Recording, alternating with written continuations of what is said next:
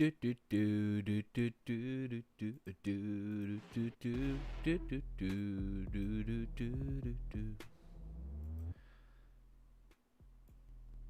can never tell if this is too loud or not.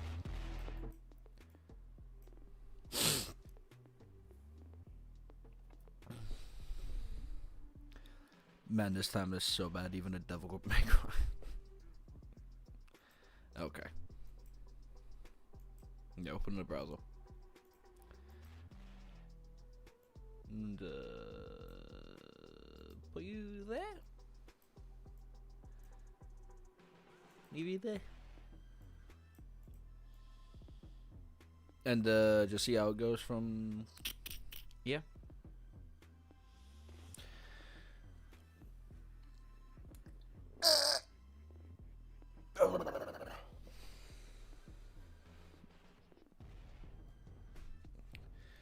Tune you a little bit.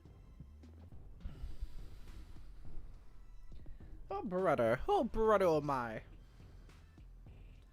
Officer set new video. What the fuck is it brother doing?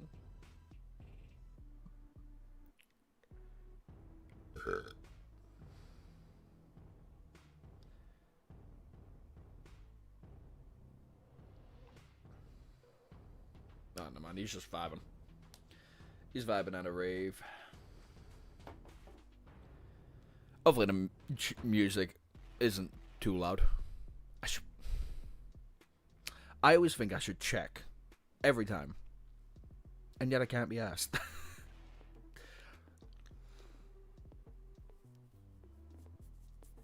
Hello, Fanta. Fantern? No, yeah, Fanta. Yeah, I got that right.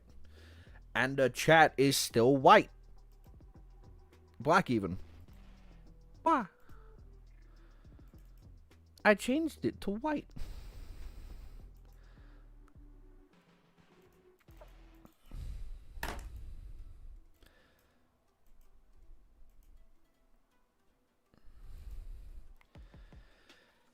It's finally time for my second favorite arc. I think it's like everybody's second favorite arc. Just me or no sound? It says I'm presenting sound, so it might be just you.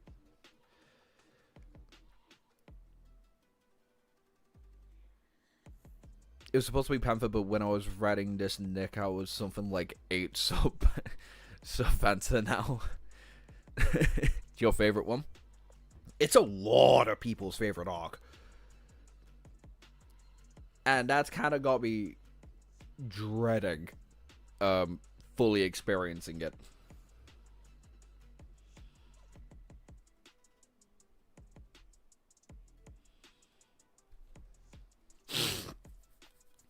Just me, never mind. Yeah, I thought so.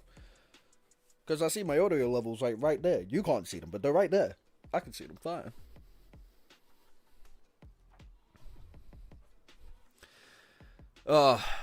Anyway. How many of y'all come from TikTok? I don't think a lot... I know a lot of you don't come from TikTok that often, but if you have... you should know that our Cassie conversation from a couple of days ago, whether or not she is capable of fighting the cohort, is causing a bit of a stir in the comments. I don't know, I think the next arc is better. Well, I don't know what this next arc is. I know... Well, that's a lie, I do know, but I read it at, like, a period of night where I was up for, like, 20 to 30 hours. So, everything that I read in that period of time, blank. I remember Effie having a conversation of conviction. Nephis returning.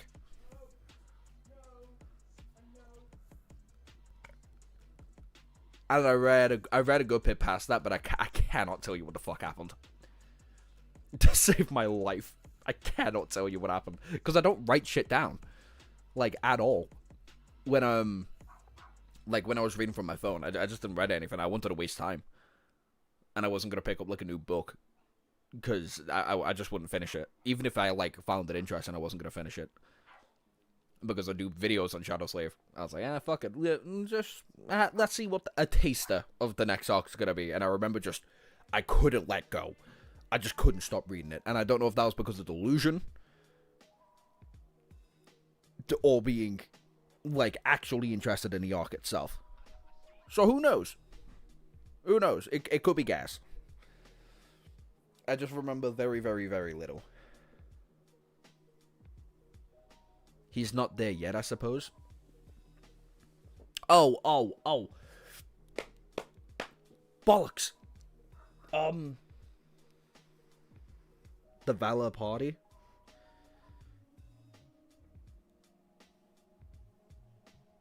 I think that was the last thing I read. Sunny and Nephis got invited to a party.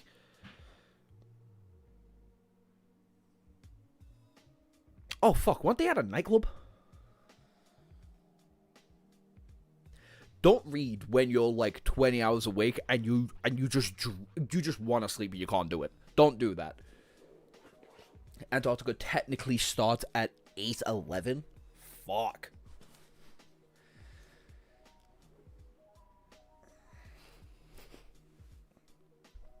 Well, we probably won't get to Antarctica today then, but we'll probably enjoy the embrace of Nephis and Sunny's like reunion. There's no way you're at the Valor Ball. To where I read up to, Sunny specifically got an invitation from Valor.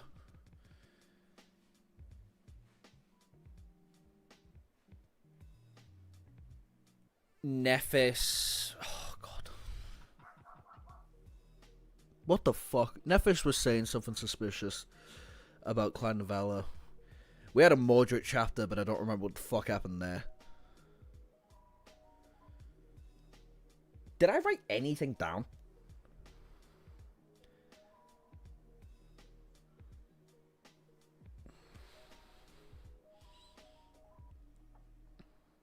Whoa, let's not be typing that. I don't think I wrote a single thing down. Nope. Nada. So that's not. I mean, that is fun, because that does mean I can just go straight into 750.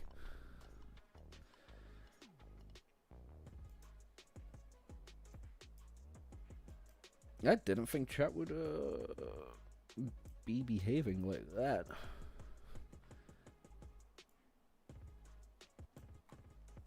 There you go. Doesn't the conviction conversation happen at the ball? No. No. From what I remember, Sunny was talking about his insecurities about gaining strength, and now that Nephis is back and wasn't ascended. Which, by the way, I couldn't have gotten that more wrong if I'd, like, read the story fucking blindfolded. I couldn't have gotten that more wrong if I tried. I would show y'all the clip. Because in the YouTube video, I've recorded technically 5 clips, right? But 2 are in the same... Over the span of, like, 3 days, I recorded 5 different clips, right? Obviously, the main 3 was the actual conversation and review on The Forgotten Shore, Prince of Nothing, and Chainbreaker. I don't know why I'm on the screen. And then the other 2 were what I wanted and suspected was going to carry on throughout the future of the story. And then theories on what I thought was going to be revealed to me a bit later on. What the fuck is this beat, by the way? Oh my god.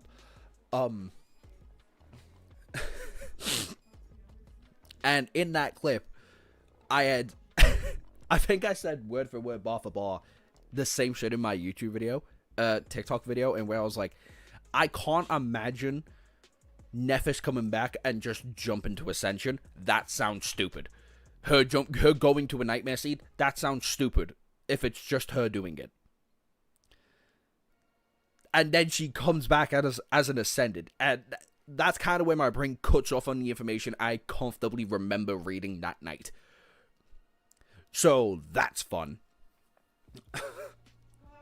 Hence why we're doing, you know, a cheeky read today. Then I'm bored as fuck and I want to stream.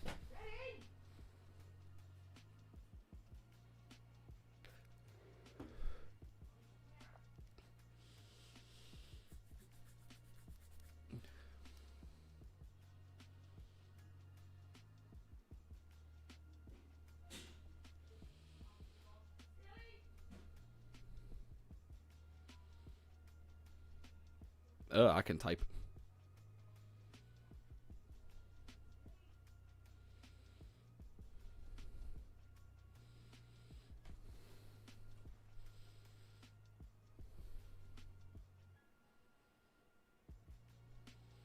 But that's what you're missing, is that if it's her will, then who will stop her?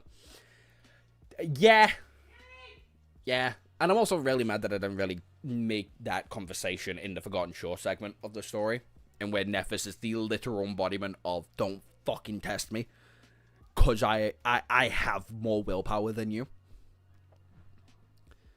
It's just a second nightmare, and everybody got the shit rocked. I know it was a special nightmare seed, but everybody still got their shit rocked when they were at a higher level than her.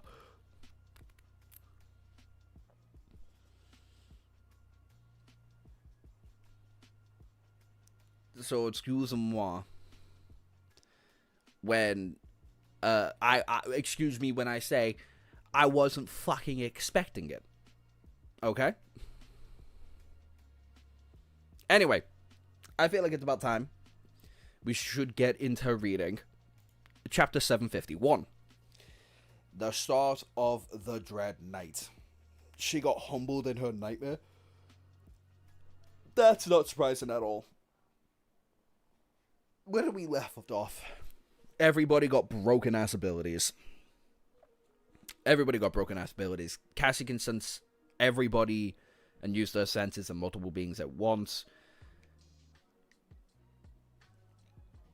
Sunny can now manipulate and manifest shadows into different items and can just make them tangible as a whole.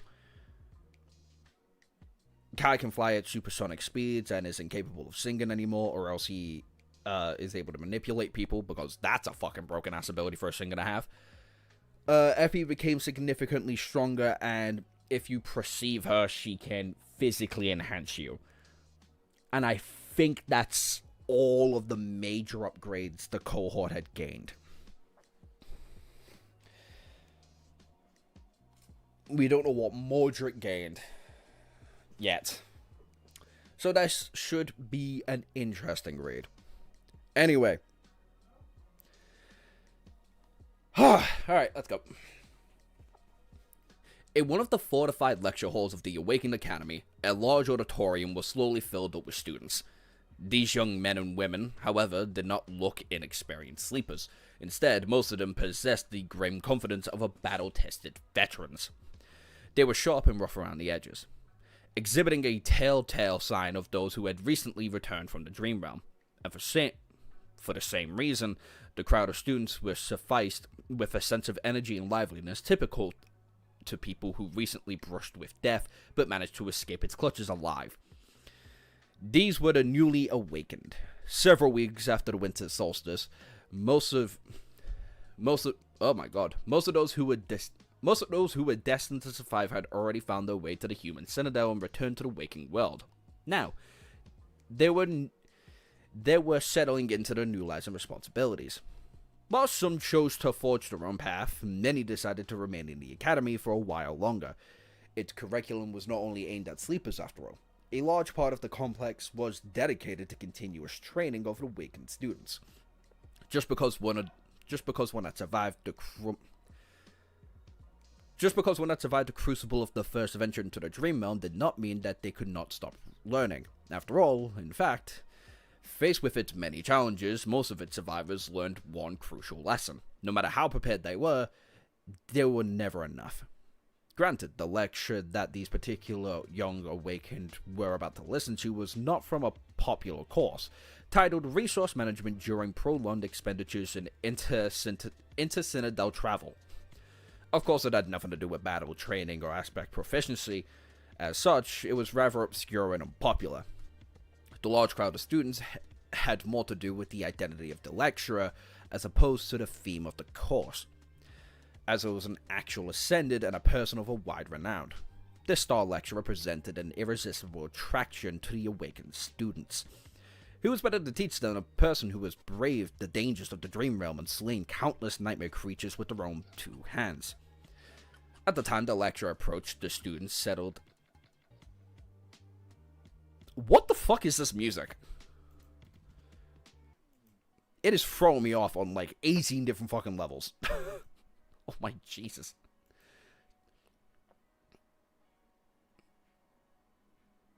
Cassie gained a major superpower of being a stalker and a gooner.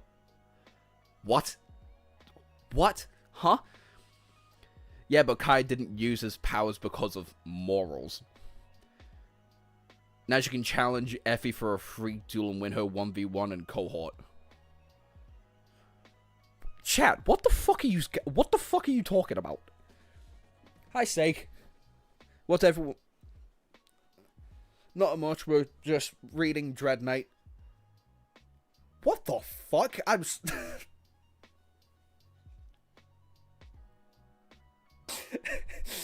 That... Between the music being ass and your comment, I've been thrown all over the fucking place. Usually I don't mind that, but fucking hell. At the time of the lecture approached, the students settled into the seats of the auditorium and waited for the lecturer to arrive. One of the last to come in was a young man in a stylish civilian clothes.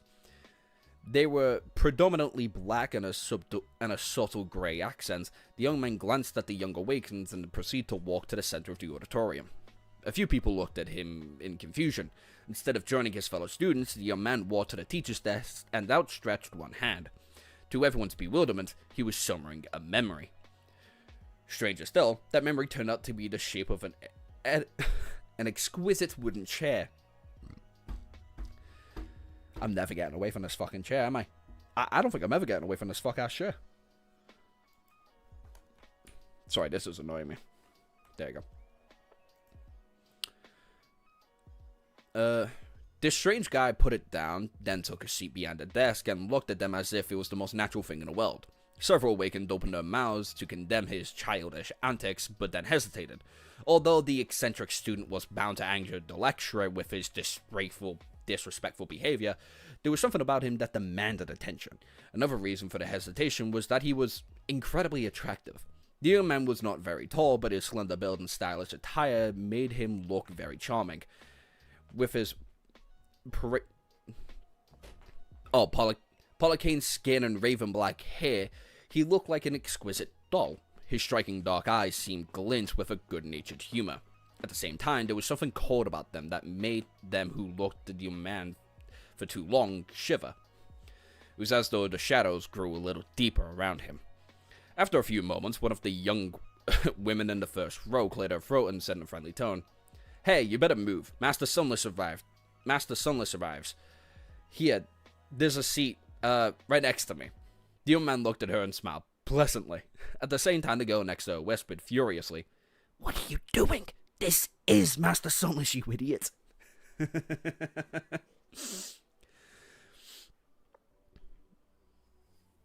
Cassie gets both POVs, if you know what I mean. She can feel both parts. Oh, I don't want to chat. I don't want to know this. I see that the corruption has gotten to some people here, blatantly. It was always here with me. Yeah, no, that's true. The chair returns. Praise the chair. Fuck the chair off, okay? Sonny can burn it. I fucking hate this chair. This chair and this rock, I'm slowly but surely starting to hate. The first girl slowly opened her eyes wide and then turned beet red and raised one hand to cover her mouth in horror. The wave of whispers ran through the auditorium. What? This is Master Sunless? But he's our age. Of course he's our age. It took him less than 2 years to ascend. Why do you think he's famous? He's not like the actor who played him in Song of Light and Darkness. The casting director must be crazy. Sonny, who listened to all of them with a pleasant smile, cleared his throat. Immediately, the students grew quiet. Good morning, Awakened. I am Ascended Sunless. You may call me Master Sunless, or simply Master. Welcome to the first lecture of the resource management during the prolonged expenditures in the inter-Citadel travel course. As some of you may know, I have a tiny amount of experience with that. A few chuckles resounded the audience, making him wince internally. Damn, tough crowd. As this is the first day as a teacher in the academy, Sonny was unsurprisingly nervous. He would much rather be in... He would much rather fight a full room of nightmare creatures than speak to a room full of people. He could kill nightmare creatures at least. Sonny paused for a moment and said, "We will explore various topics in the course of these lectures, but first, let me ask you a question." He looked at the students and smiled. "What was the biggest threat to your life in the dream realm?" Teacher Sonny. Julius really has gotten to him then. Fucking hell. Leave the chair alone wasn't the conversation at... Why? Oh, never mind. It just didn't. These headphones. Wasn't the conversation at chapter 751? Yeah. Who was I having that conversation with? Someone was having a conversation with me about that, but it was at like 4 in the morning and I wasn't really there. Sonny getting the recognition he deserves. Sonny's getting the recognition he doesn't want. Which honestly sounds about right for Sonny.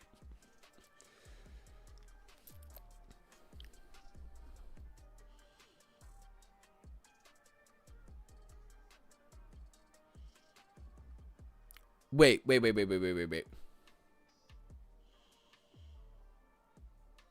What conversation are you talking about, Fanta? As you type that out, okay, I'm reading. Overall, the lecture went better than Sonny had expected, if it not for the fact that many female students had stared at him a bit too intensely. For some reason, he would have been completely comfortable teaching those young awakens. After all, he was basing the lessons on his own experiences and the students. While not as battle hardened as him, were not amateurs themselves. Each of them had survived the first nightmare and journeyed into the dream realm, so the lecture was more of an exchange of knowledge between professionals than a traditional lesson. It was even refreshing comparing his tutoring lessons with Rain. Although his sister was incredibly talented and hardworking, not to mention nice to be around, there were many things he simply couldn't explain with words. But for size, Sonny turned off the projector and looked at the empty auditorium. Was this his life now? 6 months had passed since the cohort had returned from the second nightmare. 6 months! During this time, many things happened. He had celebrated his 20th birthday just a few weeks ago. Some of the changes were good, and some were bad. Effie's conversation is after this. Effie's conversation is 761? It's a good while from now. If I remember correctly. On the bright side, he had spent a lot of time with Rain, teaching her how to protect herself and slowly growing closer to her. Sonny had been careful not to appear too friendly, though he still did not want everybody, including the girl herself, to know why they were siblings. That they were siblings. He had also spent a lot of time talking to Akio and trying to turn the brilliant auditorium into a small but thriving business. However, there was a big problem that loomed over everything he did.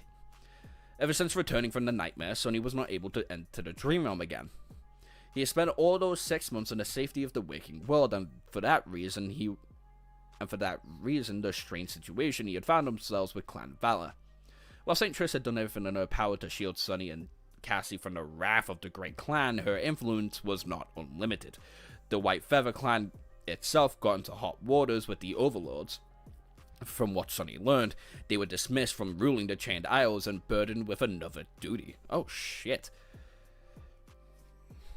Poor Triss. Also, what is her husband's name?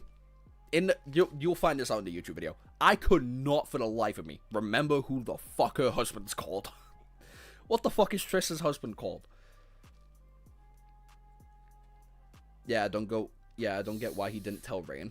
I think it's because Rain's just still too young. And trying to explain that to the family is going to be a very fucking awkward.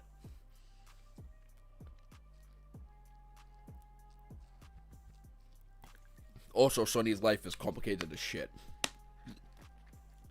Rowan. That's his name. Thank you, chat. But yeah, no.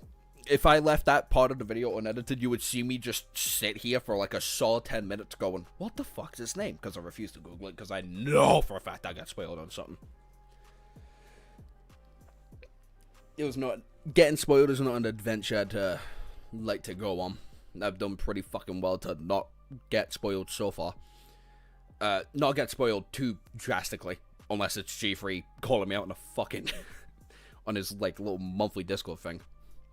Rowan to go? Honestly, yeah, low-key.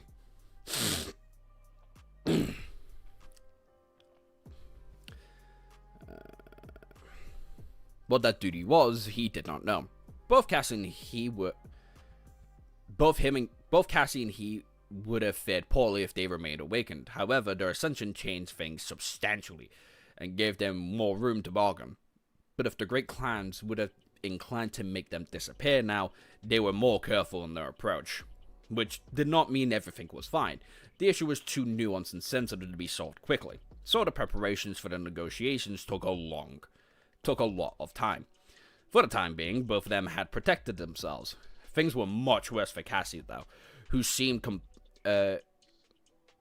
more complicated in Mordred's escape. After all, she had requested to be stationed at the Night Temple, only to leave after a while and return, causing the disaster.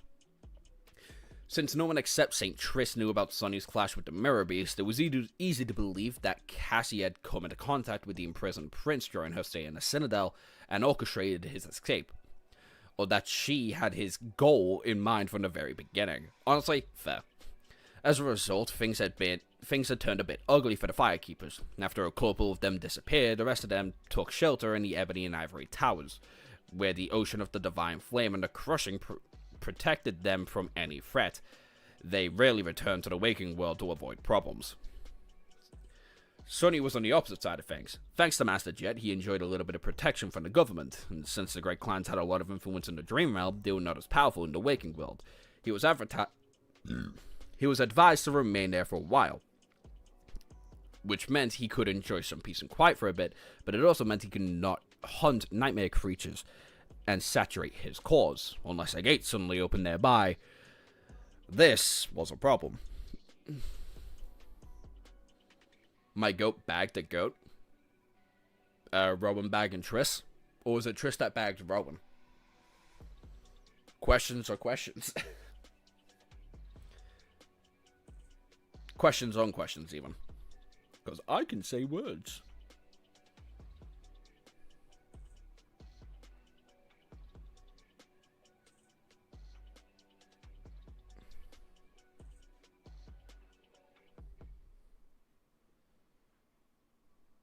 Goes both ways. Fair.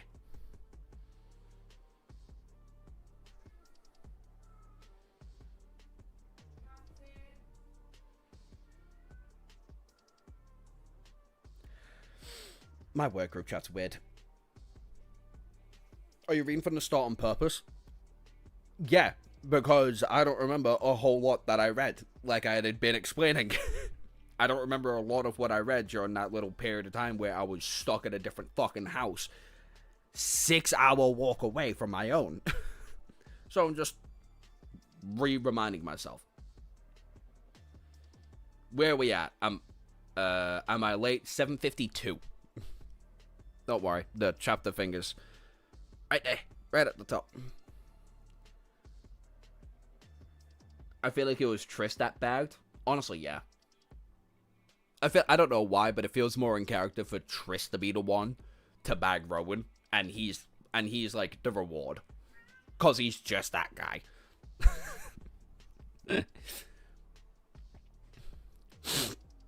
7:52, solid foundation. You know what I completely forgot to do? I completely forgot to open up my laptop and grab my notes so I could write down everything that's going on for the next several chapters, and now I feel like a dumbass. Fuck. What the hell even is my laptop? See ya. There's the laptop. And now I'm mad. Oh well. I can just reread these in my spare time and write everything down that I need to. After the Seed of Nightmare had been destroyed, something unexpected happened. The gateway took a gateway took its place, turning the Ivory Tower into a citadel. Do it now.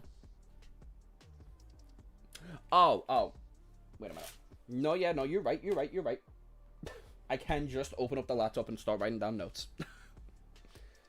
Saving myself a lot of hassle. This soundtrack is actually terrible.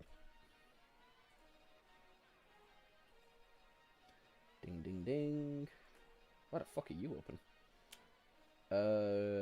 Fairies, Lord of the Mysteries. Where's Shadow Slave? There we go. Shadow Slave notes.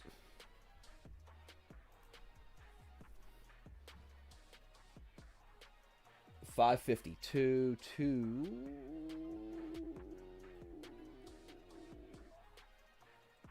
I didn't write down a single note.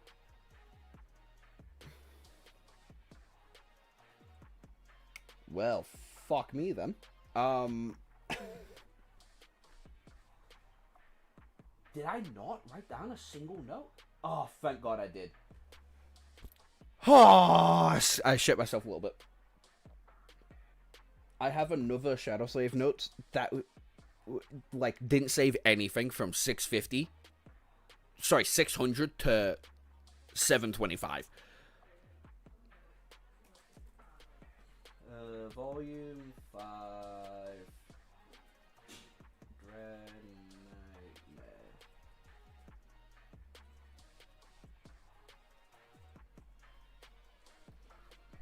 I could just do it here. I don't know why. I don't know why I'm doing it on my bed.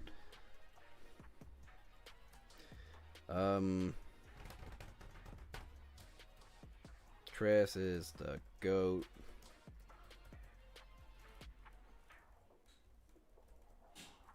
With Clan Valor.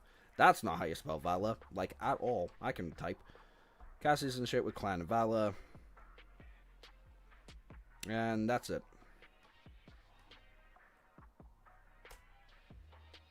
751. 752. Now let's carry on reading. Notes are done. At the same time, the Dream Realm anchors... I'm sorry, no.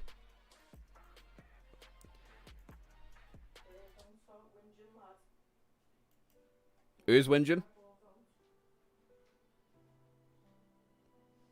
Who's whinging? Ignore me then, that's fine, sound. At the same time, the Dream Realm anchors of the cohort members shifted, becoming tied to it. Masses did not have to travel to another world every time they had slept, but they still needed a gateway to return to reality. Changing the anchor was as easy as making use of another gateway, but there lay the problem.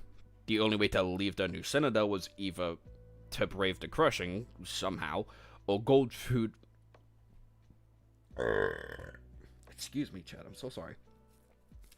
Or to go through the portal of the Ebony Tower to raise from the depths of the sky below on a flying ship. While that made the Ivory Tower incredibly safe, it also meant that there was no nightmare creatures around them to hunt. There was no point for Sunny to go to the Dream Realm at all, especially after he had explored Hope's former prison, finding nothing of particular interest inside. That also meant that Mordred was most likely tied to the same gateway. However, the Prince of Nothing had never shown himself. Either he had found a way to change his anchor, or he had chose to remain in the Awakened world as well. In any case, well, that's a fucking... This just feels like a very fucking stupid move. If Mordred's doing that, I feel like he's playing like a game of 4D chess with everybody around him. And I don't think that's going to go well in his favor, frankly. In any case, there was no safe way for Sunny to collect shadow fragments in the Dream Realm. He was cut from his main source of memories, which he had hoped to put on sale through the Emporium. Dragon Transcended allegations are getting a little too real. Dragon Transcended allegations are getting a little too real. I don't know what the fuck that means, dog. I'm gonna be so real with you.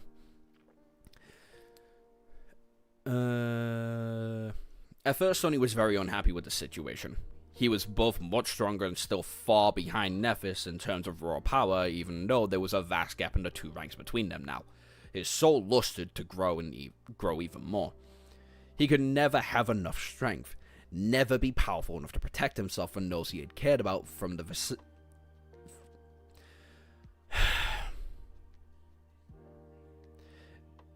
vicissitudes of his life.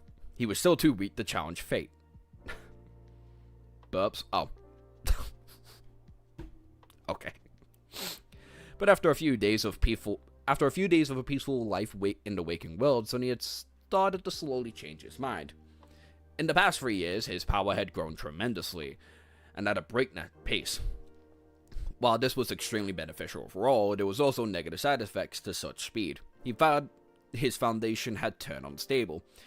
He had been so preoccupied with gaining more power, more strength, and a deeper insight, and greater understanding that he had not spent enough time actually assimilating all of those gains into a coherent whole, internalizing and absorbing all the lessons he had learned into his very bones was very important, yet he had also neglected the lack of time and opportunity. He needed time to truly make the vast power he had won his own. Additionally, there was something else that concerned Sonny. His mental state. Sonny therapy arc? Maybe? That'd be quite nice. Ever since he had been infected with the nightmare spell at 16, his psyche had been subjected, sometimes by the circumstances and sometimes for his own volition, to incredible abuse. Sonny prided himself on the fact he had never broken, no matter how ghastly the horrors and gruesome the agony he had endured, and there had been plenty. However, he had never forgot the conversation he had with Master Jet on his way to Shadowblade Kirbs' execution. He knew that the Awakened, no matter how great and powerful they seemed, were also most likely to crack. The nightmares they fought back from the dream realm haunted them, and many succumbed to the relentless strain. Sonny had been gutted, beheaded, burned. He had watched his friends die or be left behind. The amount of torturous pain he had gone through could only compare to the amount of mental anguish he had experienced. The Red Colosseum, the nightmares, and all the rest. It was all enough to crush a dozen people, and yet he stood tall. But for how long? Sonny considered himself to be a resilient person, maybe even incredibly so. He was not prideful enough to think that he was better than every other human out there. Would his soul and mind continue to remain strong if he continued to carelessly abuse them? Or would the small cracks appear on the surface? Maybe there were countless cracks on them already. What's therapy? Getting them heart demons, Sonny? Yeah, apparently. Sonny realizing he's kind of fucked. In the end, he had decided to take a break from to consolidate his foundation and give his mind some time to heal was worth it. The situation with Clan Valor, while unpleasant, was not critical. It just demanded time and caution. Slowly but surely, the sides were going to come to an understanding and find a compromise through negotiations. Out of spite and a little bit of sibling bonding we all have. I think he just misses the thrill of battle. From the sounds of it, it feels like Sonny is actually kind of happy about the idea of not having to be in a constant state of life or death here. Well, sit down then, you stupid bitch. Fucking hell.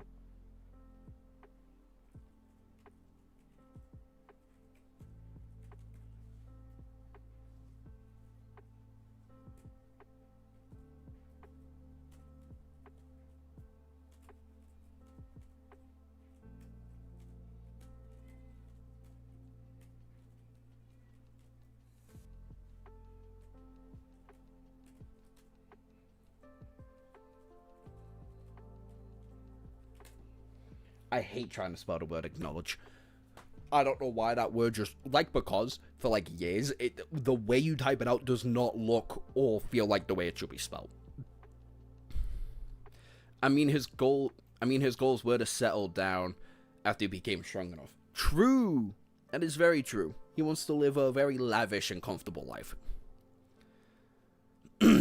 As masters, As masters of considerable renown, Sunny and Cassie had enough influence and weight to reach a favorable outcome in the negotiations, especially after becoming 50 of the most promising awakened of their generation, with following Song of the Fallen.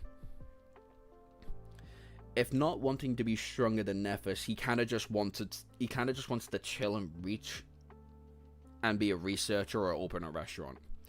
Infinite toilet paper merchant Sunless. Yeah, I feel like if Sunny were to enter any sort of field, like professionally, it would either be researcher because he has a fucking photographic memory, or what he's doing now, being a teacher. Because he really enjoys teaching Rain. I feel like it's something he unironically likes doing. Which is very funny coming from an outskirts rap. So, although the past 6 months have not been exactly exciting for Sunny, it had been very fruitful. He had a lot of time practicing his combat skills and shadow dance, properly assimilating everything that he had learned into elevating his mastery of battle to a new level. He also had to relearn a lot of things to adjust to his new powers as a master, and adjust all of his techniques to his new incredible reality. One of the most vulnerable discoveries he had made during this time was that he had inherited the inherent problem he had been struggling with, the threat of losing himself to the formless of Shadow Dance, was easily remedied by a simple thought exercise. He just had to remember his true name. No matter how far gone he was, it always brought him back. That's actually a very incredible use of his true name. Something that gives him haunting nightmares and keeps him awake at night, thinking how that one existence of his life can make him a slave, can root him back to reality, can chain him back down. That's actually quite cool. Apart from that, every single aspect of Sunny's combat abilities was vastly improved by his newly profound control of Shadow Essence, as well as the time he had taken to fully absorb all of his rich battle experience. Speaking of strength, who would win? Sunny or Lady Mongrel? We don't know Lady Mongrel's aspect, or what kind of, like, if she's got any echoes, or anything like that. But it seems like they both got the ability to conjure up, like, a shit ton of weapons. But Mongrel can install fear into the heart of his enemies. Her enemies, even. So my money's on Mongrel. I think the guy who killed Horus would win. Who was that guy?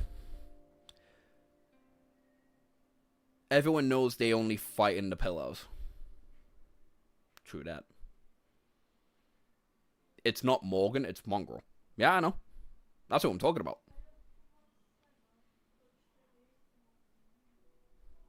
I'm talking about Mongrel. Mongrel's a beast. Imagine how much stronger Mongrel's gotten since the tournament as well. She might be a nightmare. We don't fucking know. Battle techniques were not the only thing he trained, though. He had also dove into the intricacies of shadow manifestation, first learning how to properly wield this, and then leveraging his cunning and creativity to push its users to its limits. His new ability was an incredibly versatile one. There was a lot he could do with it. Not only did it have the potential to be powerful on its own, it also weaved into every other facet of his battle performance.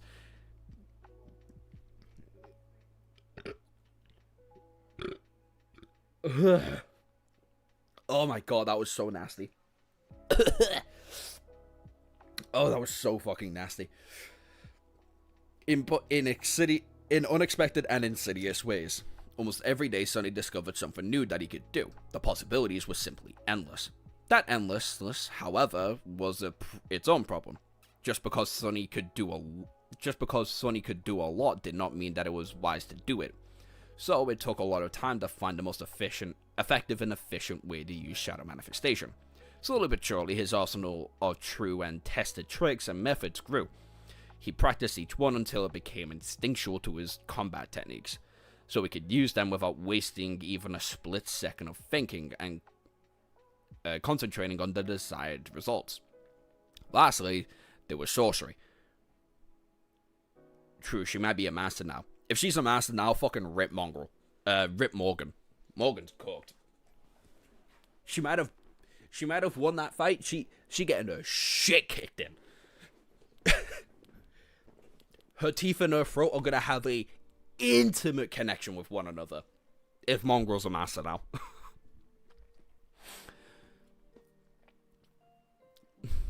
After the initial breakthrough he had made in the nightmare, Sonny spent a lot of time wielding the scope of his understanding of the spell weave. This was perhaps the most unassailable and tough field of expertise he was trying to study. Since there was nothing that no one could teach him on how to do it, the scope of the complexity of the subjects were boundless, and all that he could do was blindly stumble into the darkness, learning tiny bits through trial and error. It did not help that he could only experiment with memories, which were a rare and finite resource to him. Sonny worked around the limitations, somewhat, by turning mundane things into memories and experimenting on them instead. However, that produced its own obstacle. He needed soul shards to do so, and soul shards were very expensive in the real world. He could not procure them in the dream world for now. To solve his resource problem, Sonny had to turn to the only source available to him, the merit points provided by the government, which he could then use could then be exchanged for various valuable things. To get points and fund his research, he had compiled another paper with his help from teacher Julius. The exploration report on the Chained Isles by Extended Sunless did not produce as big of a ripple among the general public, but caused a real explosion in the awakened academia. The data of all the ancient nightmare creatures, the culture, and the bizarre nature of the Kingdom of Hope was a true boon to the collection knowledge based on humanity. Sonny, of course, kept the most sensitive pieces of information to himself, but just what remained brought him vast more contribution points than the report on the Forgotten Shore. That seems stupid. I feel like having information on a land completely undiscovered, and you write down everything you know on your photographic memory, should have given you vastly more information than the Chained Isles and all of its rich history. If anything, it should have been a very similar amount of boon.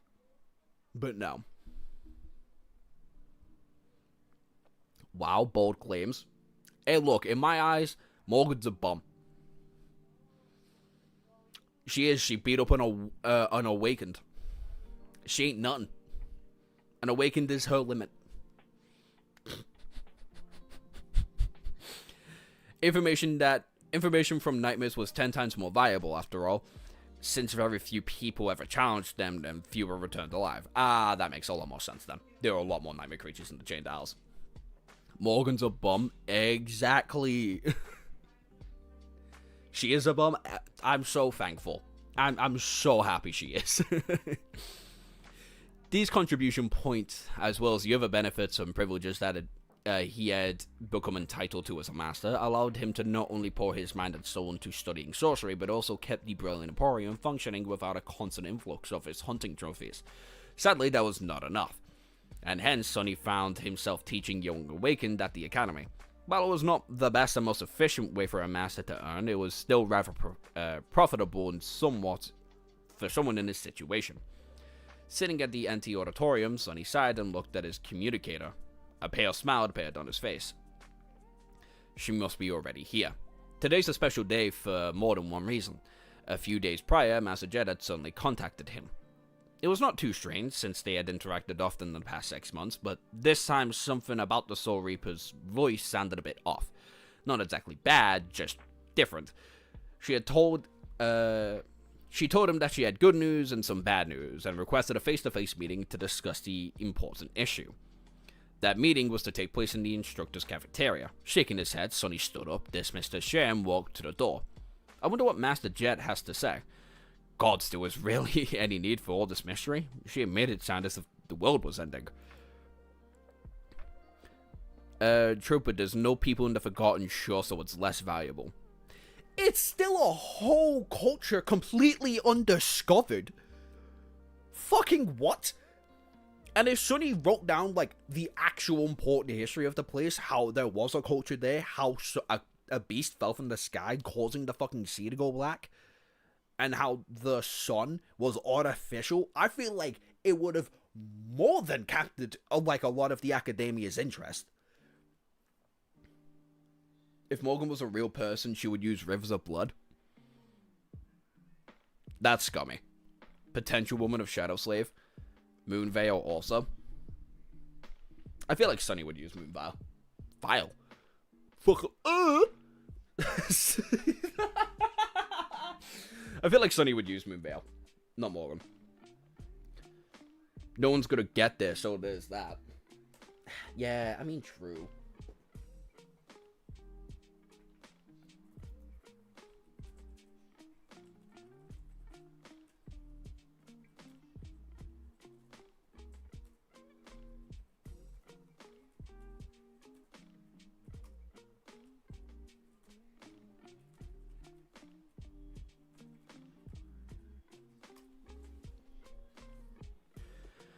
They can't get to the Forgotten Shore, that's why. I wonder what the reason is for no one being able to get to the Forgotten Shore.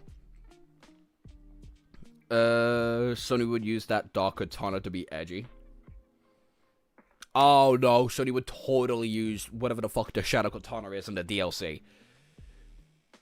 The one from the, what's her name? What's his name? Fucking the finger bitches conduit guy. Right hand man.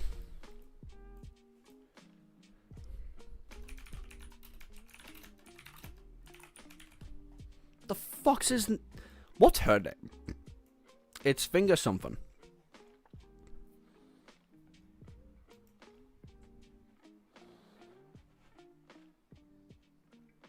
Right card. That's the normal game. I want the DLC.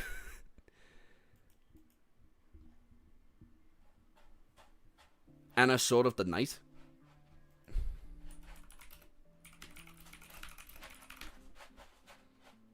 Yes. Yeah, and the fucking sword she drops. Or the one her sister drops, even.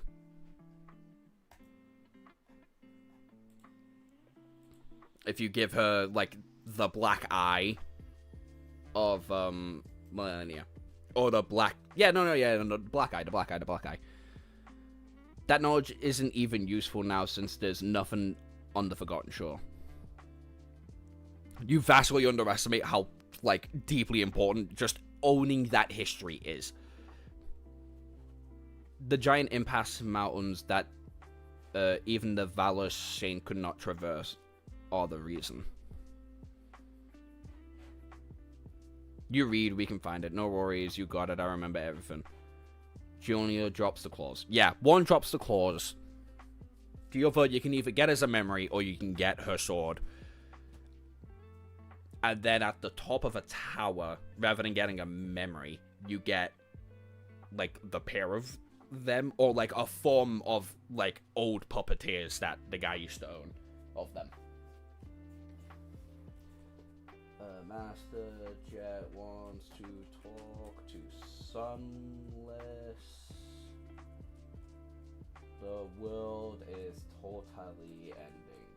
Brother, what? 750? Nope. 753. The sword is too cool not to get. That is true. I never used it in my Katana run now. To be fair, I did that Katana run before the DLC came out, so I guess that's more on me if anything. Anyway, 753. Crux of the matter. Now that Sunny was the teacher in the academy, he was very much looking forward to gaining the access of the instructor's cafeteria. He remembered the last time he had eating in the perfect detail.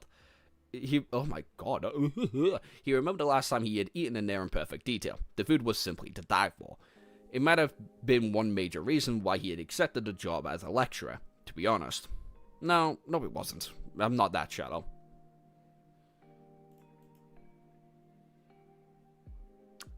Yes, he is. Walking inside, Sunny glanced at the tasteful interior, gaining a new appreciation for the wooden furniture by now. It was not shocked every time he saw the natural wood in the waking world. However, it was not just any wood. If he remembered correctly, all of this lumber came from the corpse of a slain titan. In context, this now sounds fucking insane.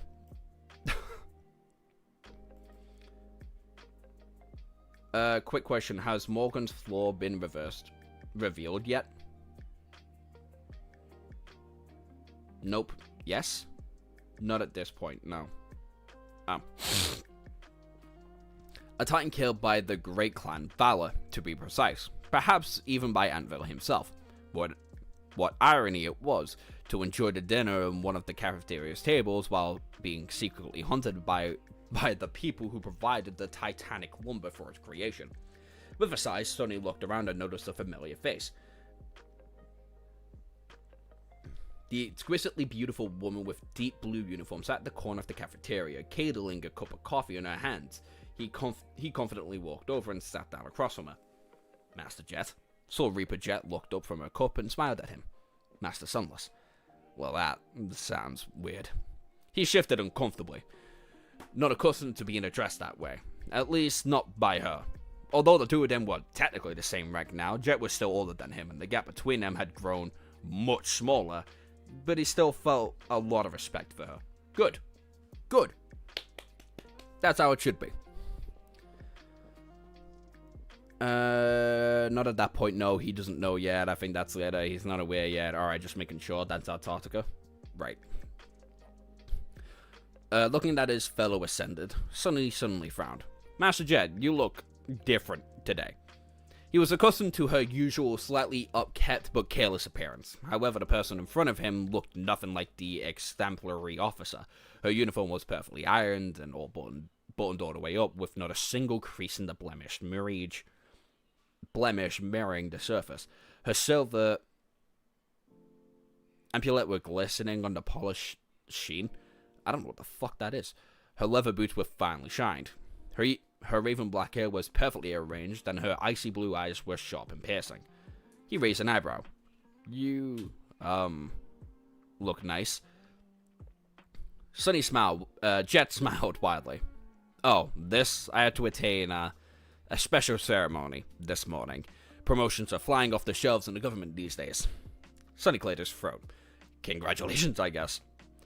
Soul Reaper laughed and then pushed a small alloy box towards him.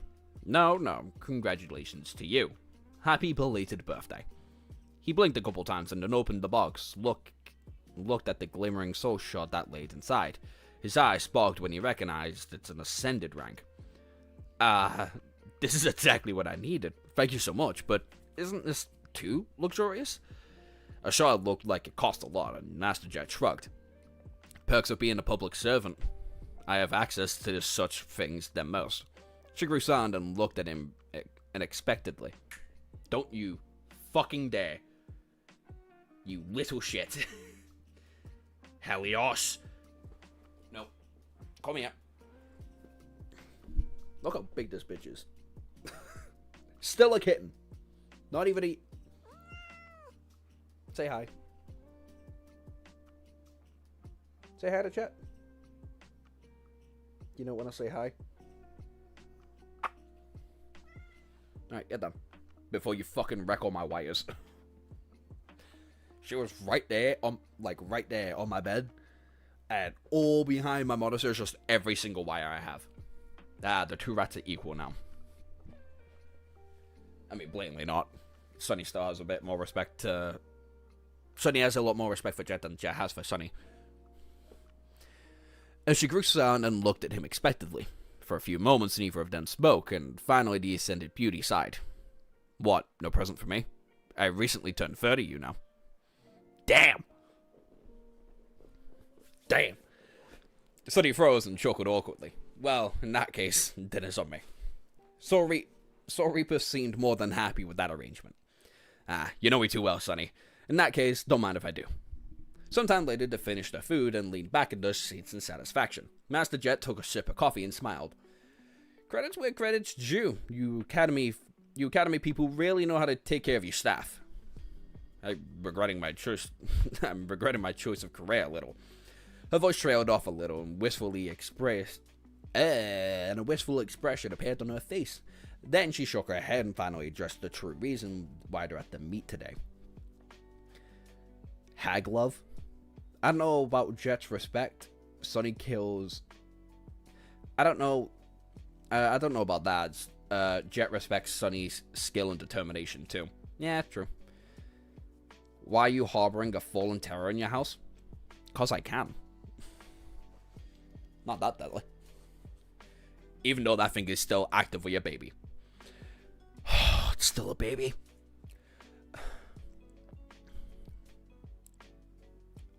Good news first. You can relax, Sonny. Vala seems to finally be ready to behave reasonably, so the worst part is over. He exhaled deeply. At last. What changed? Master Jet shrugged. Well, a lot of things, but mainly they just don't have any energy to pursue small matters anymore. The tension between the great clans seems to be growing, so Vala elders have a lot on their plate. That plays in your favor, because you and your cohort have managed to make yourselves valuable with St. Tris advocating on your behalf. Everything is ready for a sincere and friendly negotiation. Sonny frowned. Sincere? Friendly? What about the firekeepers that disappeared?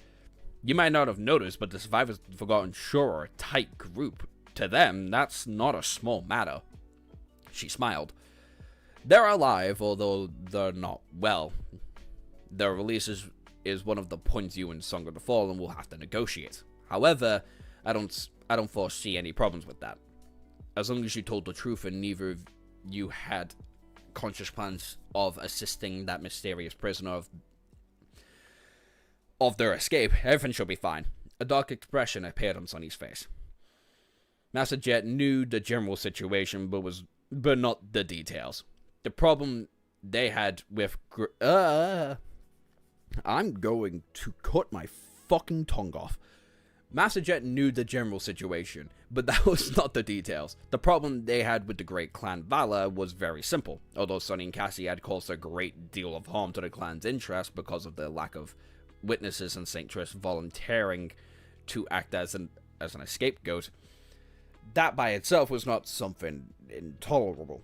However, the crux of the matter was that no one in the Great Clan knew if their actions were simply a result of misfortune, happenstance, or premeditated.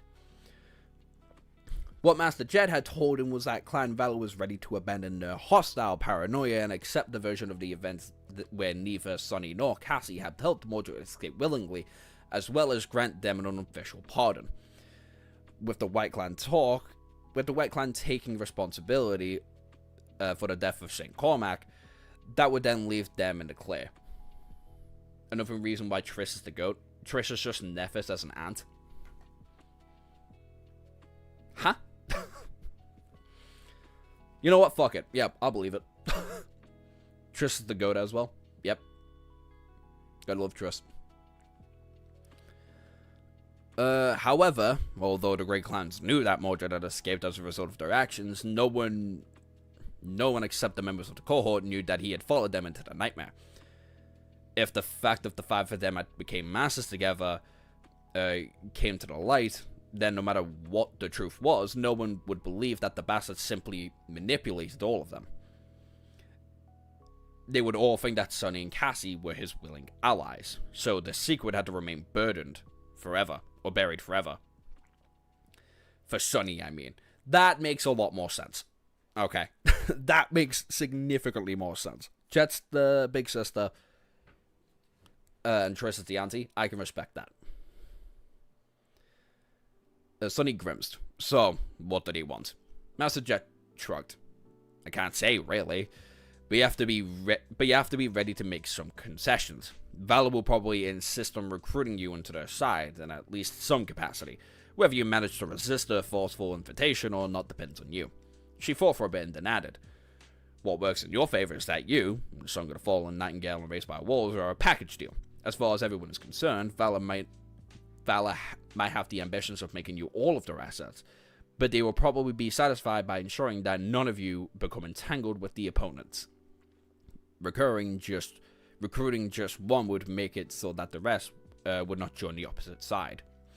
A deep scowl appeared on Sonny's face. Are you telling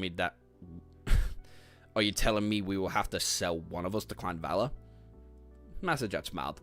You make it sound like becoming a member of the Great Clan is something horrible. Most Awakened would kill for such a chance, you know? Granted, you will never be treated as a troublesome descendant. as a true blood descendant, but that does not mean that they won't shower you with resources and opportunities, probably. And I'm the brother-in-law. Effie is the weird cousin. I don't like that. With how Effie flirts with Sonny, I don't like that idea at all. I like just to imagine Effie is that very flirtatious friend. Not even very flirtatious. I like to imagine Effie's just that one friend that just happened to appear one day and everybody kind of fucks with her because of it. Sonny remained silent for a while inside. I know, but I need to think about it. She took a sip of coffee and leaned back. Well, think fast. He looked over at the beautiful ascendant with a dark expression and asked in a low tone. Why is that? Master Jake grimaced. Well, because the representatives of Valor will be here tomorrow.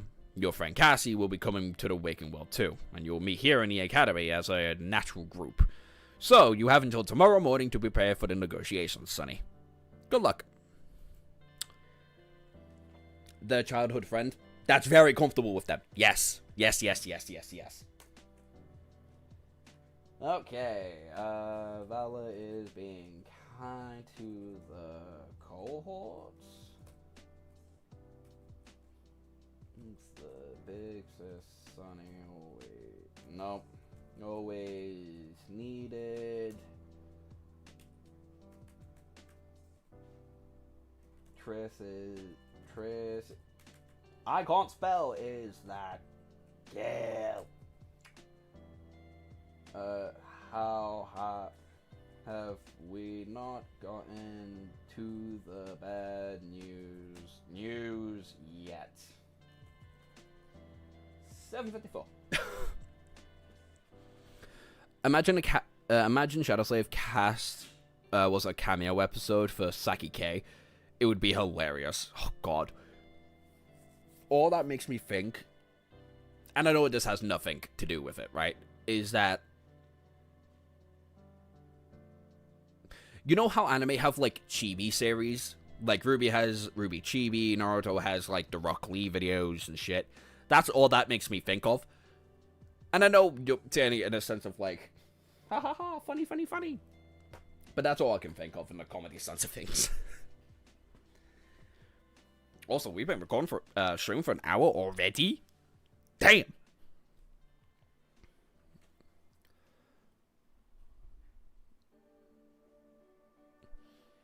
Your streak with campfires came to an end. Blame that on the bitch.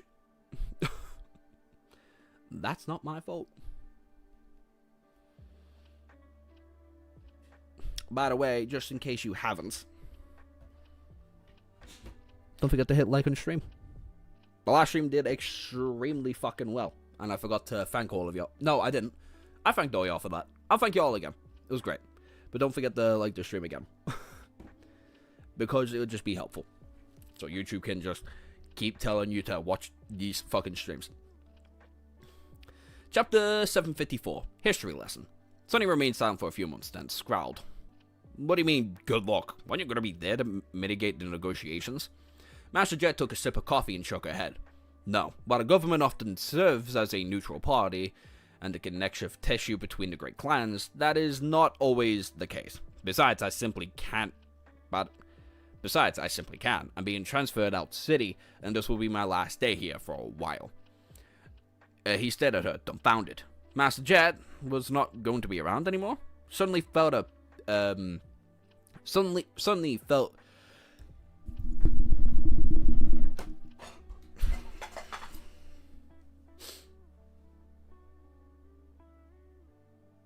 Master Jet was not going to be around anymore. Sonny felt a pang of discomfort. He had grown accustomed to her being present.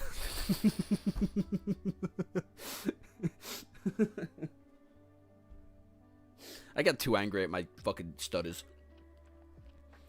He had grown accustomed to her being present out there somewhere. Not exactly close, but at the same time, always within reach. Noticing the expression on his face, she sighed. Actually, that's the second thing I wanted to talk to you about. The bad news, finally. Soul Reaper casually looked around and summoned a memory that looked like a music box. Immediately, a dome of silence appeared around them, cutting off all the outside noise. Sonny frowned, confused by the need for secrecy. That's sick. She's got fucking... Room. What the fuck's it called?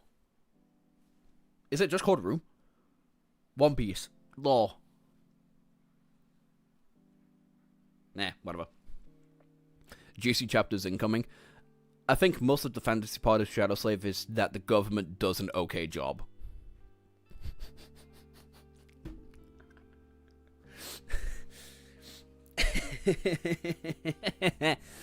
Yeah, no, that's very true.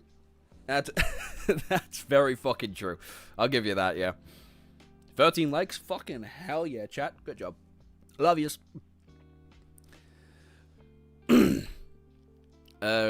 She had seen perfectly fine discussing private matters of the great clans in public. What could have been more sensitive than that? Master Jet lingered for a moment and said, "To be honest, Sonny, I'm not going to have this conversation with you. At least not yet. But since the situation's changed and the things we're going to talk about can affect the decisions you'll make tomorrow, I decided that there's no point in postponing it." Yeah. He shifted uncomfortably. That is very suspenseful. What is the matter? She smiled and activated her communicator and summoned a projection. It showed a map of something that looked like a big chunk of the dream realm. Sonny saw a lot of water and several large landmasses, each not smaller than the Forgotten Shore by the looks of it. However, no matter how he looked at it, he could not find any familiar landmarks. The Hollow Mountains, the Bastion, Ravenheart. Either he was not proficient at reading maps, as he had thought, or he had never seen this land. This government in Shadowslave is just a bunch of office workers enslaved by Awakens. And from the sounds of it, they've done a pretty decent job keeping things under wraps. So, how mad at that idea can you really get? Slightly confused, he glanced at Master Jet and asked, "Is this a previously unexplored region of the Dream Realm?" She looked at him with a strange expression and coughed. "No, this is planet Earth, you dummy." Sonny froze in embarrassment and then looked at the image again. "Oh, right, I'm an idiot."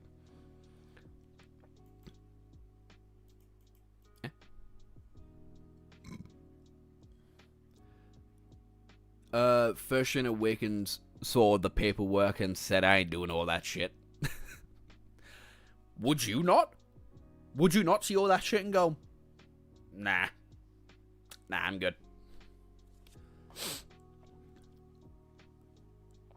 Sonny, are you one of those Awakens that know more about the Dream Realm than the working world? He cleared his throat. Well, it's not like I spent a lot of time in school, you know. Her grin dimmed a little. Right, sorry, sometimes I forget how young you are.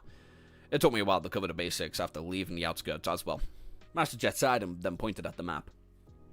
In any case, this is our world. As you can see, it is not a very great shape. A few centuries ago, it looked very different. There are around 12 billion people living across it, and a few million were even found their way to the moon eventually.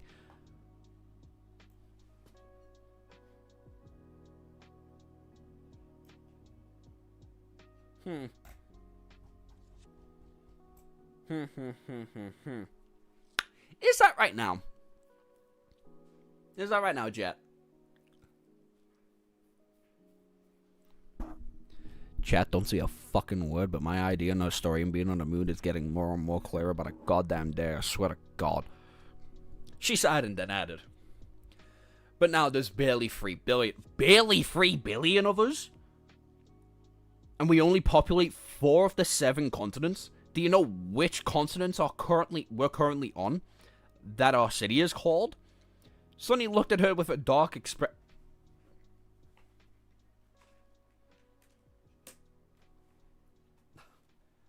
What the fuck do you mean people live on the moon and there's less than 3 billion? What the fuck could have happened? Sarcasm, obviously. The world is building. Yeah, clearly. I'm not a complete fool, you know. We're in Asia, and the city is called... Wait, what is the name? I just called the city. She rolled her eyes. Well, you're half right. We're indeed in Asia, which is one of the 4 populated continents, and one that is sheltered by most, and one that shelters the most people. The city we live in is the largest and most populous city left on Earth. It is also the industry, military, and administrative heart of humanity.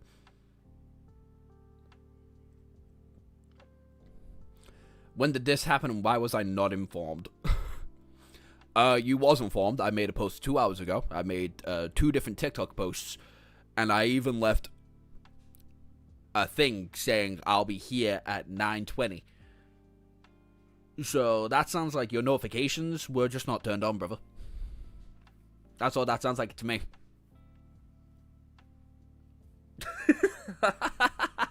Nah, don't worry about it. You've only missed like an hour and 15 minutes.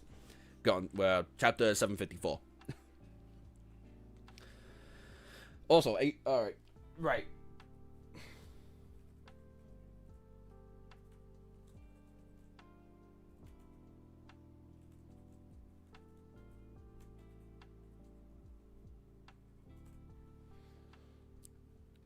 Tisk tisk.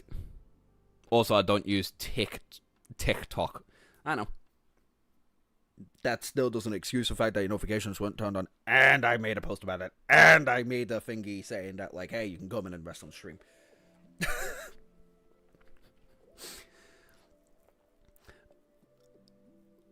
Around 1/10 of all of humans live here. That is why, while there is technically called the Northern Quadrant Siege Capital, or NISC. Okay. People usually just to refer to it as the city. Master Jed hesitated for a moment and then said with a hint of darkness in her voice, most of the surface of the planet is either uninhabitable or overrun by nightmare creatures.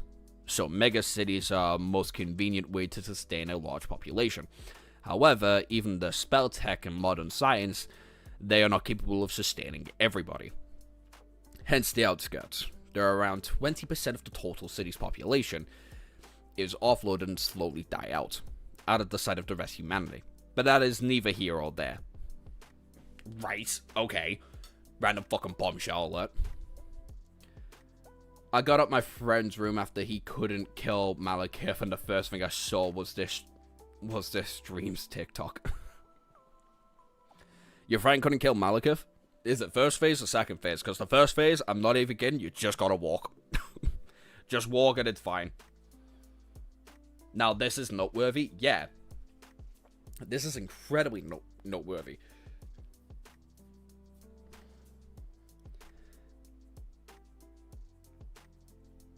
Also,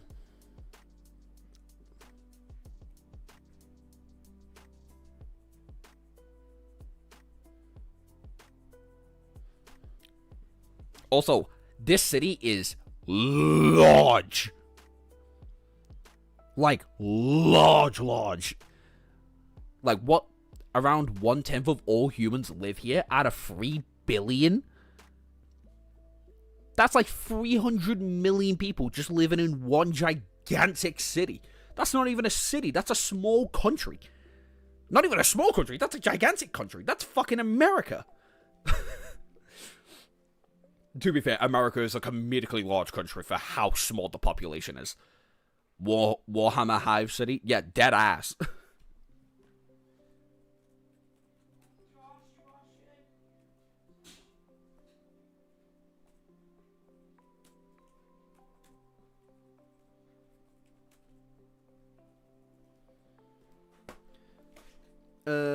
Second phase, after some time, I was the one killing first phase to give him room to breathe. Then he's not gonna really learn shit now, is he?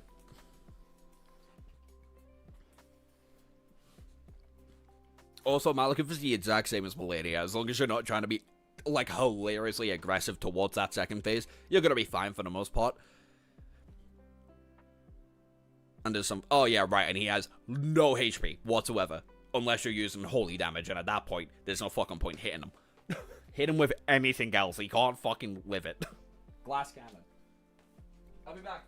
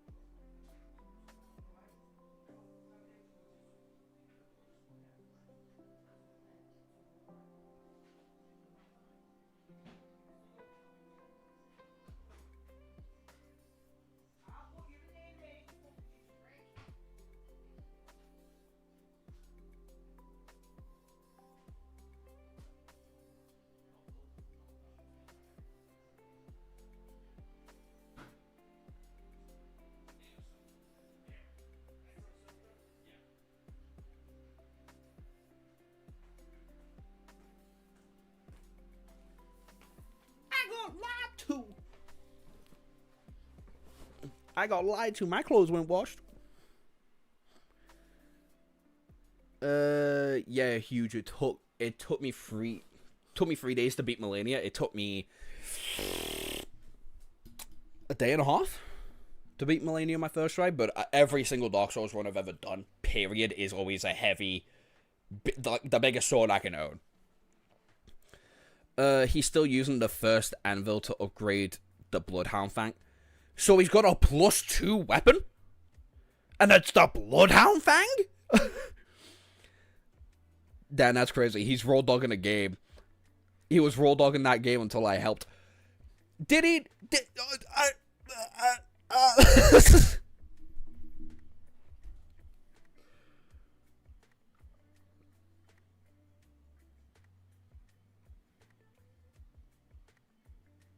He was forced to read Shadow Slave? Okay, yeah, great. If he likes Elden Ring, he's probably like Shadow Slave. Is your friend okay? Is he good? Somehow he got that weapon to +9 somehow. Bloodhound Fang's a somber weapon, innit? So fuck knows how he's been doing that. Has he not met Gretwig? Or whatever the fuck his name is? Has he not found any other weapon? What the fuck? I say this, I don't like curved swords. I've never liked curved swords. I feel like the only game where I think curved swords were actively just really fucking broken was Dark Souls. I don't think they're that great in Elden Ring. I think they're actually massively overhyped in Elden Ring. But yeah. He sounds suicidal. No, he just sounds like he likes pain. To be fair, he's playing Elden Ring, so yeah, blatantly he does. And if he's gotten the Malekith, he must really like it. Because that means he's gotten past the God Twin. He's gotten past the God Twins. The God Killers, even. So he's fine. God help... If he has that DLC, God help his fucking soul, dude. God help his fucking soul. I love the Cross Nagitana. I like the Lightning Spear. Like the Dragon Lightning Spear that you get in, the main city.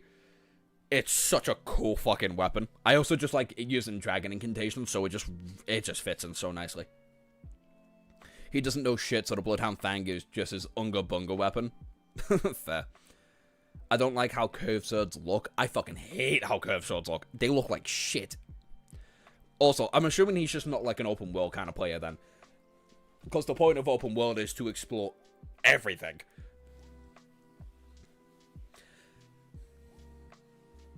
The day I get a better PC, I'll be playing Elden Ring on stream. I feel like y'all would love to see me get completely fucking puppeteered by that game. Anyway, where was we at? Oh yeah, right.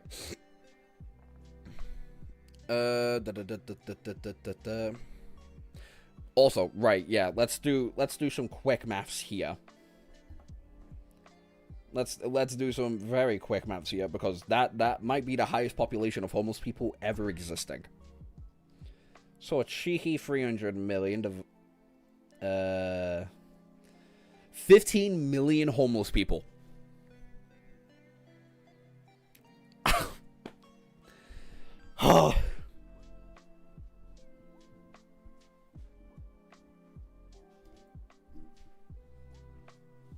What?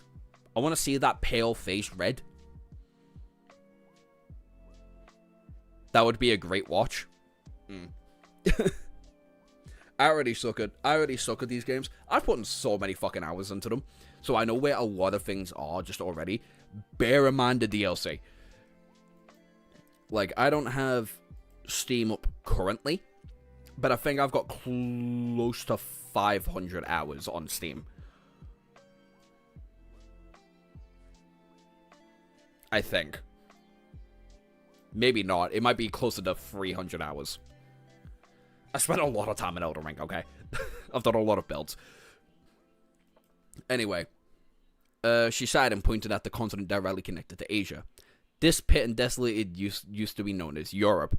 It was turned completely unsustained for human life long before the spell appeared. What the fuck happened in Europe? What the fuck do you mean it became unsustained for human life long before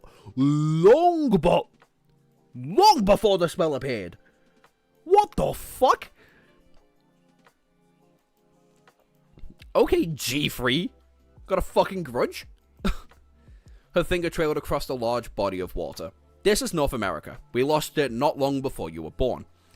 When the Category 5 gate opened here, there was a big disaster. Because of the proximity of the gate, South America was mostly abandoned as well. Now we only maintain a small presence in the southernmost hemisphere part. Those settlements are incredibly important, however, because that is where most of our food is produced. Oh. Interesting.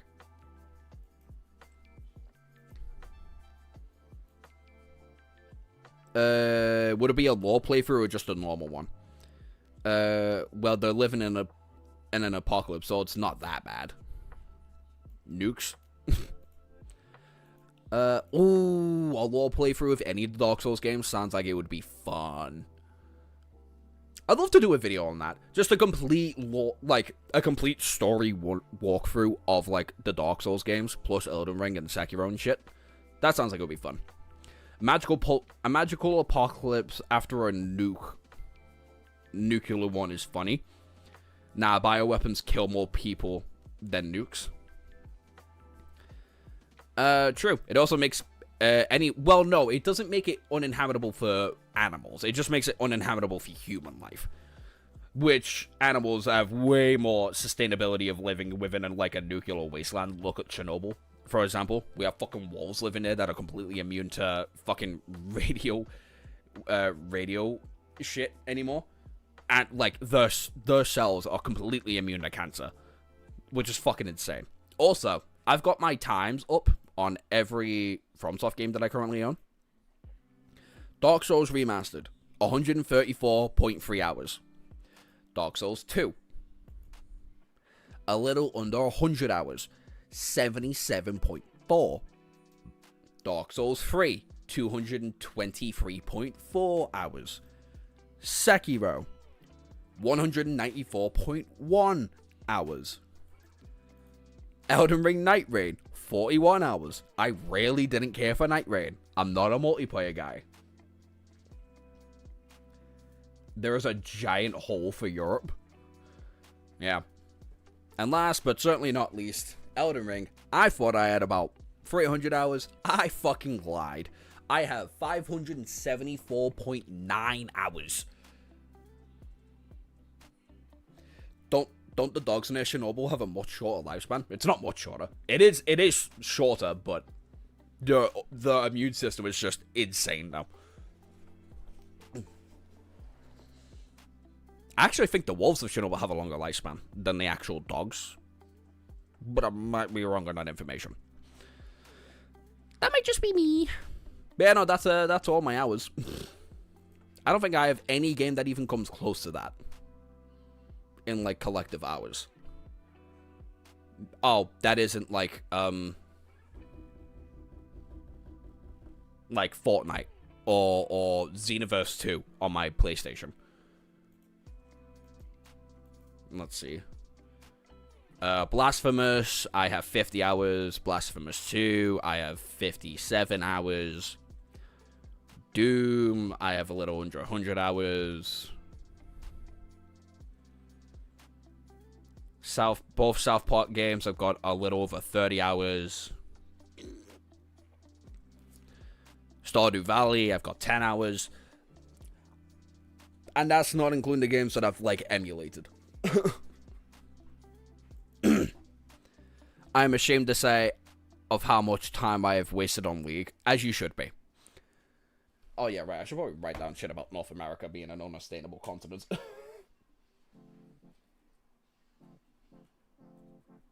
Europe is fucking gone. And North America suffered a 5th level gate, making it and South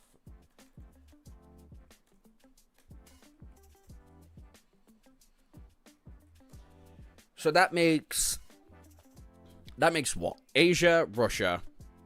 No, Asia, Australia, Antarctica. And where else livable? 2,200 hours of pure hours? Expedition 33. I have a little over 60 hours on the expedition, I think. America is livable. There's just a curse chilling there, making it less than hospitable. Fair enough. Oh yeah, right. South America is also the produce, like where most of the food is being made. MasterJet hesitated for a bit and then gestured to the large archipelago situated below South America. This is Antarctica, the second most populated continent after Asia, and the logistical link between the rest of the continents, connecting both hemispheres together. Believe it or not, before the Dark Times, it was covered in ice. Actually, the melting of all the ice was one of the reasons that caused the Dark Times. She sighed. G3's been real subtle about his political views here, and I love it. The sea levels across the planet rose, drowning many cities and displacing billions of people. The percentage of the landmarks that were devoured by the water was not too radical, but the problem was that many civilizations centered were situated along the coast. With all of them gone and billions of refugees seeking shelter, the global infrastructure collapsed. It did not happen in an instant, of course, but quite fast. That is the danger of building a deeply interconnected society. The lack of self-sufficiency is perfectly fine and even beneficial during the good times, but it makes civilizations vulnerable to a cascade failure. Soul Reaper looked at him with a grim expression, which is exactly what happened. The worse things got, the more chaos there was, and the more chaos there was, the worse things got. The endless nature of disasters, destruction of global infrastructure, and the resource starvation led to the escalating series of wars. Orbital connected strikes, nuclear warfare, chemical warfare, biowarfare, and in the end, everything was being used.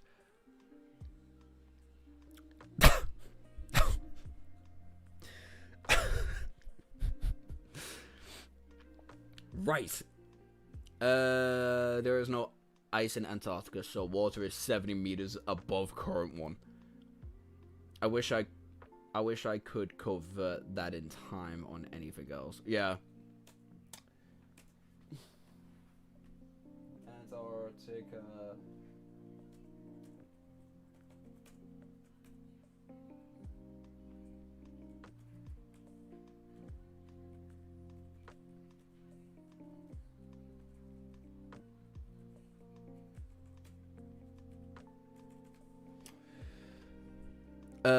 People developed better tech, so they did what they need to do best. Went to war. Hell yeah. Yeah, pretty much. That sounds about right. The planet was already in a bad shape, and this was the last straw. In the end, the terribly reduced population achieved some form of stability. And that was when the nightmare spell appeared. What a fucking series of events. Global warming, mass starvation, war, and a nightmare spell appeared. Talk about a situation of events you would want to fucking love to try and learn through. People developed tech and then they nuked France. Yeah. France probably deserved it, to be fair. Have you ever met a Frenchman? Hey, I'm only a couple hours drive away from France. Don't forget, England and France technically have a channel that can connect with one another, so it's not that far from me. Well, it's actually incredibly far from me, but it's not that far in retrospect. MasterJet shook her head. But I'm getting off topic. The point is, almost all of humanity resides around the Indian Ocean today. Asia, Antarctica, Africa, and Australia are the four remaining bastions of our civilization, forming the northern, southern, western, and eastern quadrants. At least Africa's around.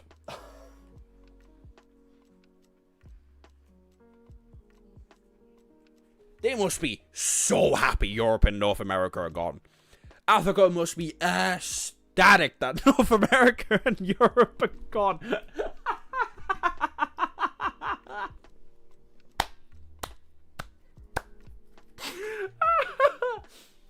They're probably not the most fond of Asia still being around, though.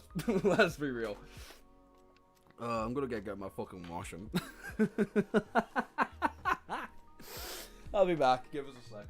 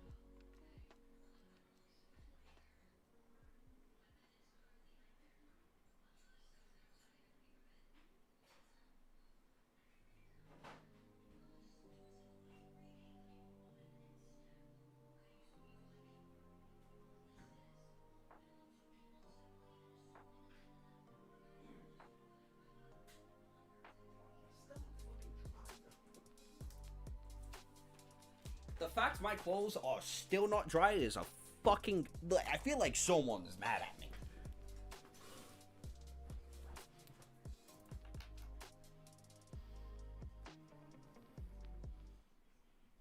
The nightmare spell saved their asses.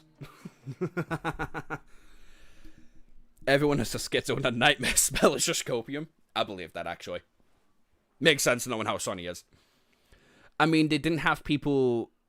singing them all the aid and food anymore, so I'd assume it'd be there and kind of bind. Well, yeah, but now they've still got all the resources, and it's not like Africa, the continent, is lacking food. They have plenty of farmland that they can still properly utilize, so they should still be good. The funniest thing is, there's only one government, I think.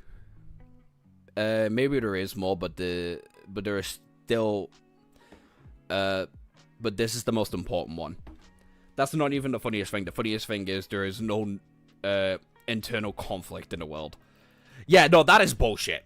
I believe out of the 4 continents, no internal conflict. Like, suck my ass, there's absolutely conflict. And why does music keep fucking pausing anytime I scratch my goddamn ear? Not even pressing it. Yeah, fuck off. Yeah, world government is only one in Shadow Slave. Hey, at least it's a full world government now. They got kind of bullied by the clans, though. Yeah. Pretty much. Sonny listened to the impromptu lecture with interest. He knew bits and pieces of human history, of course, but mostly from being referenced in popular culture and government propaganda, which were more often than not the same. Out there in the outskirts, people did not need to know a lot about the world because their world started and ended in the outskirts. Even the city proper seemed to be in a distant land. He would have more general knowledge, of course, if he had attended school, but Sonny's formal education more or less ended after he was 7. Honestly, the fact he knew that people lived on the outside of the planet, as opposed to being inside, was already an achievement. He had managed to become a teacher despite all of that. Had he not? There is internal conflict with the clans, but the clans barely count, so who cares? All of the world comes to glaze and praise Jet. This is a formula for world peace. Honestly, who wouldn't? She a bad bitch. Like the stream if you think Jet's a bad bitch. Can we put our hands together on bad bitch Jet being around? We love to see it. Still, I probably should start educating myself in the matters not having to do with the nightmare spell, now that I have a chance. There's plenty of people as ignorant as me, of course, but still, this is the kind of embarrassing. Sonny looked at Jed and shifted slightly. Thanks for the history lesson, Master Jed, but what does this have to do with anything? She leaned back, smiled calmly, and answered in a relaxed tone. Oh, it's very simple, really. These 4 bastions of humanity I mentioned, but there's about to become 3.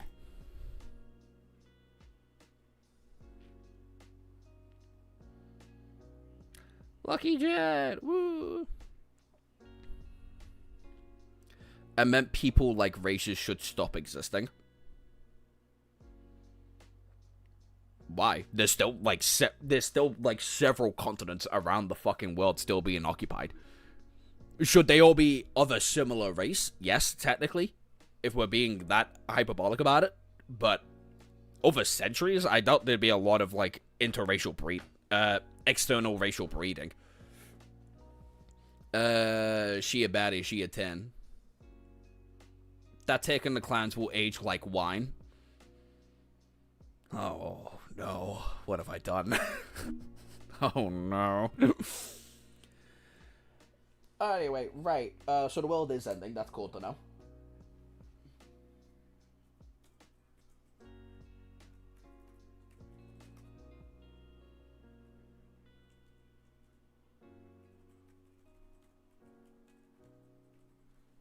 I'm assuming the continent at hand that is in risk is Antarctica, so that's fun. No, I mean the race war has gone in Shadow Slave. Oh, then yeah. They'd have to. At this point, who has to actually give a shit? There are objectively bigger issues than race. There's already bigger issues than race currently, but, yeah, you know, losers be losers. Master Jet's nonchalant attitude was a stark contrast to the gravity of her statement. Sonny froze for a few moments, then slowly put his cup on the table. When he spoke, his voice sounded a little hoarse. What? She sighed, then looked around the cafeteria. It was slightly surreal to be discussing something that concerned the lives of hundreds of millions of people and the safety of the Quadrant's peace. Several instructors were enjoying their meals, and there were members of staff going about their business. None of them knew that the approaching disaster and the contradiction was chilling, too. Soul Reaper did not seem to mind. Have I told you about the orbital scale once? Right? It is a very complicated spell tech that the government uses to predict the appearances of gates across the globe.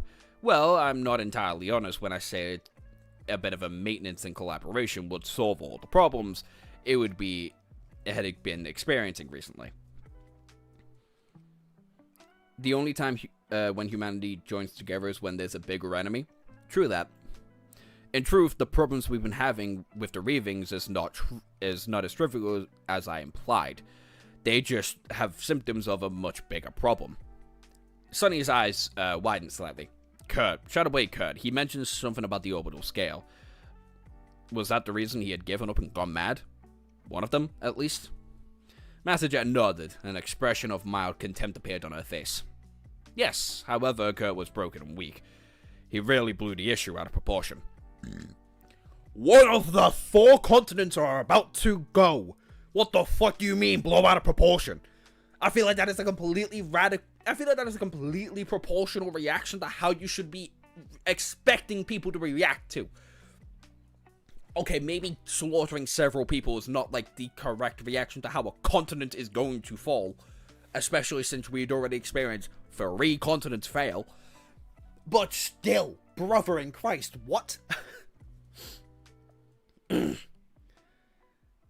corner of Sonny's mouth twitched. I wouldn't call losing an entire continent a small issue. Exactly! She shrugged. Neither would I, but it's not the end of the world either. Soul Reaper calmly took a sip of coffee. Back when we lost North America, something similar happened. The orbital scale went out of alignment, making the detection scope unreliable. In the end, a Category 5 gate appeared, and after that, everything went back to normal. However, a few years ago, the government noticed growing irregularities in the readings again. After studying the irregularities for some time, we came to the conclusion that something massive was going to happen to us again. She pursed her lips. This time it's going to be different. Instead of one gargantuan gate, there was going to be a chain reaction of sorts. Hundreds of smaller gates are going to open in a relatively quick succession, allowing countless nightmare creatures to invade the real world, and all of that's going to take place. A moment of tense silence passed before she finished the sentence. In Antarctica. Yeah, of course. Yeah, great. That's... even if it's just a slew of chain reaction gates, that is still a continent's worth of gates opening up to go slaughter a mass amount of people. And this is chill. We're relaxed about this. My bitch, my gal, I love you to bits. Please do your shit to me. But this is not how we should be reacting. Mass death and the migration is common in Shadow Slave. Not the end of the world, huh?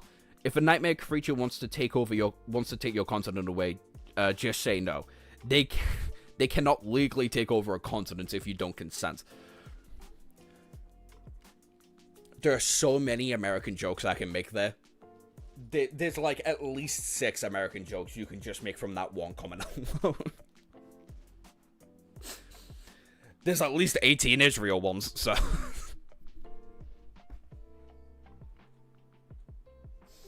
Oh, look at that. My viewers went down to 0. That's fun.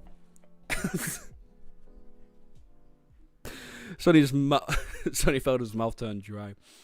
But you just said Antarctica is the second most populated continent on Earth. Oh, yeah, right. Yes. There is around 900 million people living there.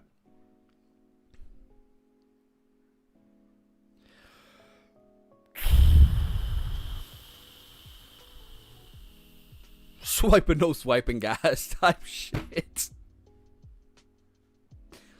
American jokes? Current American politics? Yes, 100% American jokes. What if there was oil in Antarctica? There is oil in Antarctica. I just don't know if you've ever tried to drill or sustain that shit in Antarctica. It's not fucking worth it. I have bad news, lava. Yes, a calm little 900 mil. Yeah, only, what, 1/3 of the population of the world? Jet's fucking insane. Ah, yes. A calm reaction to losing 1/3 of the total.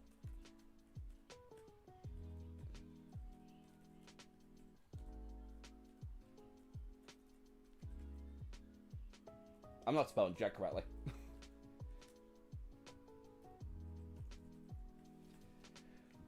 This woman.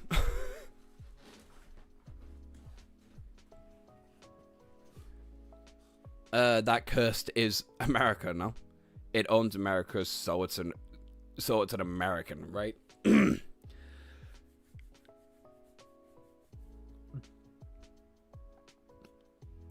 I mean, yeah, technically.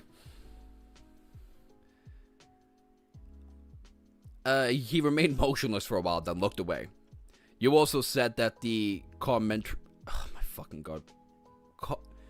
Compartmentalized global infrastructure is viable to cascade failure, and Antarctica serves as the logical hub between our 4 continents and South America, where most of our food is produced. So Reaper smiled. Indeed, however, it is not as bad as you may think. Every megacity possesses a robust, hydraulic agriculture that is capable of sustaining itself for a large degree. We learned our lessons. Yes, losing the connections to South America will be a painful blow, but humanity will survive. There will be a big change, of course, and I think you already guessed its nature. Most people will be pushed to the outskirts. Maybe there will be 30% of the population living there instead of 20, maybe more. Oh yeah, yeah.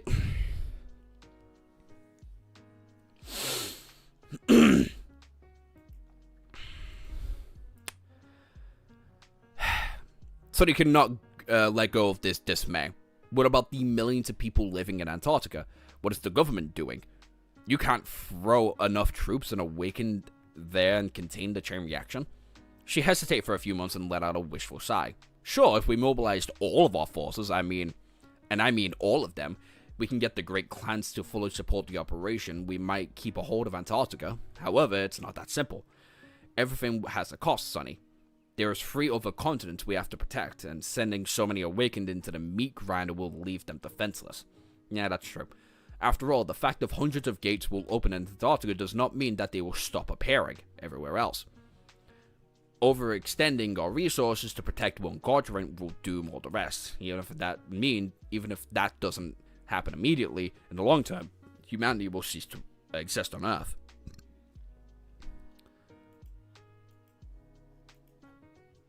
I just realized. There we go. Fucking hell, why was that not like... luckily it's not like the vile-thieving bird or or the American government. Antarctica is not always covered in ice, and because there are so much resources undiscovered, it's insane. Yeah. It just stayed there. The fact Antarctica might be the biggest populous owner, or like in that top 5 populous owner of oil in the world is already fucking insane, but the fact we are simply incapable of sustaining or grabbing any of it makes Antarctica both incredibly valuable and incredibly just not worth going there. At least until the ice caps fail, which is why the governments want global warming.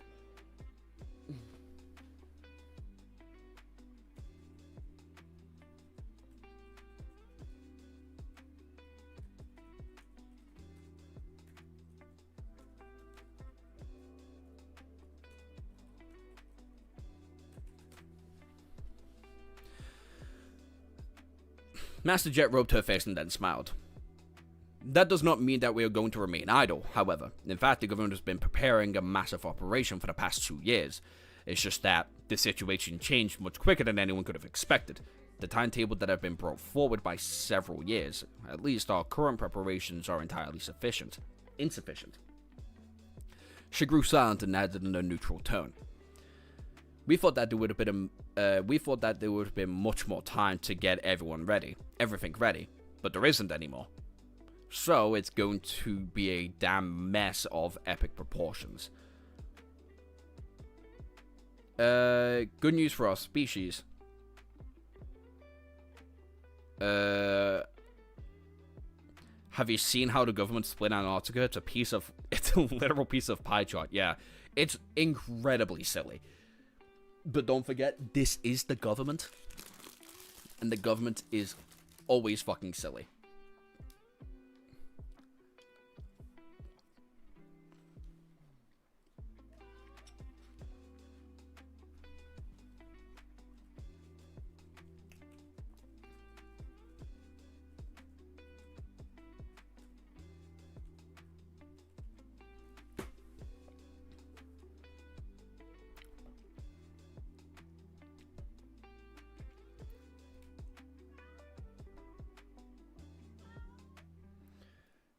Gail, you're gonna have to learn to open my fucking room. You know that. What are you gonna do? Melt kilometers of ice? Do not underestimate the government's stupidity on how to do reckless shit. Yeah.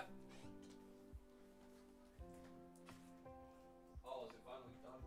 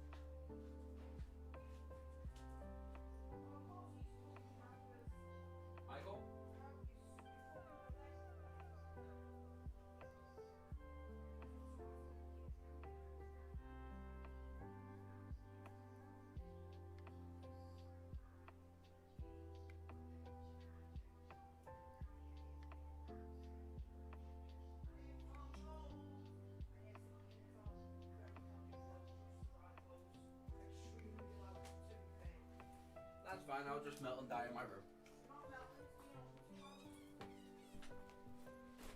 pissing off my mother. It's always fun. Message redacted. Should I ask why a message has been redacted?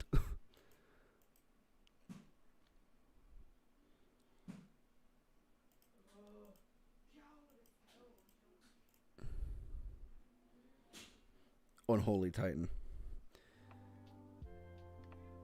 Who is the man on the moon has never been so scary?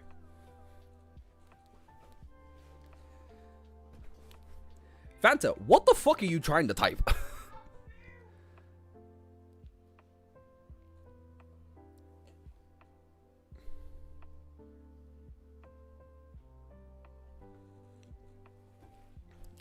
Fuck, do not read. The man on the moon thing? Yeah, alright. Oh, you fucking hate everything.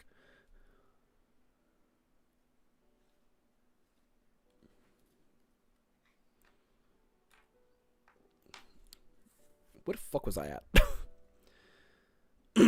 at? Sonny scowled, not entirely sure what that was supposed to mean. He could barely accept the fact that losing one of the 4 continents was an acceptable price to keep the other 3 intact. Humanity had already lost North America after all. And presided despite the loss, it would arguably grow more powerful as a result. But if the government was willing to let nightmare creatures conquer Antarctica, what operation could it be possibly planning? What exactly is the government going to do? Master Jet turned to the map of Earth, lingered for a few moments and pointed at the large archipelago at the south. Why, what else? We're going to evacuate 900 million people from the doomed continent, while a never-ending horde of nightmare creatures is pursuing us. Or, we will try at least. And to be honest, I think most of those will be those who will try and die. Yeah, of course.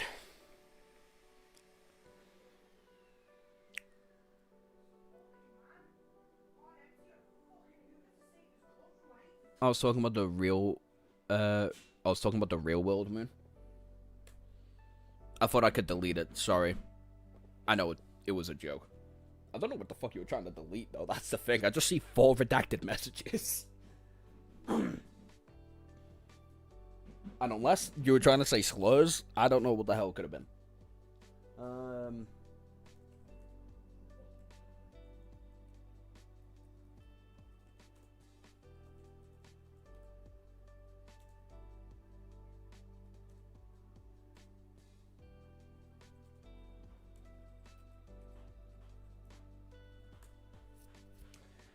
756. Yep. Damn, how are we gonna move 900 million people? They're not. They're going to lose like 200 million easily.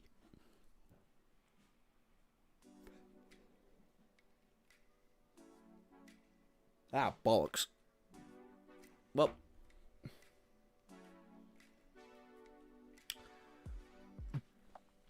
$5.57. A professional sustainability. That's so weird because the chat stream, they stay visible.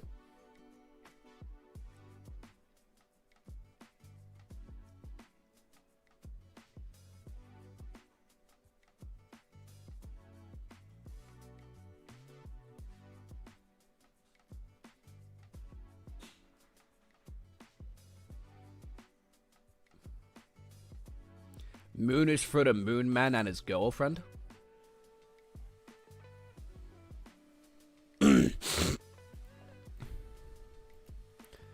You know, this is a really good way to make a broken world. There has been so much death that everyone has grown numb to it, so the fact that losing Antarctica is acceptable. Lose 200 million, you underestimate how giga Chad the government is. Oh, fucking Christ. How many people we gonna fucking lose, dude? We're gonna have like less than 3 billion. I know it's it was hard to not get swept up in Master Jet's cool presence. However, Sunny was not so easy to sway. He held her gaze for a few moments and turned away. His expression grew somber. You just spent a lot of time convincing me that losing Antarctica would not cause irreparable damage to humanity, and that most of those who would go would end up dead, and now you suddenly want me to go as well? Wait a minute. I was right. I just fucking skipped up. MasterJet studied them after a few months and traced across. Do you know a lot about seafaring, Sonny? He slowly shook his head. As much as the next guy, I guess. Understandable. In truth, navigating the ocean is not an easy task. And if it was, it would have been... We could have just used the Pacific or the Atlantic to transport food from South America. But trying to sail them is pure suicide for now. No, I mean they will really save everyone, not that it's going incompetent. This is the only series with a competent government. I don't believe you, chat. I simply refuse to believe you, frankly. Soul Reaper leaned back and took a sip of coffee. Most of our planet is governed by water, and most of that water is infected with dreadful nightmare creatures, and because of most of the gates are underwater, and since we have very few methods of battling them below the sea, and very little reason to, we just have to leave those gates be. Humanity might still hold 4.5 continents, but we have surrendered all of Earth's oceans to the enemy. She sighed and dejectedly shook her head. Still, no civilization can exist without efficient transportation. The shipping cargo across the water has been the mainstay for transportation since the dawn of time, so we maintain the presence of the Indian Ocean navigation. It is not easy, however, because there is an unspeakable and uncountable horrors dwelling in its depths.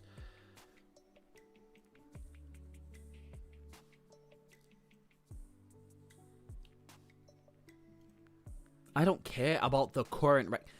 oh my god, TikTok people are so fucking stupid. Who was here for the Cassie conversation on the last stream? And where we were talking about how Cassie doesn't meet most of the cohort as awakened.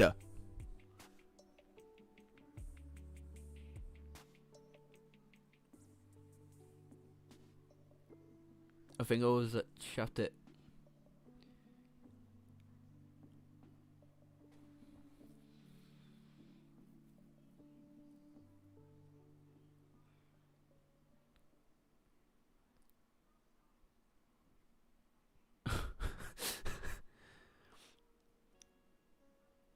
Meanwhile, I was the problem. Yeah.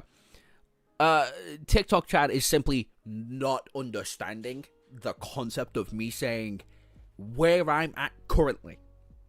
I'm not describing them as masters, as saints, as possible sovereigns. I don't care where they're at currently in the fucking story. I care about where I'm at in the story. In the second nightmare. As awakened. Cassie might be fucking stronger than Sonny as a master for all I give a shit. I'll find that out the hard way through reading. But everyone in TikTok was like, don't underestimate Cassie. She's that kind of girl. And I said fucking over and over and over and over and over again, I am not underestimating Cassie. I know Cassie's a strong warrior. Sonny said verbatim in the fucking Night Temple that she is a strong warrior, for fuck's sake. She's not someone to underestimate. Fucking Effie and Kai know that firsthand, though. We're talking about a cohort full of fucking freaks. She just happens to be the least freak in, well, depending on the context, but in pure combat, she's the least freak-like. Maybe later on, she grows far surpast Cassie, fucking Effie, and Kai. But currently, she just doesn't. I think I was there for the second half. Yeah. I was there. Nah, they understand. They just know Cassie had hands. Some people are hellbent on glazing her. Cassie's now riding on the back of fate. Least freak, huh?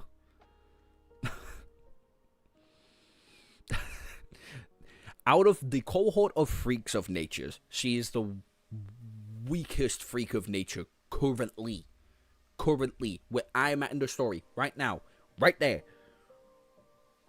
She is probably the worst fighter. Later on, that is not in the discussion. I will get there when I'll get there. We'll have that discussion when I get to have that discussion with y'all. But as of right now, where I'm at, no. Anyway, most of the water of the planet being covered by nightmare creatures is just really funny because the gun log would actually seem to be quite fucking useful right now. Just saying. Just saying. He seems like he'd be quite goddamn handy by now.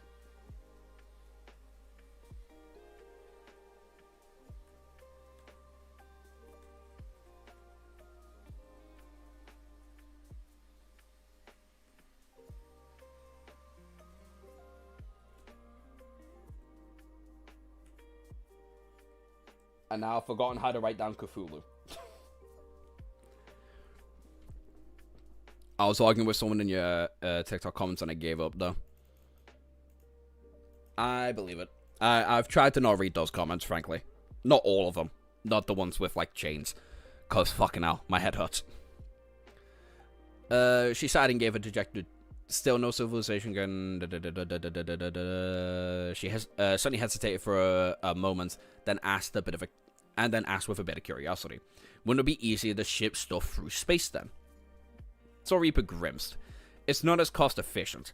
Getting to orbit requires a considerable resource commitment.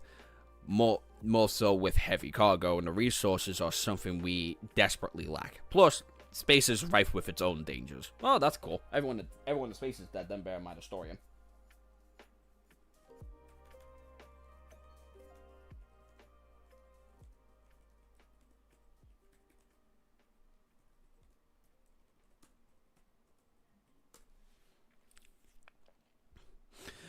Sonny raised his eyebrow. "What dangers?" She simply shrugged. "That's above my pay grade, so I don't know. Suffice to say, it's simply maintaining a scattering of satellites and that support the network of the orbital scale is already a dire challenge. Whether you like it or not, water is the only way."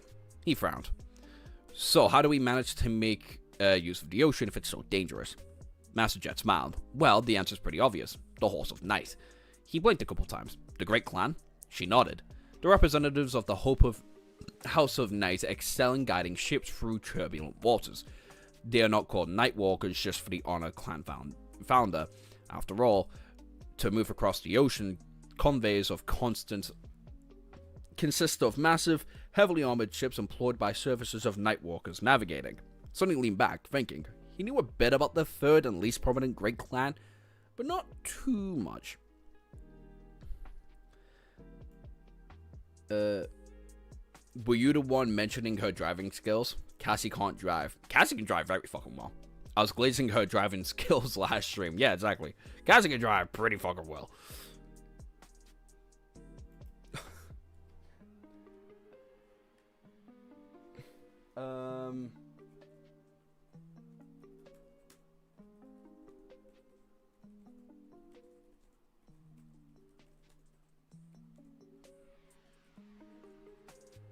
That really means the only Great Clan I don't really know that much about is Clan Song. That's it. Because Valor is manufacturing and distributing, like, items across the dreamscape and shit, and creating items.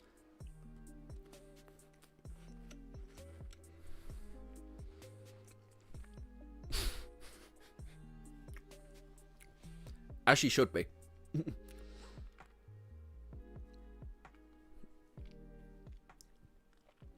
Unlike Valensong, which resembled most legacy clans and had an organized from a single family, House of the Night was born from an alliance of several predominant clans.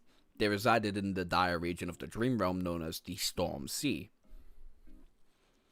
and controlled one of the 3 great citadels, which, as far as he knew, resembled a giant ship and was most likely left behind by one of the 7 diamonds. What the fuck do you mean one of the 7 diamonds had a gigantic ship? Are you taking a piss? It was probably never as well.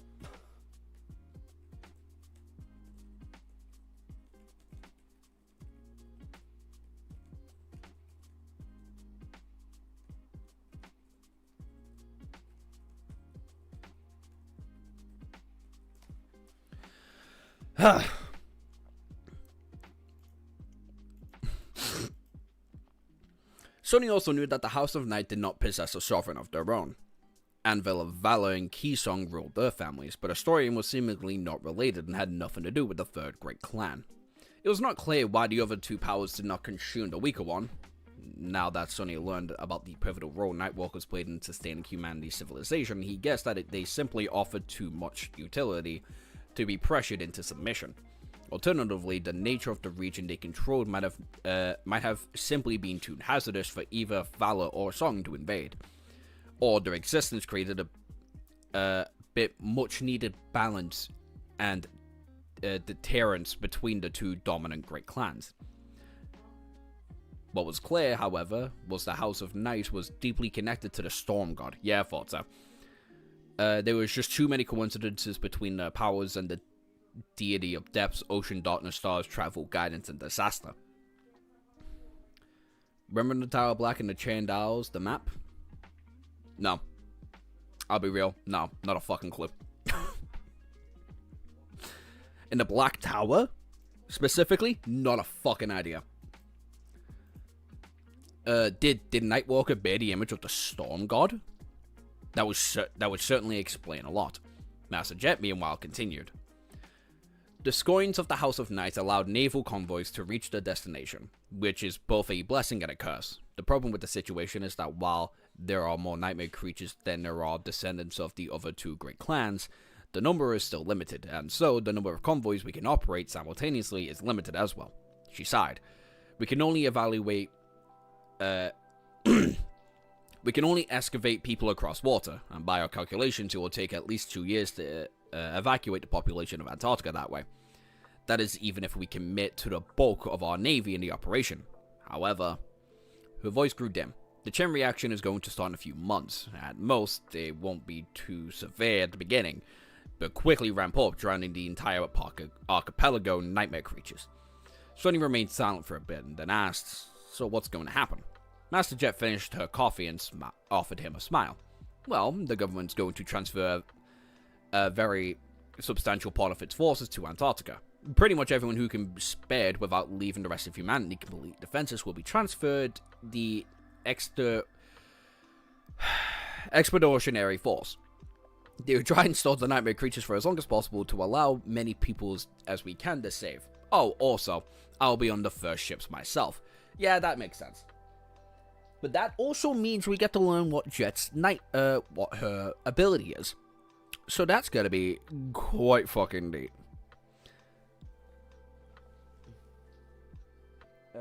Jet.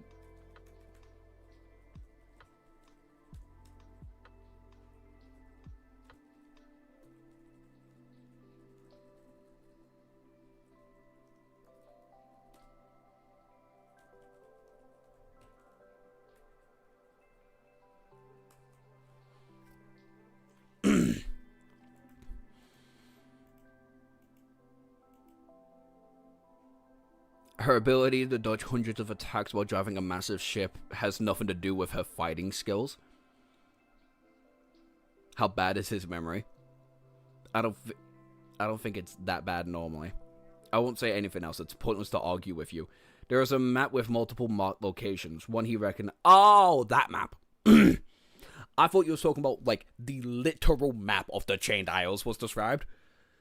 No, that map. Yeah. That's where I came up with the idea that the Shadow God and Weaver probably shared a domain.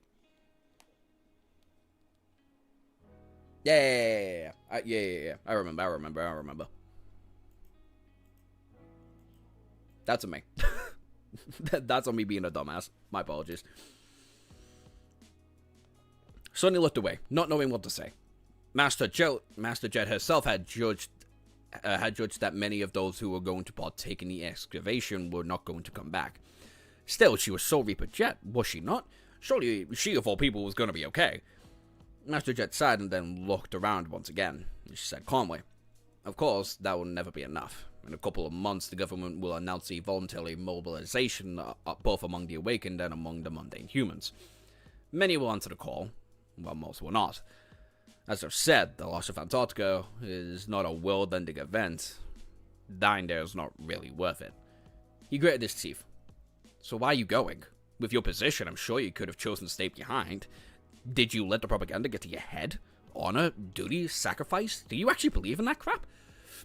Master Jet laughed. No, I'm not as cynical as you, Sonny. However, I have my own reasons. She lingered for a few moments and added in a sincere tone. And I think you might understand my reasonings very well. We've known each other for a while, Sonny, and I've always shielded away from giving you a recruitment speech. However, times have changed. So tomorrow, when the representatives of Valor try to invite you to the great and illustrious clan, I want you to refuse. She leaned forward and looked at him in the eyes and nodded. Instead, I want you to leave everything behind, enlist, and come with me. Okay. If I had a big-tittied, goth-esque woman who is called the Soul Reaper ask me to come to Antarctica with her, like drop everything and go, understand I'm doing it in a heartbeat. I just need you to understand that right now. Like, I won't think twice about it. I won't think once about it. I'll just do it. I'll let instinct take over at that point. I am a simple man with simple pleasures, okay?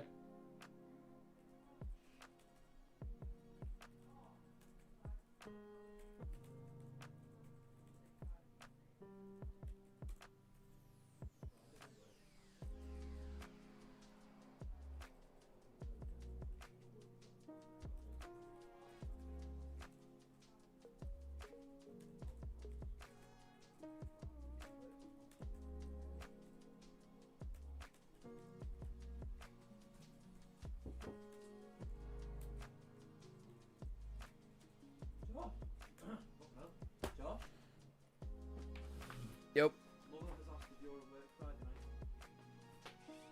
Yes. Yeah. Thursday, Friday, and Sunday.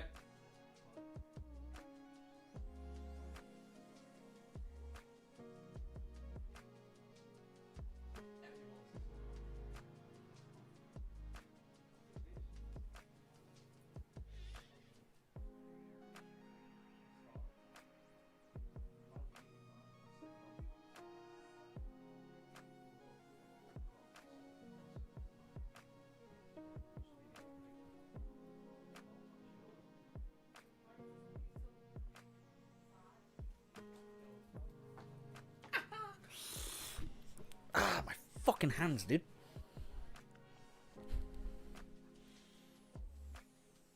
I would trick the Shadow God and... I would take the Shadow God and Never were more close. The Never that had a massive crush on the God of Skies? Yeah, sure, totally. 100%, dude. The Never is more closer to the Storm God, not as relation as the title. Nah. We know which demon is connected to the Shadow God, though. It's not Never, because he's got beef with the... It's got beef with the Storm God. I meant in the domains. The Diamond of Destiny and choice in the Storm God... the Storm God of Travel.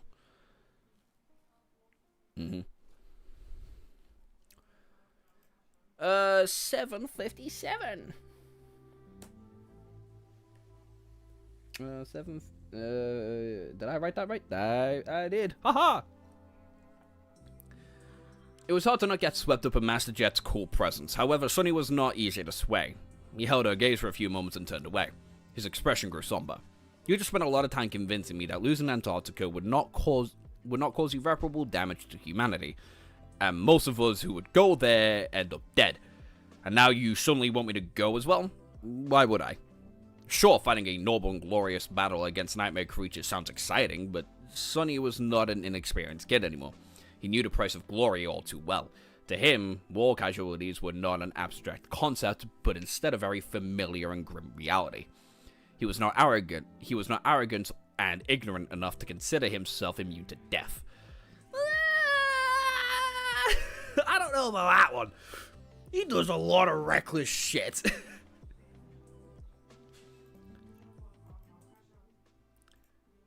Sonny does so much stupid shit regularly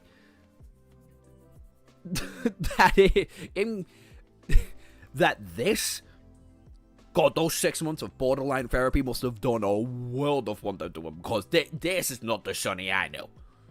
This is objectively not the Sonny I know. Like the final destiny for all and never is borderline on the domain of the Shadow God. I still don't really know what the fuck domains are, but okay. In that sense, all of them are connected to each other.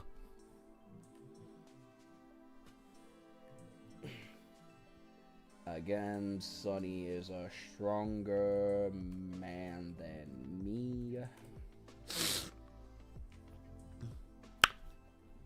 Also, those couple of months of therapy did him wonders.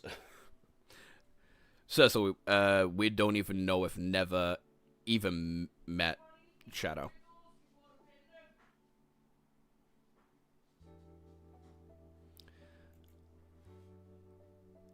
Master Jet leaned back. Don't you want to defend your fellow humans? Sonny shrugged. Don't get me wrong, I really want all those people in Antarctica to survive. However, none of them helped me when I was starving to death in the outskirts. None of them were there when I was drowning in my own blood on a forgotten shore. The government didn't do crap to uplift me either. He frowned and added, in fact, one might argue the government not only abandoned me entirely, but did everything in its power to make sure I died swiftly after being used up and to bring its tiny bit of benefit. Like my parents did, but despite all that, I survived and managed to build a decent life for myself. And now that I finally have something good going on for me, you want me to throw it all away to go risk my life to save a bunch of strangers? Valid crash out. Master Jet sighed. I get it. Trust me, I do. But he raised an eyebrow. But what? I do believe that you get it, and you are from the outskirts yourself after all. Maybe your life out there was not as bad as mine, but it wouldn't but it wouldn't have been too different. So why you go into Antarctica? She lingered for a few months and looked away. I guess it's hard to explain. Honor, duty, sacrifice. You're right, those words don't really mean much to me. Working for the government is a means to an end. However, I did work for the government, and I take pride in my work. The Soul Reaper studied the visitors of the cafeteria with her icy blue eyes and glanced at Sonny. I might not have a lot of affection for humanity, but maintaining the fragile balance that allows it to exist is something that I choose to make my responsibility. My domain. So watching Antarctica go up in flames on the sidelines would go against my professional sensibility. I like both their reasonings. I think both their reasonings so far have been nothing but valid as of right now.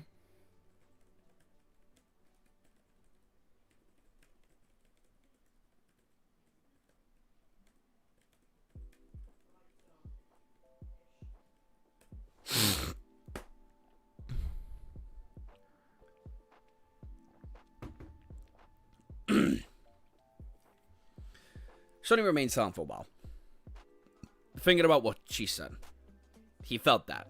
In a sense, Master Jet was very much like him. Too stubborn to give up, unwilling to let the world have its way. However, there was a big difference between them. While Sonny aimed all that spite and resentment at surviving and elevating only himself, she chose something much grander than her target.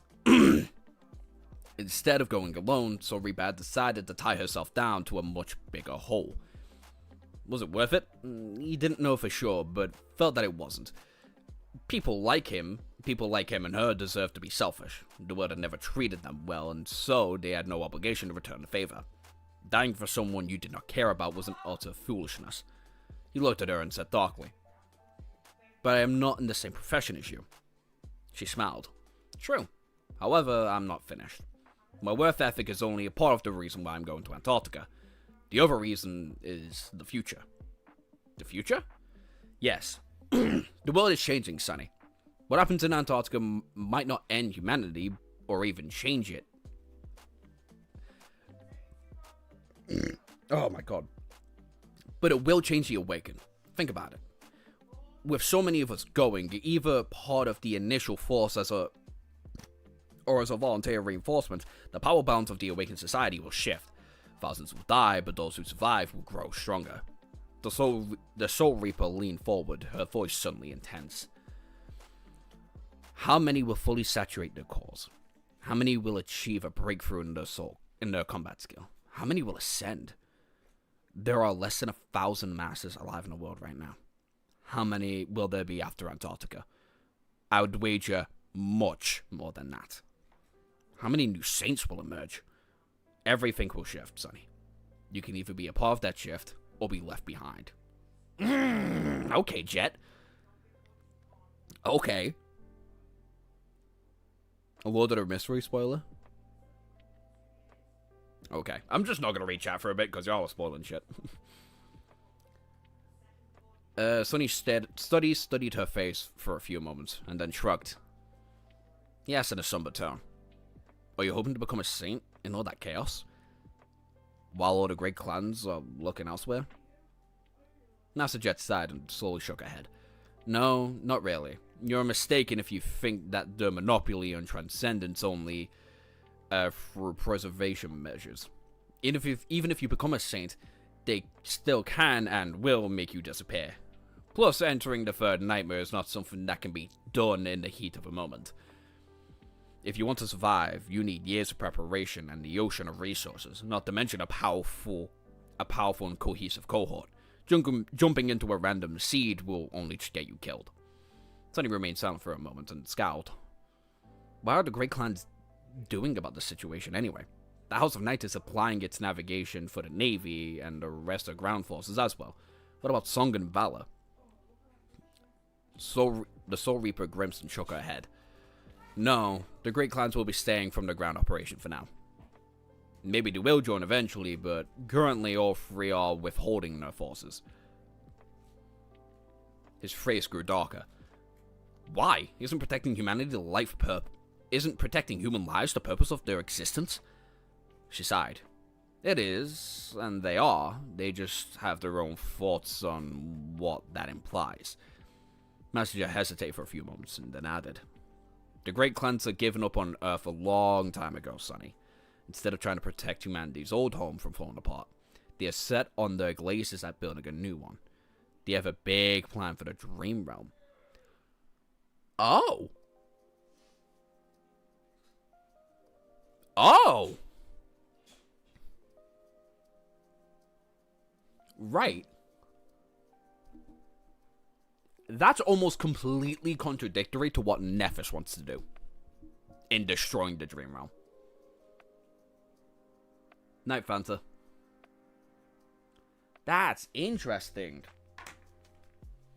That makes the beef between Nephis and the Sovereigns a lot more complicated.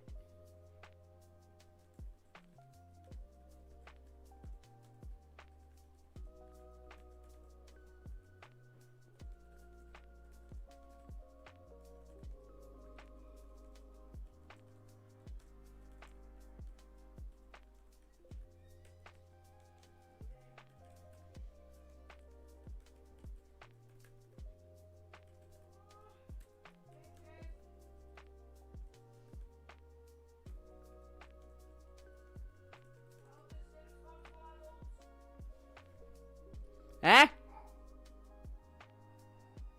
What? Oh.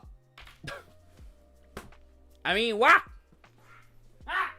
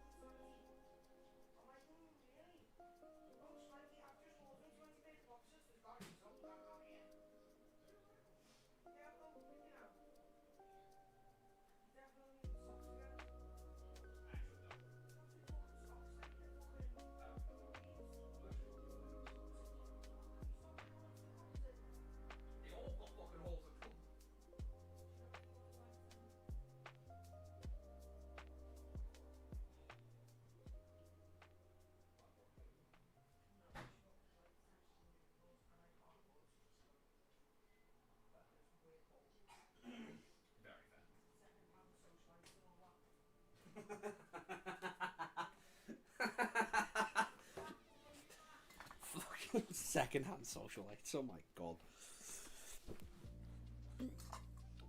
She wants to destroy the spell, not the Dream Realm. Wouldn't destroy the spell by proxy just like annihilate anybody's like capabilities of getting to the Dream Realm though?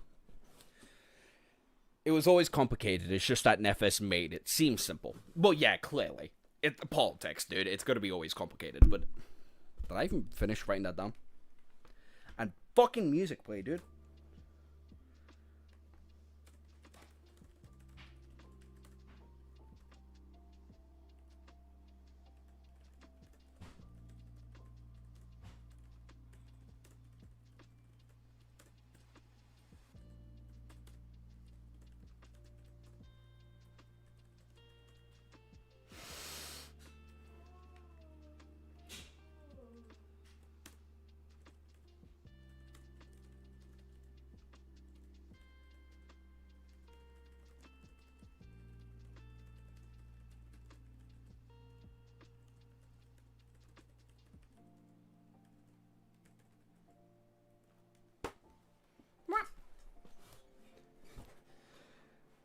That's like saying she wants to destroy water but not H2O. Yeah, exactly.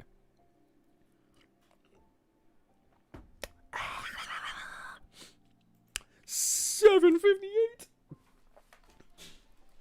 How long should we go to?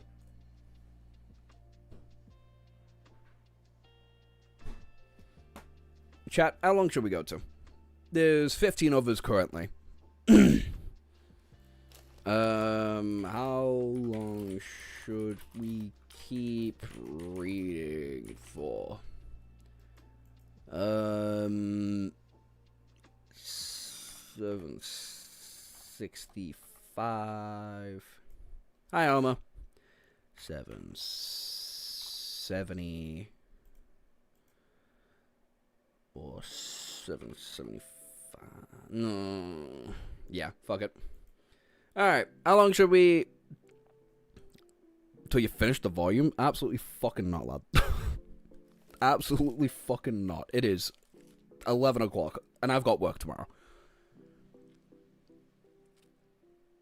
Hi, Kirbs, saw you late again. Don't worry about it.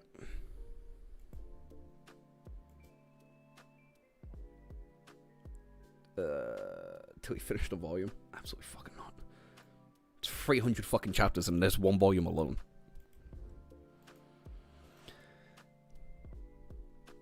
Coward. I don't have the time to do that. Objectively. Coward but fair. Sonny left the academy with a lot of his mind. As a master and a high-ranking civilian, he had the right to request a PTV license and had more than enough money to purchase one. However, Sonny had no idea how to control one's personal transport vehicle and was too lazy to learn. So he still used public trains and moved around the city. Around the Northern Quadrant siege capital. Paying no attention to the captivated glances people thrown at him, he looked outside the window of the train, slid forward on the magnetic guideway, flying through the district after district with incredible speed. The city was a nice enough place. As long as you were not born in the outskirts, the tall buildings, boroughs, and the deep underground rose high in the sky, connected by tunnels and aerial bridges into a complicated maze of graphene compromise and reinforced alloy. Fuck. And here and there, artificial trees and glass broken the white monotony into vibrant shades of yellow, green, orange, and red. I read that in the wrong fucking order. The volume 5 finished in chapter 1060. That stream would take years, longer than One Piece, longer than the hiatus of Hunter x Hunter. It'd be a long while.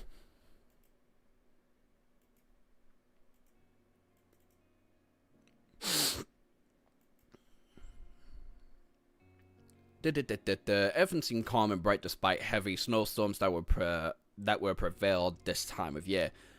Not like all the dirty, dimmy, poisonous clutter of the outskirts. By the way, there is 15 of you watching. Just vote. When should we end the stream? 765, 770, or 775? I would suggest making your contributions. Thank you very much. There were large screens displaying beautiful vestiges of breathtaking landscapes that had not existed on the planet Earth since centuries ago. The propaganda projections that had been massively designed to brighten the mood of the civilians. Most of all, the city seemed full of life. Endless streams of people were crowding the crossworks, with a rare PTV or two appearing from time to time. Millions, hundreds of millions of people across this place called this place home. Only here, protected by the colossal outer barrier and the protective air filtration system, as well as the powerful awakened that could survive the thrive.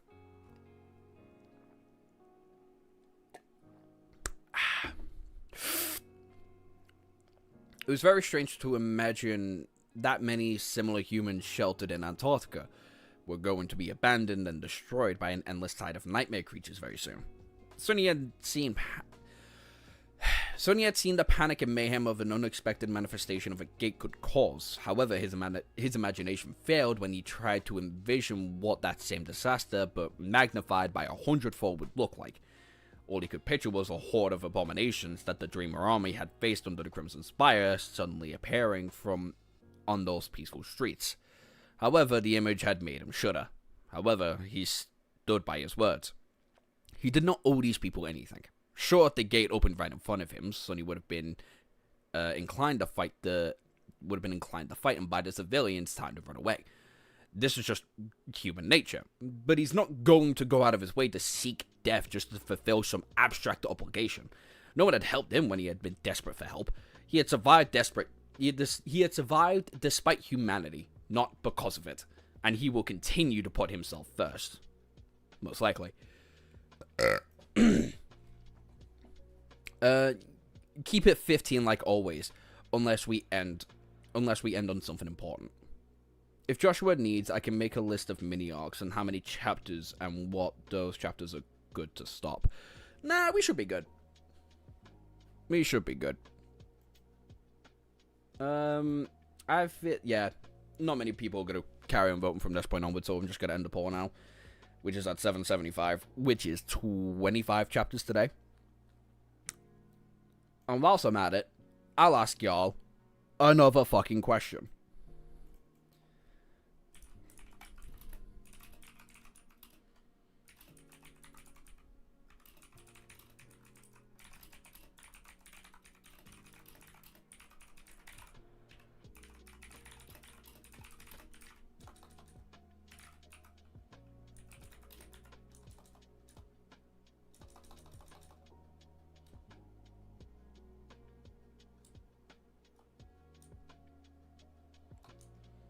And I'm only asking this question because Almer's here. And Almer's been asking this question for a long time. So, have fun with that one. Should we start a Discord? I want to preface, this Discord will entirely be based around the idea that y'all will get notified on when I actually upload shit. Probably progression on when I'm, like, doing certain scripts or, like, how far into the story I actually am. Whether it be Shadow Slave, whether it be Lord of the Mysteries, or other books that I'm reading, like Evan's Official Blessing, or Red Rising, Game of Thrones, different manga, like Jujutsu Kaisen, One Piece, what have you. I'll let y'all have your pick at that one.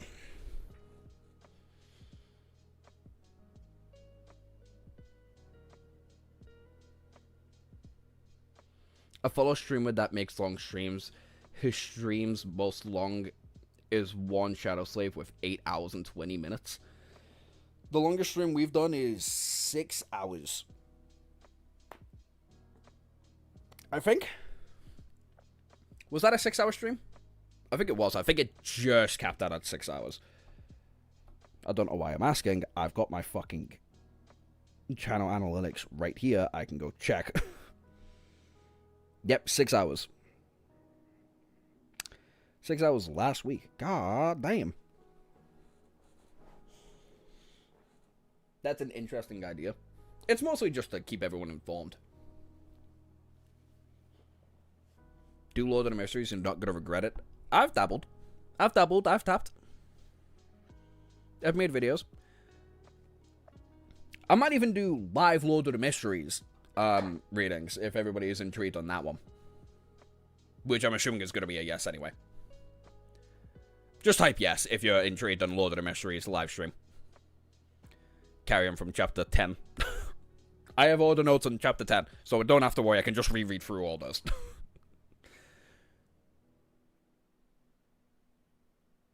The last stream we read from 2176 to 2205. Damn, that's a long ass stream. Sonny would have lied if he had said Master Jet did not put the seed of doubt in his heart. Sure, the expedition to Antarctica seemed to be a suicidal experience and futility, but she was right. Those who survived the ordeal were going to grow much stronger, and although Sonny was not going to get any shadow fragments from the horde of dormant and awakened abominations that were going to flood the southern quadrant soon, he could still collect plenty of soul shards and memories, and maybe even a few echoes. There would be more than enough for fallen creatures, and there would be more than enough fallen nightmare creatures roaming Antarctica as well. However, he did not believe that the government's ability to accurately predict what was going to happen there. They seemed to think that there were lower category gates would appear during the chain reaction. That was the assessment, right? It would say that with certainty that another category 5 gate would not manifest itself instead. The last time it happened, the likes of the immortal flame and smile of heaven perished in the fight. Could Sonny guarantee that he would fare any better? Wait a fucking minute. What? wait. I glanced over that far too fucking quickly. What? The last time that happened, who's to say with certainty that another Category 5 gate would not manifest itself instead? The last time that happened, the likes of the immortal flame and the smile of heaven perished in the fight. Could Sonny not guarantee that he would not fare any better? No. The Sovereigns were in the battle for America? That makes sense. They are full-grown adults with children. But still, what the fuck?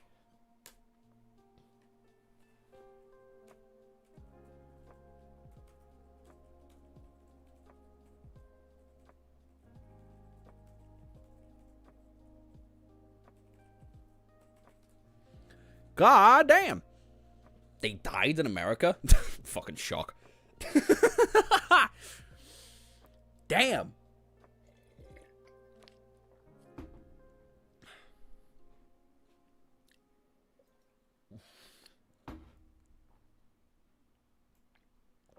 America was the beginning of the end, isn't it usually?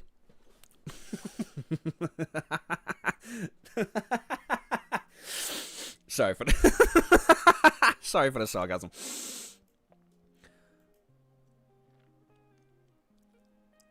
No, not sovereign. And I'd imagine they weren't sovereigns yet, but they were there. Shock if they didn't get shot. Yeah, that's what I'm saying. Nephis' mom and granddad. Oh. Okay. Interesting, then. In the end, it all came down to a simple choice that depended on tomorrow's negotiation.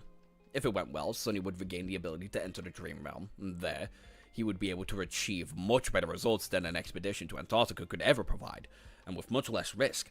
More than that, he could even pledge alliances to the illustrious Clan Valor. But now he had more than enough value to negotiate a supremely lucrative deal with their training, support, and resources. Becoming a Titan would not be out of the realm of possibility. The barrier that stood between him and the Transcendence would instantly disappear too.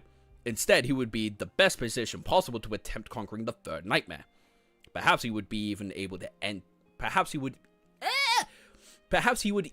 be able to enhance his understanding of sorcery by leaps and bounds. Valor was widely renowned for creating incredible memories, after all. He had seen how proficient the representatives of the Great Clan were in using runic sorcery back in the Night Temple. There was so much knowledge that they possessed, so much he could learn from them. As for the fact that the Great Clan seemed to be preparing to abandon Earth in the favor of the Dream Realm, were they even wrong? Sonny still remembered the conversation he had with Effie in the ruined Citadel of the Dark City. She, too, believed that the waking world was dying, and the Dream World would become humanity's salvation. Her argument was dreadful, but compelling. In any case, if something went wrong, he could always be able to leave Clan Val behind. Pledge alliances did not mean anything to Sonny, after all. As a person who is abhorrent the word honor, he was more than willing to betray any promise he made as long as it suited him. Deserting a great clan would not be easy, but by then he was going to be powerful enough to manage. So the negotiations went well. He would have no reason to do something as stupid as follow Jet into Antarctica. I'm gonna dip. Maybe for the rest of the stream. Bye. Later, Hosh. Well, we understand now. This dude is crazy in Volume 3. That gets explained later on? Okay.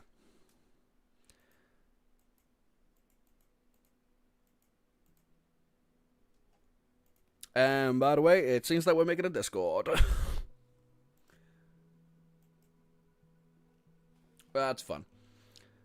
So we're not only going through 775, which is going to give me a headache, but we're going to end on a Discord. That's fun. I'll start making that tomorrow. That's a fucking lie. No, I won't. I literally don't have time for the rest of the week to be doing that. I'm only really streaming today because I'm physically incapable of doing anything for the rest of the fucking week. Why does Sunny give me Fang Yun vibes sometimes? Isn't that the protagonist from, fucking bollocks. What's its name? Reverend Insanity. If so, if he's a complete fucking nutcase, I don't blame you.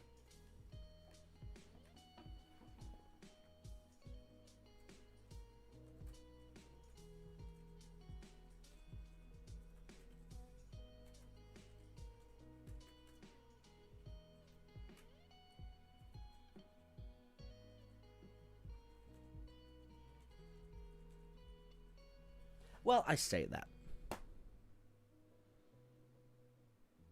Yeah, okay, I was right. I say I've got nothing going on for the rest of the week. I might be able to make the server on Saturday. Might. Big might. Like a gigantic might. Like, it's fucking comical how big this might be. I'd also have to go across it with the TikTok chat as well. He tries, but Sunny is secretly a much too sweet guy. Oh yeah, no, secrets. Sunny is like a deeply caring human being, and he will never get past that. That was why Sunny had not given Soul Reaper the definitive answer. She did not ask for one anyway. Master Jed had told him to not think about her offer and inform her on the decision during the next 2 months. As the train approached the Terrence district, Sunny sighed and headed for the exit. Damn, my head hurts. Why did it all have to happen in the day of my first lecture? That's too much excitement for one day. Worse still, tomorrow promised would be even more exciting. This music kind of sounds like it's from the Fairy Tail OST.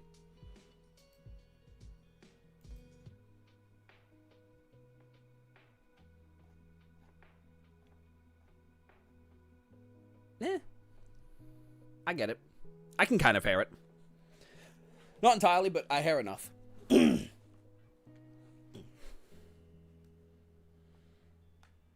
Also, I'm gonna have to go on this screen for like 10 fucking seconds. Because I just saw something cool happen. Or someone just sent me a message of something cool happening.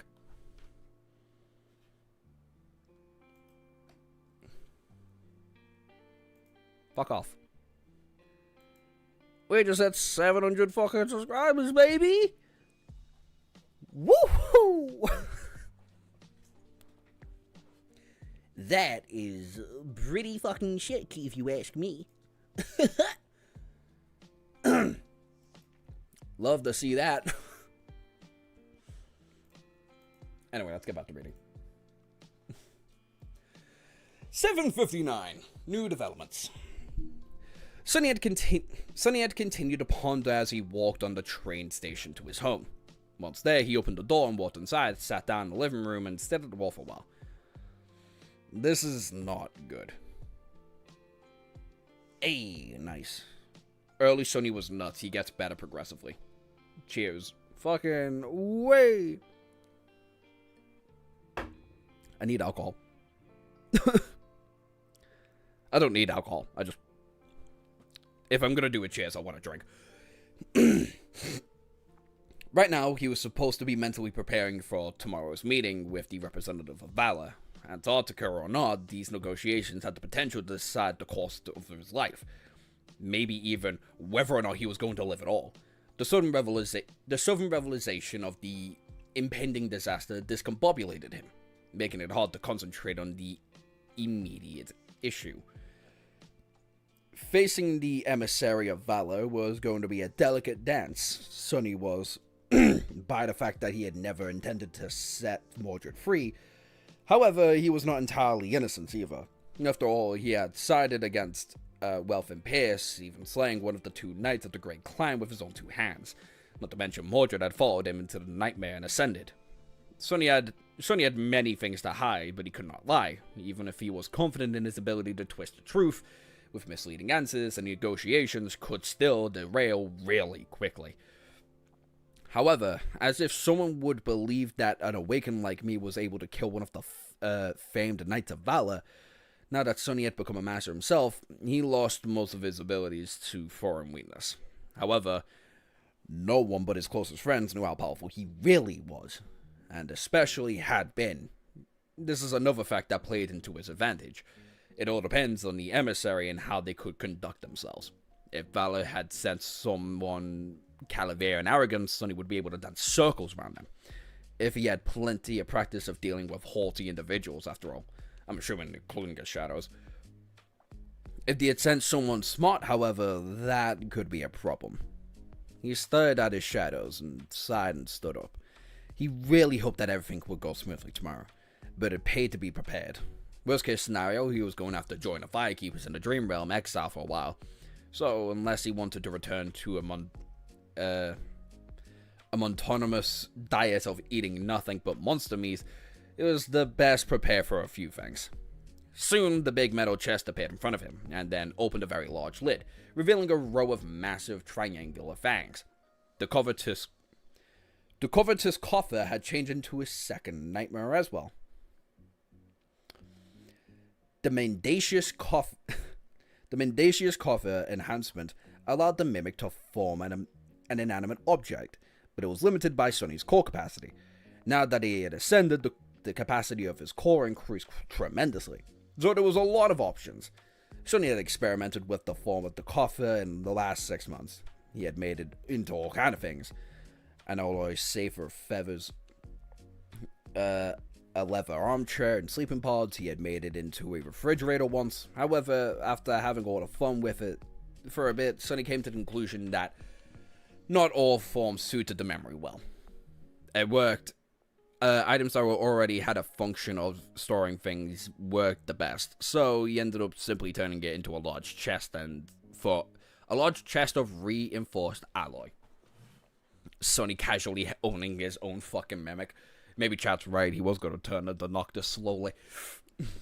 Now that the covetous coffer had grown up in size and strength, were enough to make the Ludric trunk enhancement truly dangerous.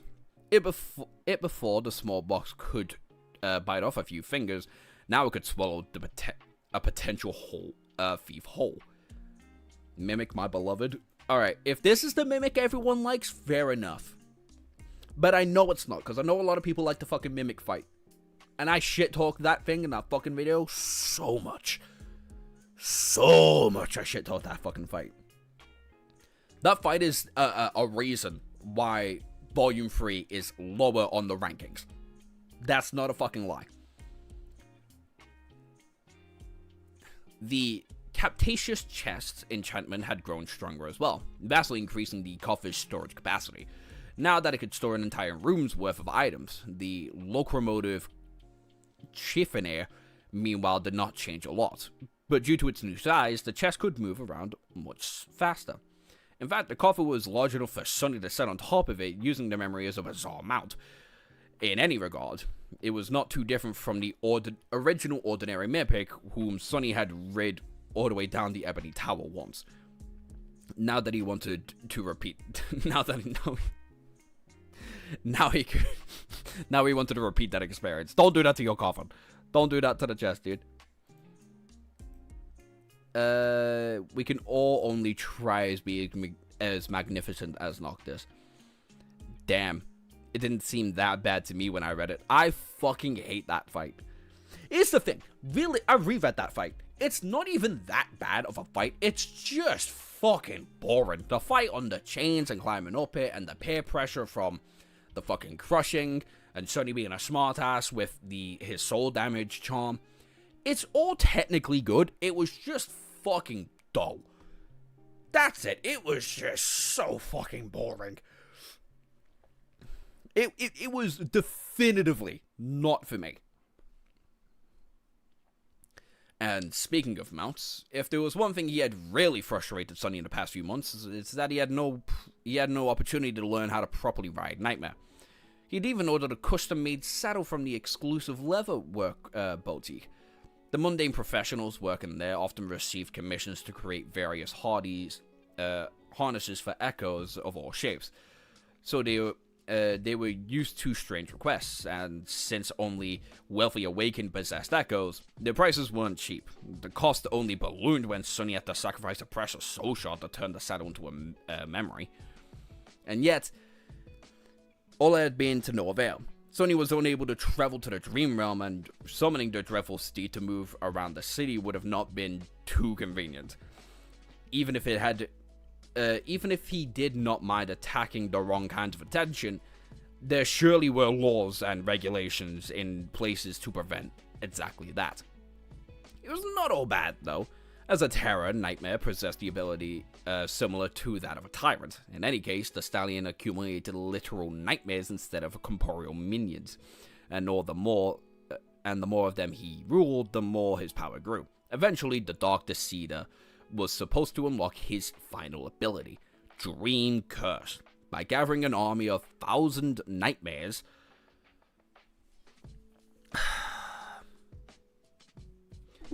On the topic, what's your favorite fight so far? I think it is still Nephis versus Sunny. Like, I don't think any fight has really even came close to that, realistically. No fight in the third volume comes close to the top main fights of volume 2. Which is kind of just sad. I think the collective fights Mongrel has is really good. I think the fight of protecting the school is really good. But I don't think any fights really come up against, like, the Manticore Bird, where they were trying to get the last fragment from the tower. Gunlock versus Nephis. The battle for the Siege Tower. And Sunny versus Nephis. I don't think any fight so far has came close to those four yet. Actually, Sunny versus Nightmare is also pretty good.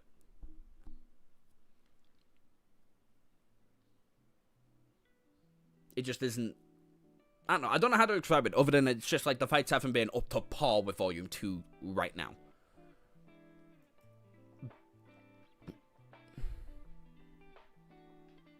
To be fair, that fight had 200 chapters of build-up. Exactly. And the Mimic had 5 chapters of wasting my fucking time. And... I fucking hate that fight. I don't think y'all really understand how much I do not like that fight. Sunny had not known where to find these phantasms or how to create them, but the 6 months of idleness allowed him to figure it out. There were 2 ways Nightmare could either create his own dream demons or subjugate them. Oh, brother. I've not even been writing down notes for this fuck-ass chapter.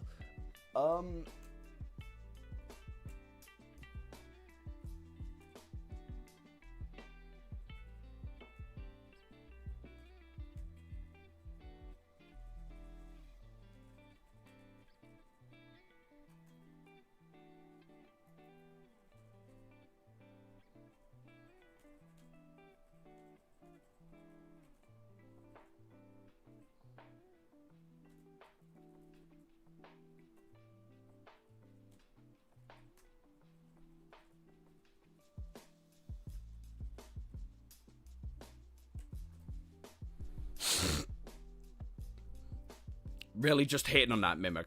I like our Mimic. I don't like that Mimic. Wait until you meet the Devil of Antarctica.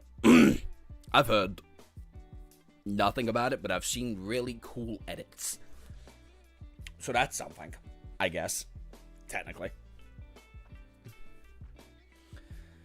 Creating one was not easy. First, the Black Steed had to sow a seed of terror into an enemy's soul. If the enemy had escaped and the seed took root, they would be haunted by the memories of a dreadful disaster and see him in his dreams. The weaker the will of the victim was, the more chances there were for the nightmare to grow and become more and more potent. What the fuck? However, the brave person could cause the seed to wither and die. Eventually, if nightmare fully formed... However, if the nightmare if the nightmare fully formed, the stallion would be able to use his Dreamwalker attribute to harvest it. The second way was also troublesome. The black steed could also travel into the dreams of powerful beings and subjugate their own nightmares. In the waking world, that would mean ascended. However, that task was not easy. The more powerful the dreamer, the more powerful the nightmares haunting them were. To subjugate such nightmares, the shadow had to be defeated in battle inside the dream. That seems a lot easier. Like, Route 2 sounds significantly easier than Route 1. If hate's Volume 3, then I don't hate Volume 3. I don't hate Volume 3 at all. I just think Volume 3 is the weakest so far. I can only imagine 8, 9, and 10. Maybe 9. I don't think he'll dislike 8 or 10. Yeah, a lot of people said I'm probably not going to be a big fan of 9. And his certified partner and much more pleasant counterpart, Lady Mongrel. Okay.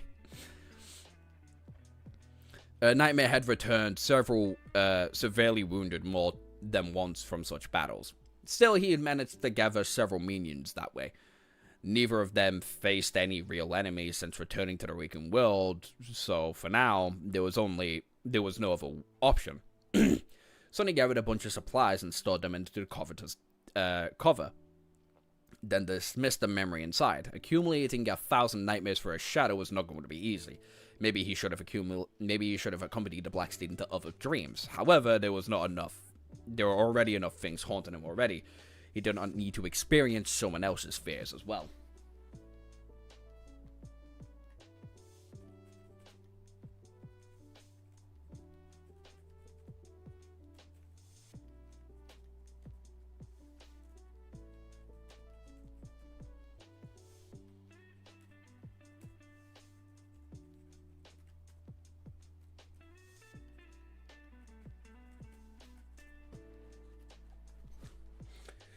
Getting close to sleeping masters was rather frivolous. At the moment, one of his shadows noticed a familiar figure walking towards the door. Sonny checked the time and smiled. Oh, she's already here. My favorite pupil of event is nothing but if not punctual. Rain time! 760.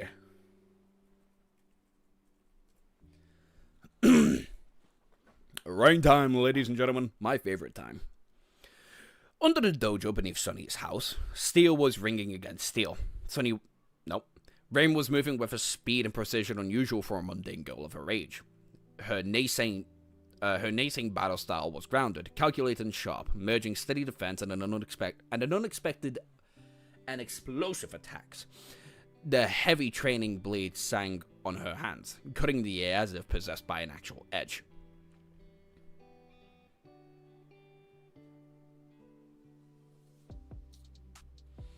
One thing my dumbass never thought about was how Sonny has a nightmare horse and we're dealing in the dream realm. Not gonna lie, probably never relevant, but felt so obvious for a second. Oblivious. Obvious? No, yeah. Obvious for a second.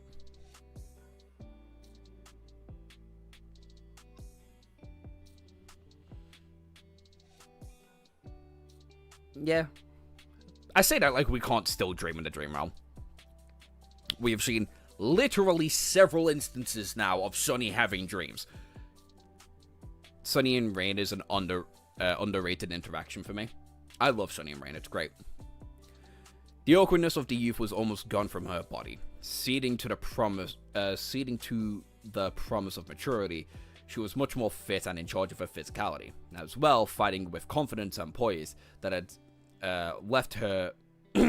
left most of her privileged classmates accustomed by envy. As much as Sonny wanted to, he could not boast about her progress was all thanks to him. Currently, he was facing his little sister, deflecting her blows with one hand while keeping the other in his pocket. No matter what Rain did, the soft alloy stick that he was holding seemed to be impenetrable, unevadable, and unbreakable. All of her attacks crushed and shattered against it, and all of her defensive seemed useless against her tutor's lazy movements. Time after time, the stick suddenly shot forward and hit her on the shoulder, bounced off of her forehead, or struck her hand. Nevertheless, the girl did not allow herself to get frustrated and continued to exert herself without losing concentration. It was that will, cool mind, and meticulous discipline that allowed Rain to advance so fast. Not bad.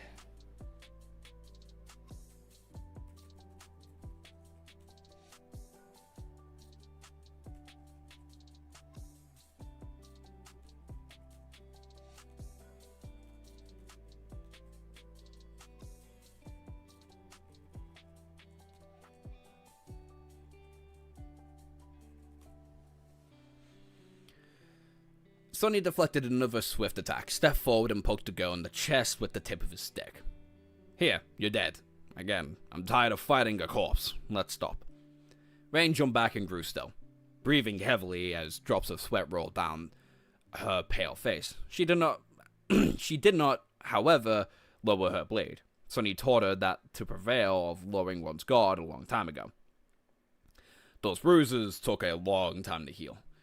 He grinned and then scratched his back with the stick and offered her an endless spring.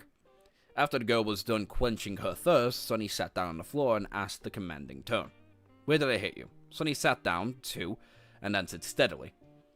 Head, right shoulder, right hand, left forearm, chest, right thigh, left shoulder, head, neck, left shoulder, left head, hand, chest, head, chest. Huh! Fucking dying here. Oh my days. Fucking talk about bullying.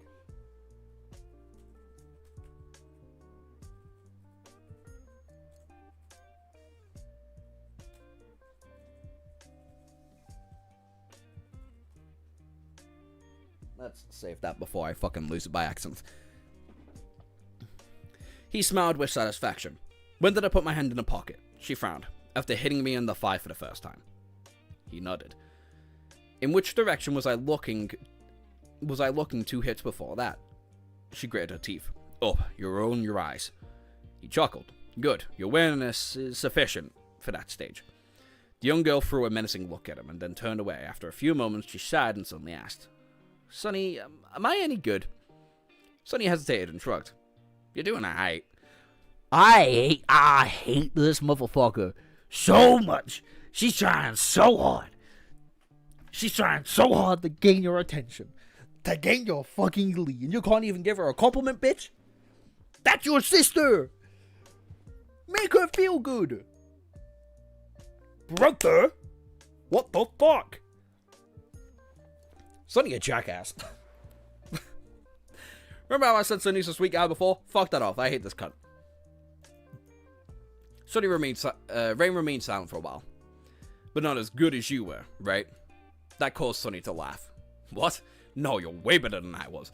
I'd never even seen a sword before my first nightmare, let alone held one.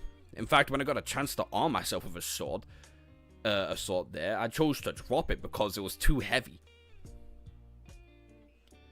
Rain turned to him in surprise. What? How did you survive? Sonny thought for a bit and shrugged. Well, I strangled one enemy with a chain, poisoned 2 more, fed 1 to a nightmare creature, and simply got lucky. I guess you could say that I survived out of spite. He hesitated and added, actually, that's a very important lesson. I've told you before, sure. Knowing how to wield a weapon is important, but having a mind that is more dangerous than a weapon is paramount. The world is a vicious place, Rain. You have to be vicious too to survive. Rain was going to turn 16 in a few months. In fact, she would probably celebrate her birthday not long after the first gate started opening in Antarctica. After that, his little sister would be vulnerable to the nightmare spells. Feeling good won't keep her safe. Sonny, probably. Yeah. Oh, you feel comfortable with your training? You feel like you're doing a pretty good job being above and being ahead of things? Too damn fucking bad. Feel bad at everything you goddamn do. Cassie is Batman. Cassie is Batman. She can kill them all with prep time. It's shown a lot that with the most dangerous, even Sonny and Mordred and Asta feel her. Oh, I thought you mean much, much later, like currently. Damn, bro, who's gonna tell him? Yeah, I could have figured that one out. In fact, I did. Fuck me, that video's got 200 likes? What the fuck? Why has that video got 200 likes? It's me shit talking. I say that like you guys don't love that. Oh, he's an asshole, but an ugly asshole. Yeah, run for a right ribbon. Why do I fucking talk before I think? Why? Why do I talk before I think, man?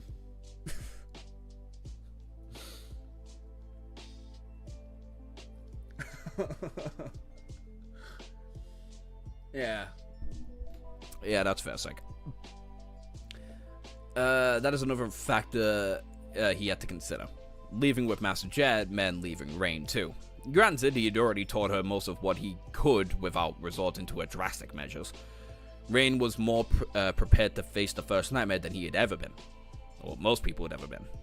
Very few kids had received the chance to train with an Ascended, let alone one with as much experience as Sunny, or possessed as much talent as Rain. He glanced at her, lingered for a moment, and then asked, "Do you want to be awakened?" The girl hesitated for a long time, and slowly shook her head, surprising him. "No, I don't know. I want to be able to protect my family, but I don't want to be away from them. Or die. I had an older brother, you know." Sonny almost flinched, but forced himself to remain still as an expression of mild curiosity appeared on his face. "Oh? Yeah, fucking oh? Huh?"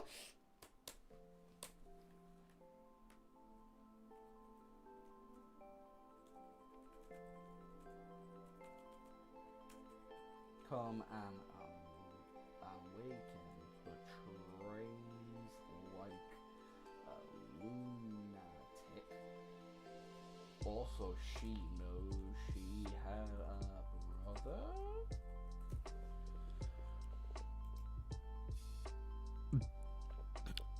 It's still weird that we don't really know what a nightmare is. Like, yes, he's a shadow, but shadows don't have a form normally, and Sunny states that he can take the shape of a horse by choice because he is his former master. Also, how rare are creatures who have powers related to nightmares and dreams? That's a good point. The idea of creatures in the dream realm having the ability to manipulate dreams is already kind of fucky. But dreams and shadows, like, yeah, I get horses literally fucking made by a person who is able to manipulate and made shadows, right? That's fair enough. But being able to do both is already fucking nuts. The horse is basically just an animalized version of Sunny. The horse is just basically a version of Sunny. I can't tell if that's a hint or a funny joke somewhere written in there. Sunny hanging?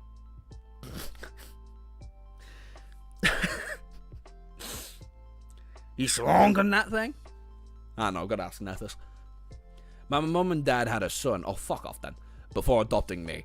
He got infected by the spell and died. I don't think he'll ever be able to bear it if I died too. Sonny looked away and a few moments later he said, "Sorry to hear about that." The girl shrugged and then looked at him with a frown. "What's up with you today anyway? You're all serious." Sonny smiled. "Really? Well, I've got an important day tomorrow. Besides, I gave my first lecture today. Shaping young minds is a very serious matter." Rain giggled with vindication. "Ah, so more people going to suffer just like me. That makes me feel better." She smiled and patted him on the shoulder. "Oh, yeah, that's good. I thought you were still moping around because Effie is not around that much anymore." Sonny looked at her with outrage. "Moping around? I never mope around." That made me so sad the first time. Poor boy, he stopped he stopped reading right before. Yeah, it like moments like that just objectively make you feel bad for the man.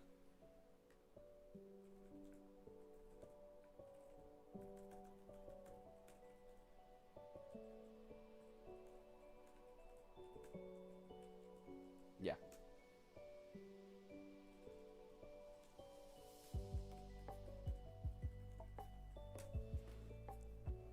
Also, I don't blame Effie for not being around anymore, because having a body after being able to be, you know, disabled. I would not be in the house either. I'll be frank, I just wouldn't be in the house. To be honest, he did feel a bit sad that his friends were out living their lives. The house seemed awfully quiet now that the boisterous huntress was gone most days. You even wrote down, she knows she had a brother. Next sentence be like... What did I write down? Rain doesn't want to become an awakened, but trains like a lunatic. Also, she knows she had a brother? Question mark, question mark, question mark. Okay, so she's not talking about Sunny then. Cool, cool. Y'all should... 1 minute. I want to show y'all my fucking notes. I just want to show you how long my notes go on for.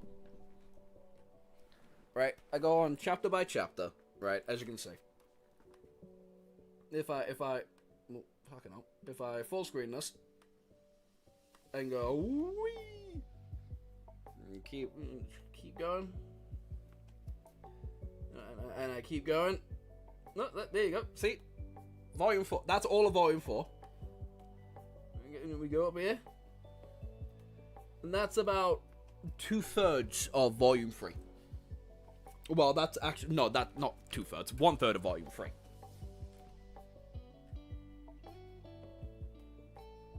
I should definitely distinguish this, by the way. There we go. Volume 5. Dread Night. I'll put Dread Night, man, because I'm fucking retarded. Dread Night.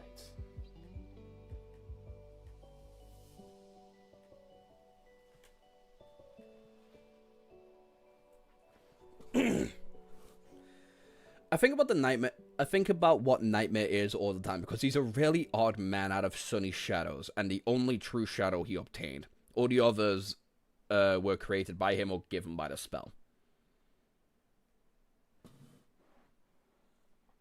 I mean, out of the 3, yeah, technically. Saint he gained. Serpent he gained from the spell. A Nightmare is a literal shadow manifested. So yeah, I guess that. I love taking notes. So do I. It's quite fun.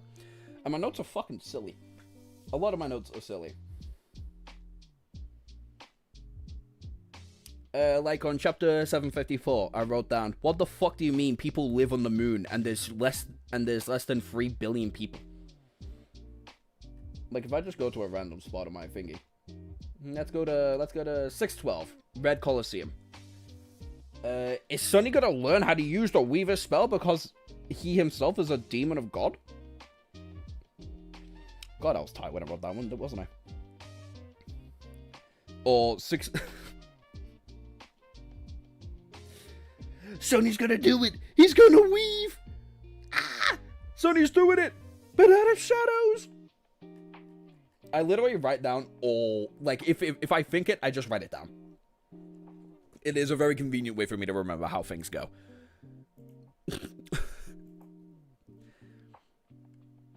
After the 4 of them had returned from the second nightmare, Effie got a bit drunk on having a healthy body. She greedily dove into all the things she had never had a chance to do growing up as a disabled person. Since Cassie was indisposed and Sunny did not want to show his face in public, the government was very clingy in making her attend all kinds of events as well. Now, the Huntress only returned home every once a week or two, and then disappeared the next day again. Kai got even worse. Due to the nature of his new ability, he could not perform any music. He could not perform music anymore. It would have been strange to sing to a crowd of people knowing that his voice could literally mesmerize them. The famous idol group Night and Gale announced their retirement, with Gale launching a very successful solo career and Kai transitioning to acting for the betterment of humanity as an ascendant. Do you think Rain will ever get sent into the first nightmare? Yep. I think she will. I think she'll get her powers. I think from just the idea of Sunny getting his, I feel like Rain not getting hers sounds pretty fucking stupid in contrast. I just don't know what her abilities will be in contrast. Because I don't think her abilities will be shadow related like Sunny. Unless we find out way later on that Sunny actually is a direct lineage holder of the shadows. Where the fuck is my iPhone charger? It kind of just disappeared. Unless it's under all my fucking clothes. It's under all my fucking clothes. Ooh, that's hot. I should probably put you there. Grab you. Put you there. Nope.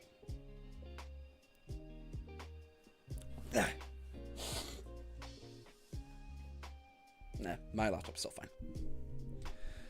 Also, the fact Kai couldn't Michael Jackson his way into society, bit bullshitty.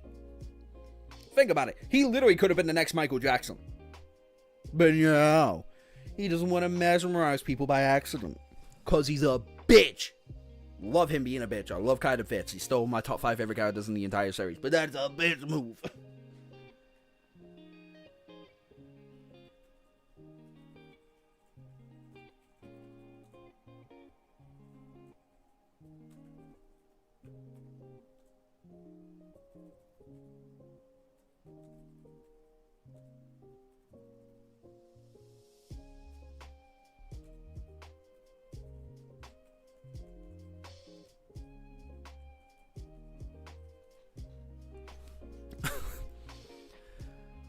At least that's how his agency spun his sudden decision. Now the government paraded Kai like a paragon of the human race. Cassie, Effie, and he had already been ventured as heroes at the Forgotten Shore, but after becoming a master at such a young age, their celebrity rose to a whole nother level. So he did not have a lot of free time either. Both Effie and Kai were in a strange position. They had nothing to do with the events of the Nightmare Temple, but they also could not and would not move on with their lives unless Sunny and Cassie resolved their issues with Clan Valor. That's fucking friendship right there, ladies and gentlemen.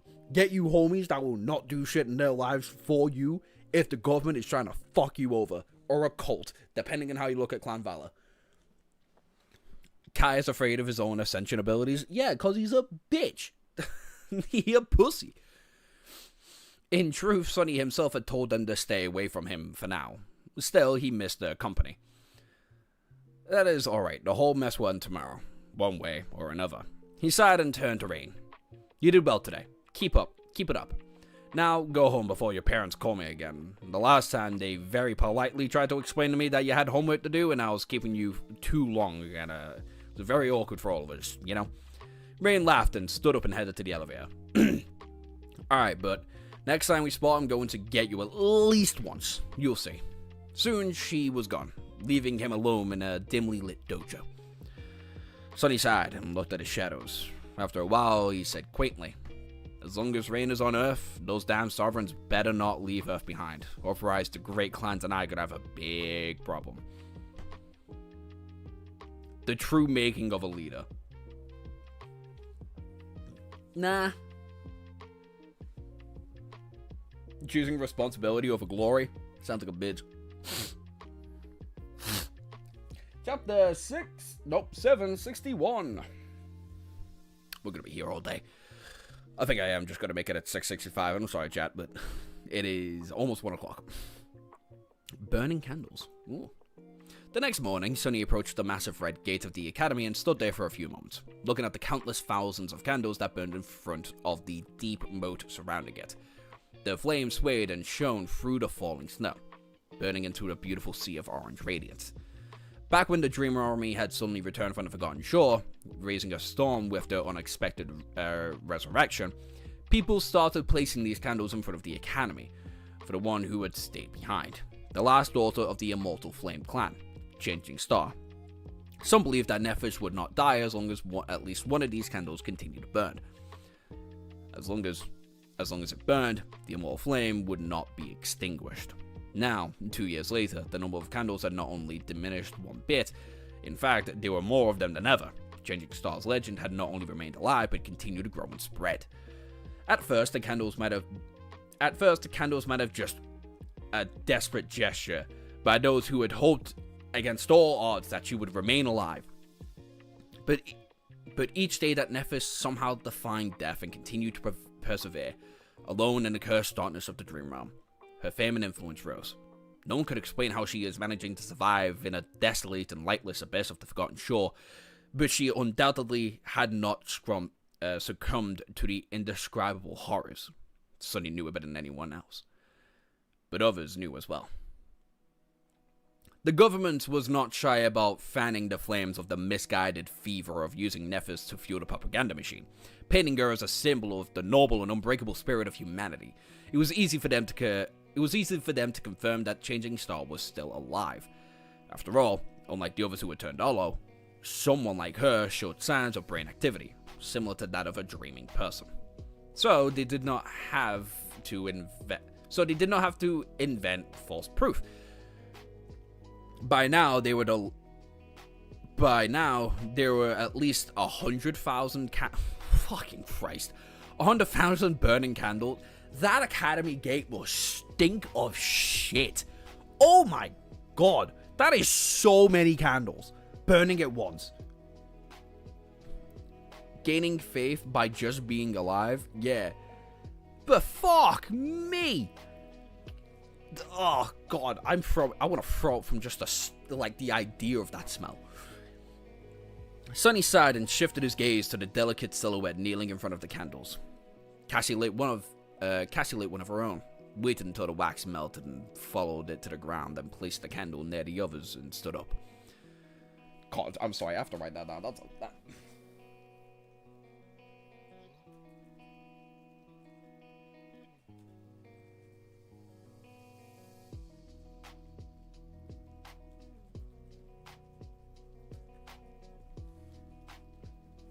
That's just so many.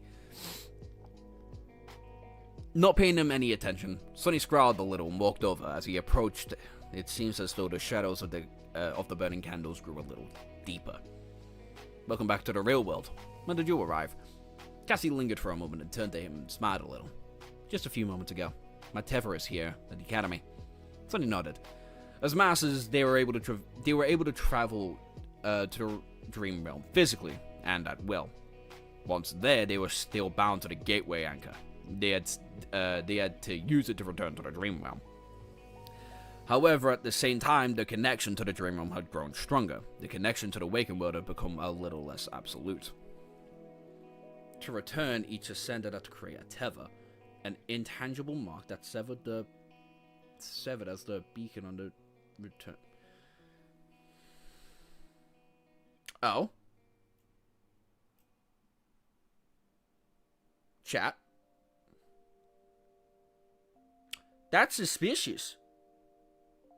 This entire sentence is suspicious.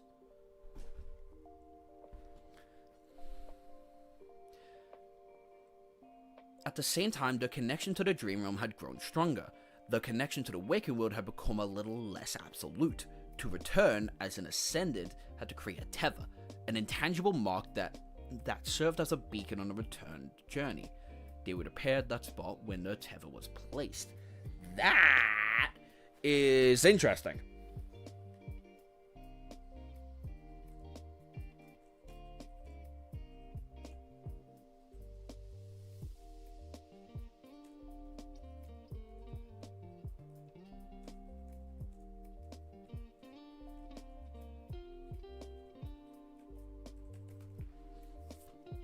That's interesting. How would the connection be as saints then? I can only imagine the tether towards the world would only grow even weaker as they're going through the system. It seems that the stronger you grow, the more you get rejected by the world. It seems that like the deeper into the nightmare you go, I don't think it's actively stronger. I don't think it's actively stronger. I think it has shit to do with the nightmare seeds. I think the deeper you go into the nightmare seeds, the stronger your tether gets to the actual dream realm itself, especially if your body and soul are already fused after becoming ascended. So I don't think the tether to the real world has weakened. I think it's grown significantly stronger towards the dream realm because, again, your bodies are fused. Right? But if you tend to ascend in an unnatural state, say like going through the nightmare seeds, well, I guess both states are natural, but like there's natural ascension and then just ascension through nightmare seeds, I think the tether could grow indifferently. Like your connection to the dream world would still grow stronger, but I don't think you ascending through nightmare seeds would make it. I think through the nightmare seeds, your tether to the world grows stronger and your tether to the real world gets weaker, but natural ascension is like equal. Like you just get stronger. Or it could be the path of ascension. Exactly. Like if Sunny naturally becomes a saint, right? If Sunny naturally becomes a saint, I don't think his tether to either world's going to change. I think his connection to himself is going to get deeper. But if he ascends to a saint going through the third nightmare, then that would change. Then I think his tether to the real world would change drastically. I need to do something. What's going on here? Oh, okay.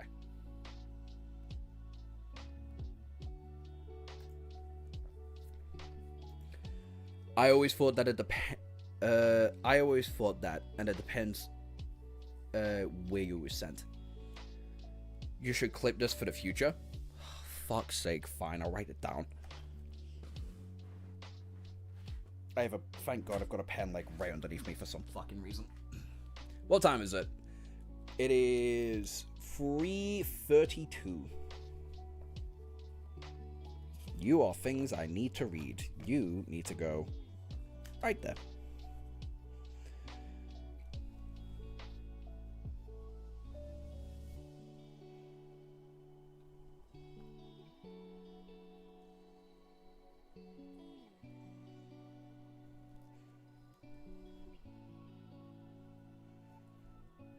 There we go. Wrote it down. Because the whole ascension is about becoming more and more one with the world, and depending on which one you're in matters. I don't know. Oh, no. I think you're fucking spot on. Right? Because think about it. We know for a fact, regular ass humans are born in the dream realm. These are two different realities that function identically. Well, not function identically, obviously. But, like, these are two vastly different worlds that are mirroring each other in one way or another.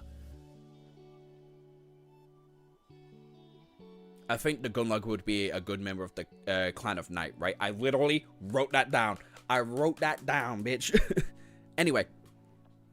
Say, like, you're born in the dream realm. You have access into the real realm. Somehow, someway. Fuck knows. Or I should say, dream realm, real realm. We don't really know. It really depends on your correlation on where you're from and which, right? If you ascend in the dream realm, have access to the real realm, your connection to the real realm diminishes.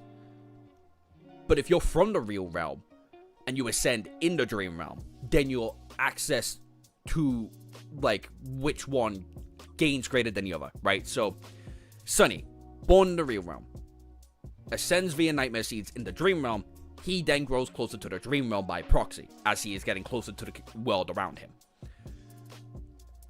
But, if he naturally ascends, and whether he ascends in Antarctica, or in one of the, or whatever continent, then his connection doesn't waver in each one.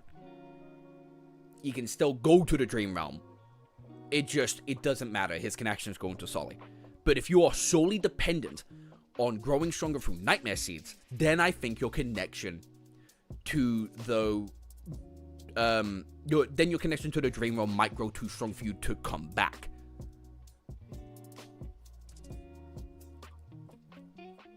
Hell, we don't even, to be fair, we only know the gods and the diamonds have ever reached, like, a divinehood. And they're all dead. Supposedly. I don't think they're dead.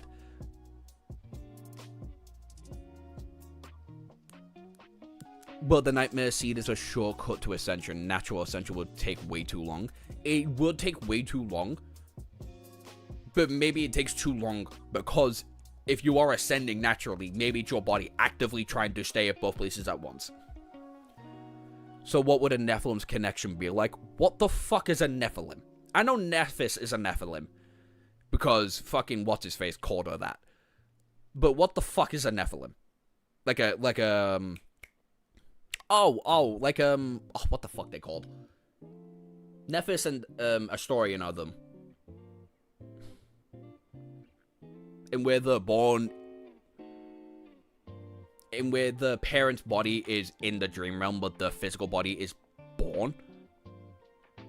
Like, Nephis's mother is technically hollow, but not really, because she has brainwaves. But gave birth to Nephis. I feel like she would naturally go... Dreamspawn, thank you very much. I feel like regardless of what she does, whether it be naturally evolving or what, her tether towards the dreamer would just increase. In the Bible, it's another word for angels. I know what an actual Nephilim is. I don't know the Nephilim in the context of the Shadow Slave. Sorry, that was very rude, Magikarp. I didn't mean to sound so harsh there.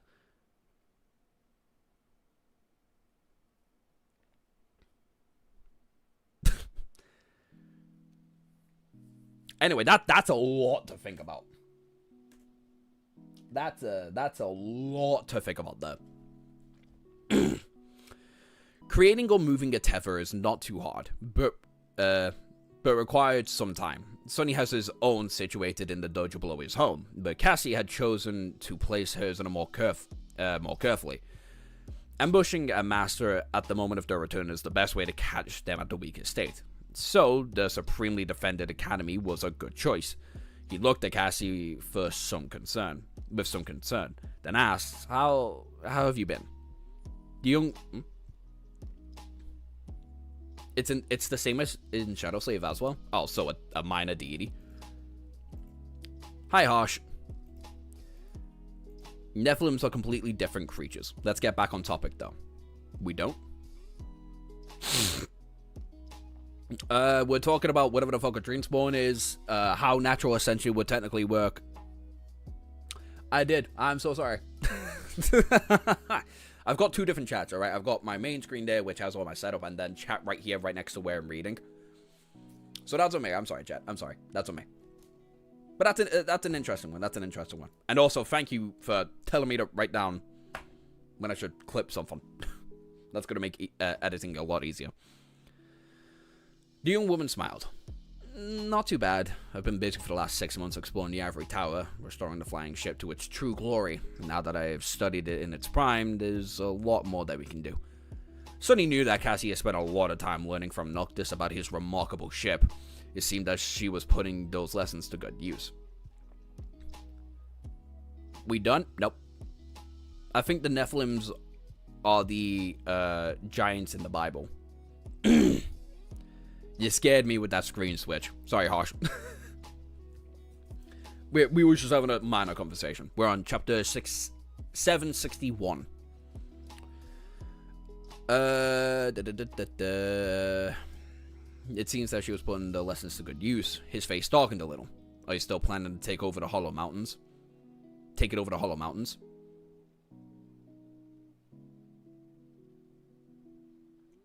The blind girl sighed. Yes, maybe. The Firekeepers are still too weak to make the journey, but perhaps the day negotiations will change. Clan Valor knows more about the Hollow Mountains than anyone else, after all. Sonny scoffed. And you think they would just share that knowledge with you? Cassie lingered for a second, and weakly shrugged. Why not? Now that St. Cormac's dead, someone has to continue his mission. She hesitated for a bit and asked, If we go, will you come with us? Sonny laughed. I don't know. Gods. Why does everyone suddenly want me to come with them these days? That is true. A lot of people asking Sonny to go do some stupid shit.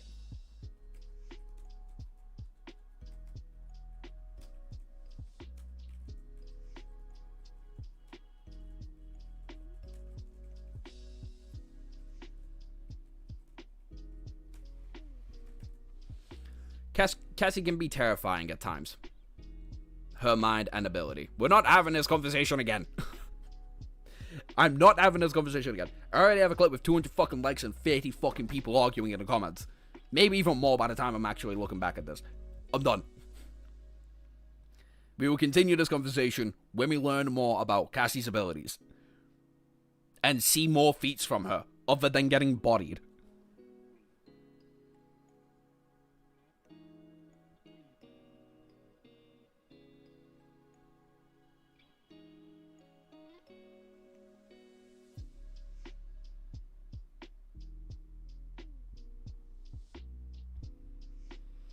Has he seen the shit she did in the wake of the ruin? I never liked him, but that was too harsh.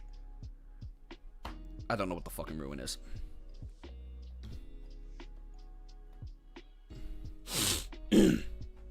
But I don't know about her manipulation feats. She's scary, she's cunning, and seems innocent. Go to chapter...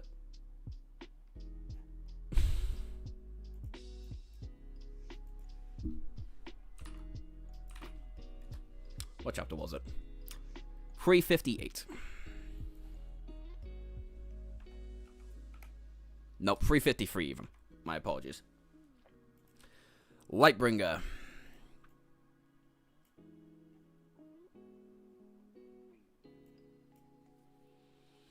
Changing Star. Dreamer Demon Cause.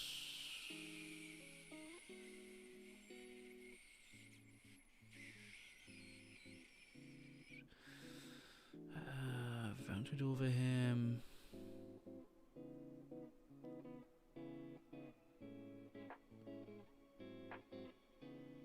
Darkwing. Ascended. Nameless Son, by the way. Banger ass name. Dreamspawn, Nephilim, Flame of Divinity. There we go. Dreamspawn. Dreamspawn. Attributes description. You are born of two worlds, belonging to both but welcomed in neither. Your soul exists on the edge between nightmare and reality. Ah, that doesn't help the conversation at all.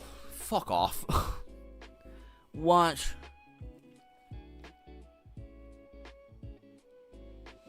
Nephilim. Attributes description. There was once a terrible creature born of an unholy union between the divine and the profane. Nephilim are the most beautiful and the most harrowing of them all. The most between the divine and the profane?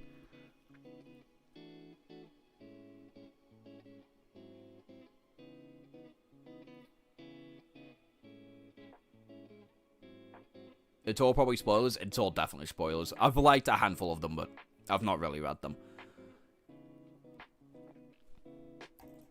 This is so fucking sus. I forgot about this description. Alright. I remember this. And I remember this. I don't remember any of this. Nightmare and reality. What a peculiar way to say something.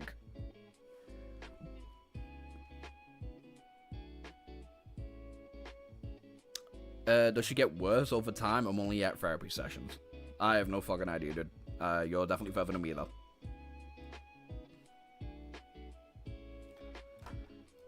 Also, if you're new to the stream, don't forget to like it. We're at almost 4 hours in. Yeah, no, that is in a very interesting quote, though. I think I need to just sit on that for a while. It gives her the most broken ability. Yeah, I imagine. I mean, she's named after a fucking god, born between worlds, and has the sun god's lineage. No shit, her abilities are broken.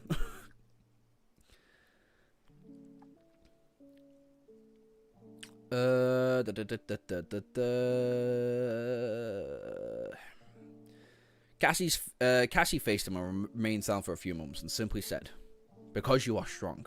Sonny looked at her with a faint smile and then turned away. "I guess I am. Anyway, are you ready for the negotiations? Things about to go really bad for us, you know." The blind girl nodded and turned her back on the sea of glowing candles. "I know. You should go back and look at all the descriptions and memories of the abilities." Fine. If you insist.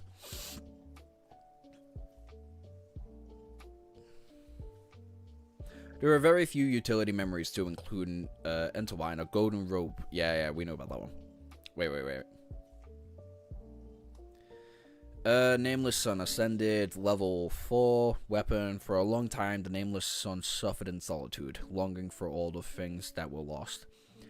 Only when she lost that longing too, was the crimson terror of the Forgotten Shore finally born. Yeah,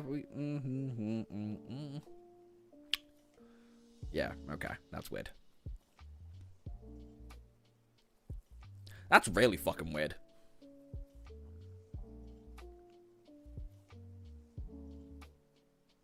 I mean, it says a lot for Nephis' character, ironically.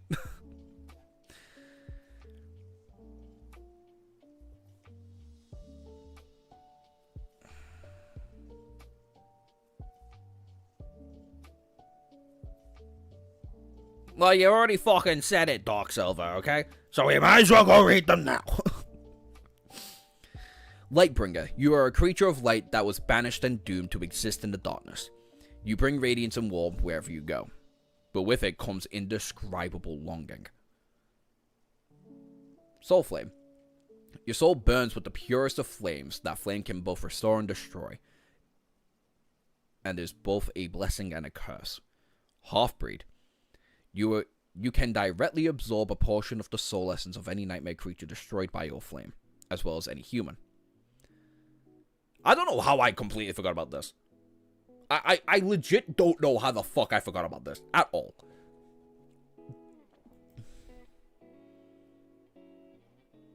Anything else here? Soul conduit. No. Yeah. In your free time? Yeah, fine. I know. As she said that, the luxurious black PTV appeared from view. Stopping in some distance away, the door slid open, and the representative of the Great Clan stopped out onto the pavement. When Sonny saw who it was, his face fell. He gritted his teeth. Crap. Of all people, did it have to be her? Ooh, we've got Morgan, baby!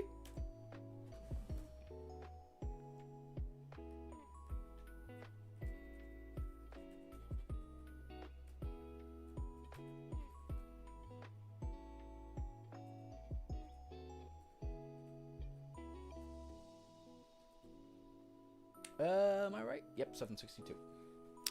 G3 leaves Easter eggs in his description.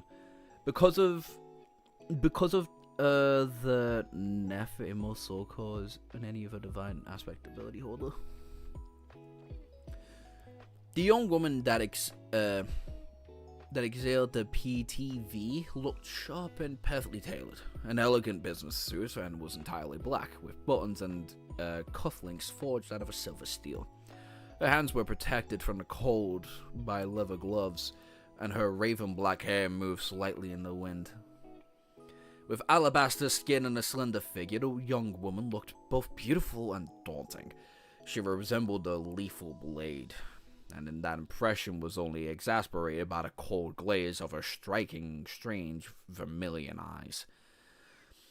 Morgan of Valor had come to represent her clan herself. Sonny silently cursed.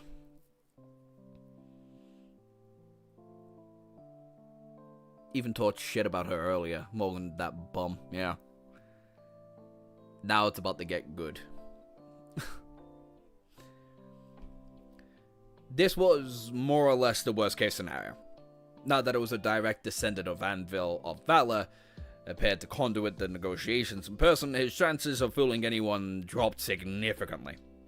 Not to mention that his heart suddenly ached, as if remembering the pain of being ripped out of his chest by Morgan's slender hand. Even though that unfortunate incident had happened by the illusionary dreamscape, the memory of the pain was very real. Much worse than that, Sonny couldn't help but to shiver when he realized how strongly Morgan resembled her older brother. The resemblance was almost uncanny, and it was as though he was staring at a slightly younger female version of Mordred. That made him deeply uncomfortable. Morgan looked up at the crushing mass of the academy gates, then glanced at the sea of candles with curiosity, walked forward, stopping in front of Sonny and Cassie. She offered them a polite smile and said in her voice, low, raspy voice, "Master Sunless, you look familiar. Have we met before?" If Sonny was in a bad mood before, now he turned really vile. Of all the questions there, why did she have to ask that one? He hesitated for a moment and answered indifferently. "Not face to face. When I saw you from afar during one of the Dreamscape tournaments, I thought you were gonna go look at me though." He saw her up close, but did not need. He had also saw her up close, but she did not. She did not need to know that. Morgan strangely lost interest and turned to Cassie. "Song of the Fallen. It's an honor to meet you." Although her tone was not too differential, she was treating the blonde girl with a bit of respect. Anyone with a true name deserve acknowledgments, even from the scone of the great clan. Cassie nodded. "Master Morgan." Daughter of Valor smiled. "Ah, so I don't need to introduce myself." With that, she turned away and looked at the red gates of the academy again. But now the massive drawbridge had started to move, slowly lowering itself to allow them to enter. Morgan's face became a little wishful. "This is an awakened academy, then. I've always wanted to attend. Sadly, there was never in the cards for me." Then he glanced at her with a bit of confusion. "Why not?" The young woman lingered for a moment and looked at him with a disturbingly familiar, pleasant face. I've been trained by the best of the best ever since I was a child. There was nothing the academy could offer me that I had not already have. Spending time there would have just been wasteful." She paused for a moment and said lightly, "Still, I would have loved the dramas and webtoons about the academy. It's a shame." Alabaster is one of G3's favorite words. That is, unfortunately, true. Morgan of Valor. Morgan of bitchiness. Morgan of bitch.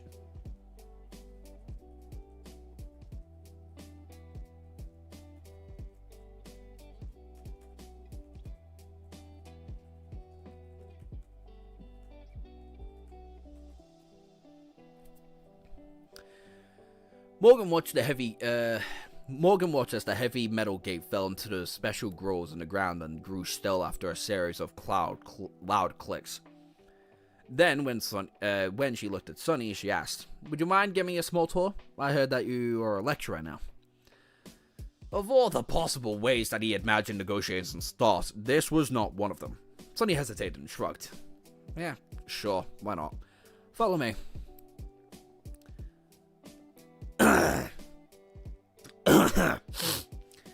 The academy was something of a city within its city, with a self-sufficient and well-produced.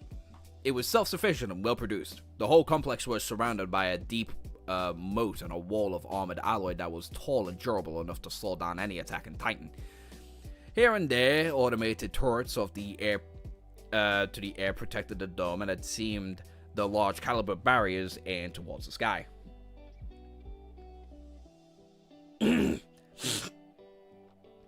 You became a Morgan hater rather quickly.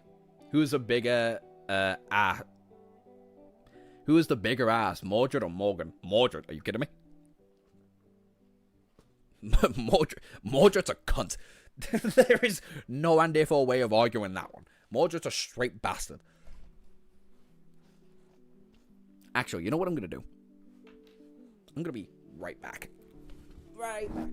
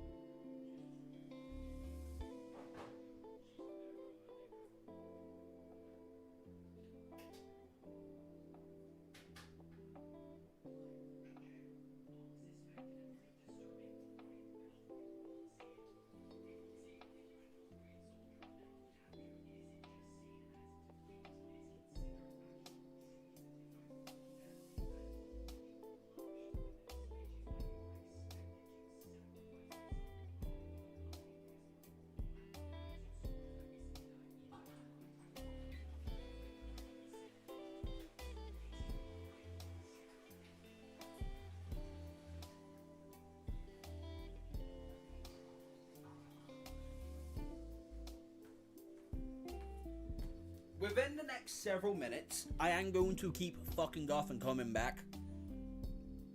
Because I have food. Why am I making food in the middle of the stream? One, I'm hungry, and two, I have forgotten to eat today and yesterday. So, I'm a bit of a dumbass. Mojabaya miled that creepy smile after committing genocide. Benjamin Yahoo? But Morgan has to get under your skin. We haven't even had a reason to dislike her. She literally punched a hole through Sonny. Mordred didn't.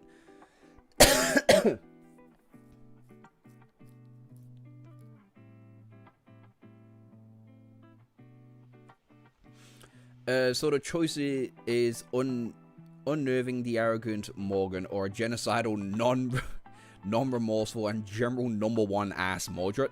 Yeah, apparently. My cat thinks... Wait, fucking what? My cat think what sleep in my head... Your cat thinks sleeping on your head is good and funny. Okay. That's a little bit more sensical. It's hard to read though.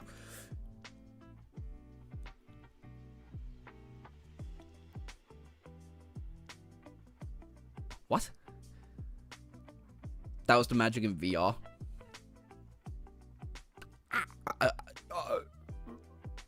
Yeah, I guess. I just pity her. But what else is she supposed to do? Not rip his heart out in VR. Simple as that. Just beat him senseless. Also, it's Mongrel. Everyone likes Mongrel. And you're gonna throw disrespect his way? You're gonna make him look like a bitch? I don't think we should trust you. And I think that rematch should come like right away, and she should kill you. My cat can go sleep over my head right now. Hey, at least you don't have 3 cats that try and sleep on you all the time, every day. And then 2 more that like to fucking shriek outside at 4 in the morning. It's quite normal to rip a heart out. Duh. Like, apparently. The Academy was something of a city within a city with a self... Oh, wait, I've already read all that. Sunny, Cassie, Morgan, and Valor walked for a few minutes before approaching a low modern building with white walls. He pointed at it and said with little enthusiasm in his voice, This is the sleeper compound. Most of it is underground, of course. Usually there's a lot of activity inside and around. But this soon after the solstice, there is no sleepers around. The first batch were going to be introduced in about a week or 2. Mongrel's goated reoccurring character. Honestly, he's my favorite side character in the series so far, next to Kai. When he was done talking, Cassie added, "There are a few private academies here and there, but only one awake academy. The government brings all willing sleepers to this compound, no matter what quadrant they are from. On an average year, around 1,000 young men and women prepared for their first venture into the dream realm here." Morgan studied the sleeper compound for a bit and then asked with a smile, "So, is it as lively and as boisterous as it's portrayed in dramas? Do sleepers really get all kinds of shenanigans, developing lifelong friendships and a bitter rivalry, and go on risky adventures?" Her raspy voice sounded genuinely curious. Sonny laughed dryly. "I don't know, but the last 2 people you should be asking that, honestly. Not only did we spend only a month here, we also at the absolute bottom of the rankings. Everyone treated us like walking corpse." Where do you play Saint? I play Saint and all of his shadow creatures all in one bundle. They're all one part of a corpse in my brain.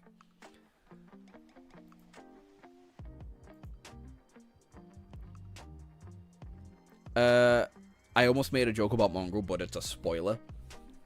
Okay, thank you for holding back then. Morgan looked at him and said, "And yet here you are, only 3 years later, both alive and ascended." He glanced at Cassie and grinned.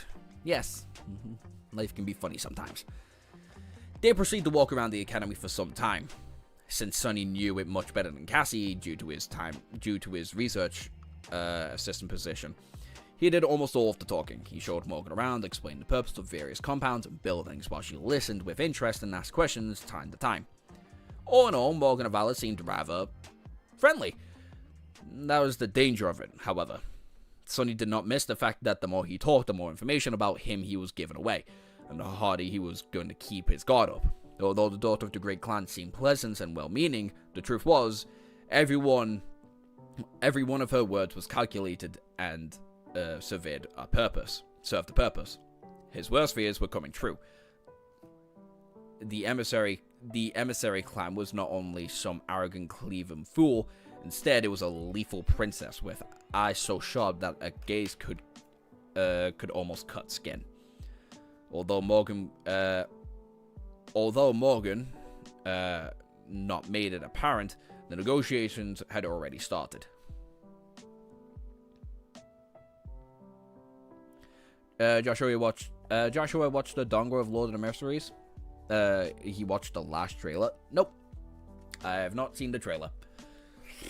Unfortunately. I didn't even finish season 1. I didn't even get past episode 2 of season 1. Moment, I'm gonna start fixing up my food. I need you over there. I need you there.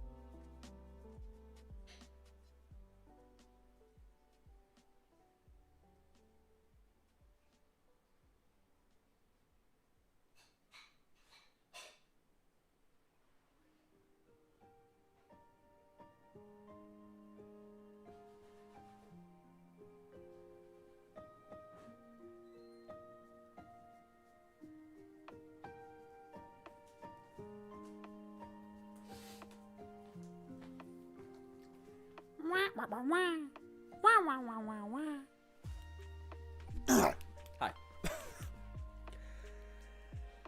To be fair, I haven't watched the anime for Lord of the Mysteries either. But he read the read the novel, right? It's better to read the novel anyway, yeah. Have you read Koi? The dongle was too fast paced for me. I sure did. I watched the first 2 episodes. Life got busy. I read the first 10 chapters. Found out it was very different from the anime.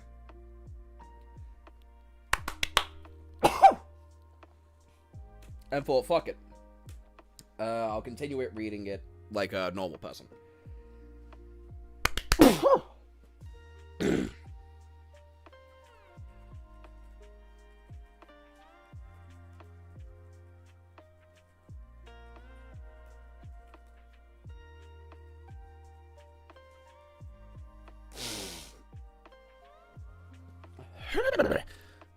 Chapter 763. I like the Don where the art is good and the animation too. The cap of Isaac is so fucking good. Chapter 9 and 13 were peak. Chapter 6, 9, and 12 were the best in my opinion.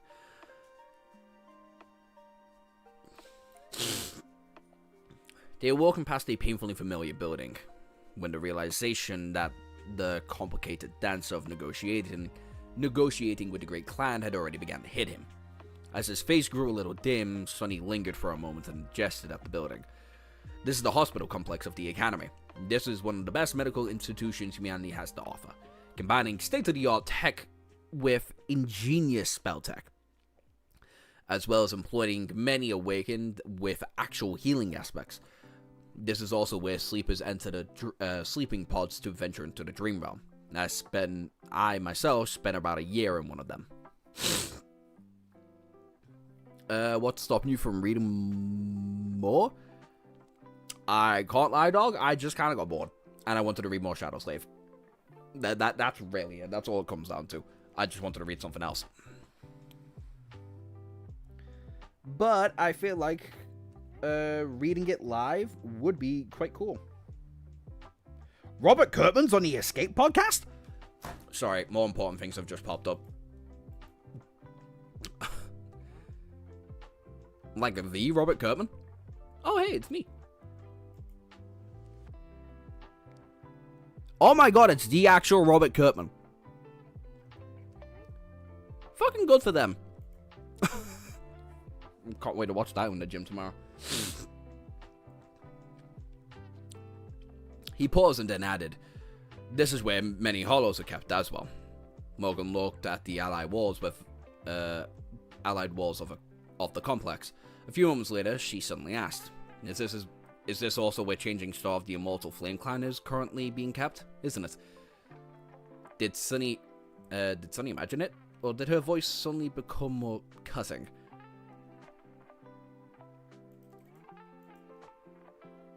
Legends of Antrovis? Yeah, the D&D guys? Yeah, they're funny.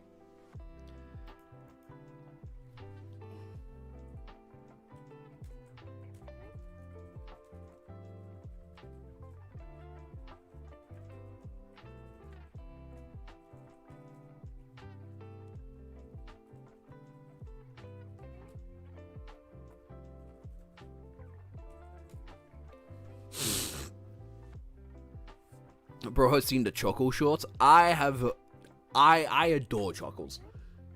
I enjoy the whole crew. They're just fun to listen to on like walks and shit. He frowned. She's not a hollow, but yes, and oh, by the way, can we cut the crap? Wow, that really made my last comment really fucking blank, didn't it? Morgan looked at him with a cold smile. What do you mean? Sonny met her intimidating gaze without flinching. If he wanted, his dark eyes could be as cold as and oppressive as hers. In fact, the complete absence of fear and apprehension in the black depths was perhaps more frightening. I'll bet that you are really interested in sightseeing. Let's not waste more time. Morgan studied him for a moment and chuckled. As you wish, Master Sunless. Let us get to the formalities out of the way first then. She pierced him with that sharp glaze and asked, Did you come to the Night Temple with the intent of setting the prisoner free? Sonny knew that the daughter of Vala had plenty of memories on her to discern whether the answers approved to her. Fuck! Going back to read Lord of Mysteries on stream. Yeah, I'll do it. I'll do it next stream. I'll do it on Monday if you all want. Ah, fuck it.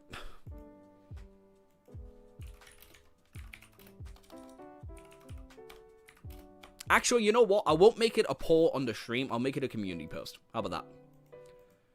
So, everyone, if you are a fan of Lord of the Mysteries, you can go to the community post in like 2 seconds. If it will let me make a fucking community post, god damn it. Text poll.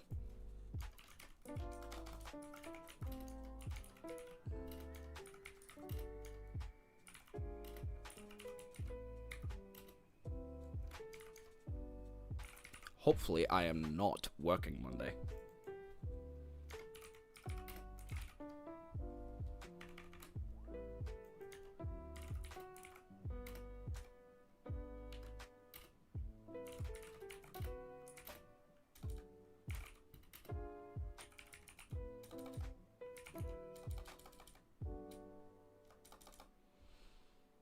There we go. It is up.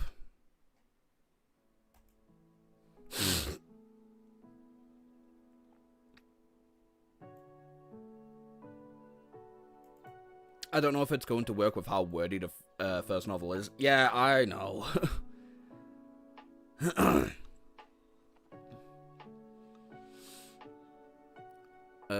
He looked it over with a deep scowl and uttered through his gritted teeth. Of course not! If I knew, I would have stayed far away from your damn citadel as possible. I didn't know if it was set. I didn't even know that was a prison, let alone plans to breaking a bastard free. Morgan lingered for a moment and turned to Cassie. What about you, Song of the Fallen? The blind girl's face grew dark. You have no reason to trust our motives. True, but at least don't disrespect our intelligence.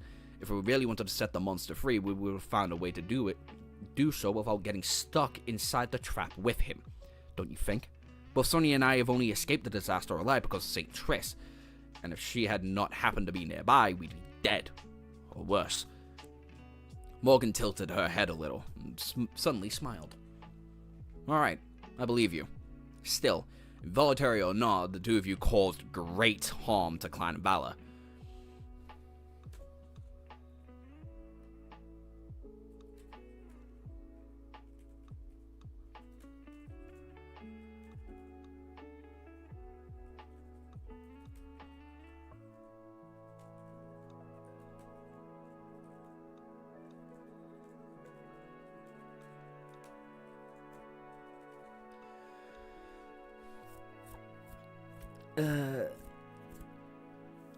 And that's how I started listening to audiobooks at 2 times speed. How do you remember the information at 2 times speed, though? Listen. I don't want to be that guy, but, like, use your ears, dog.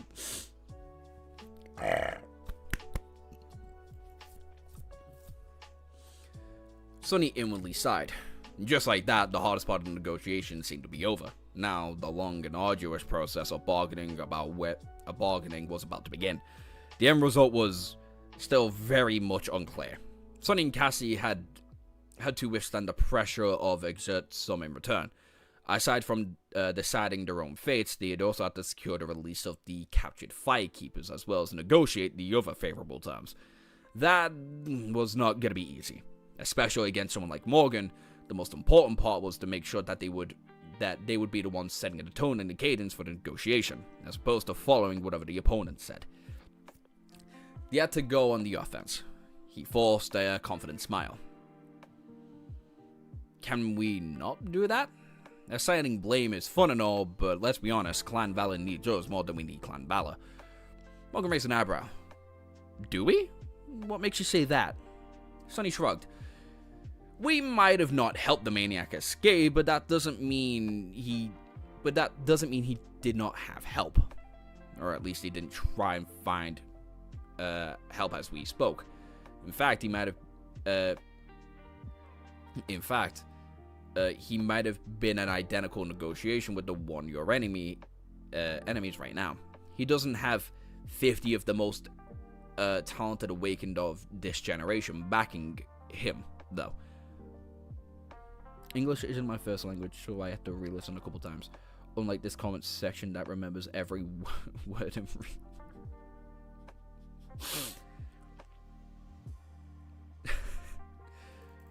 Honestly, the Lord of Mysteries community is fucking terrifying because of that very aspect of themselves. The fact they can remember all this shit is impressive. And I know a lot of the time it comes from the wiki. I don't give a fuck.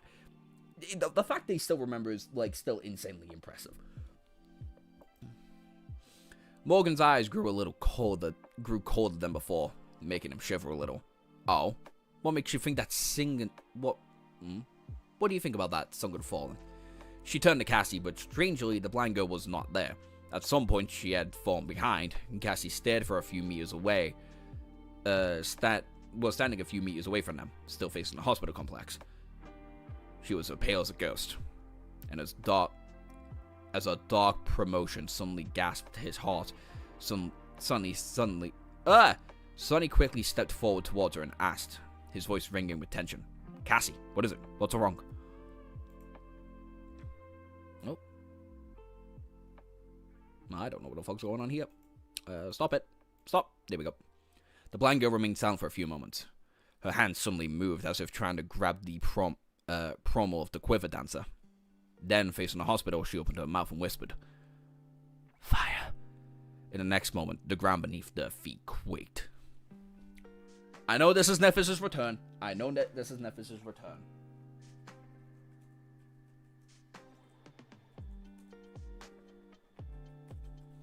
But before we get to that, I do need to actually make my food.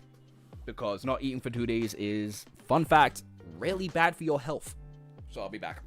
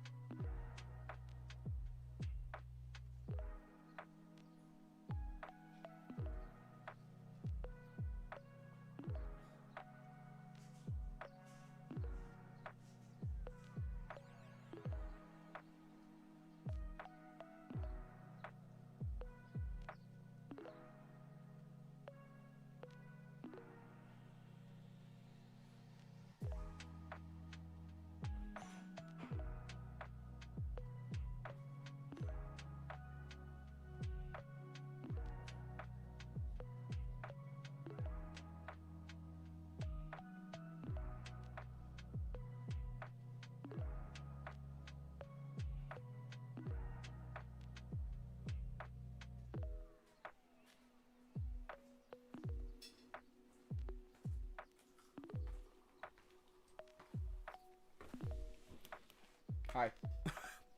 I got food. Fucking bitch. Anyway, who's ready for Nephis' return, ladies and gentlemen?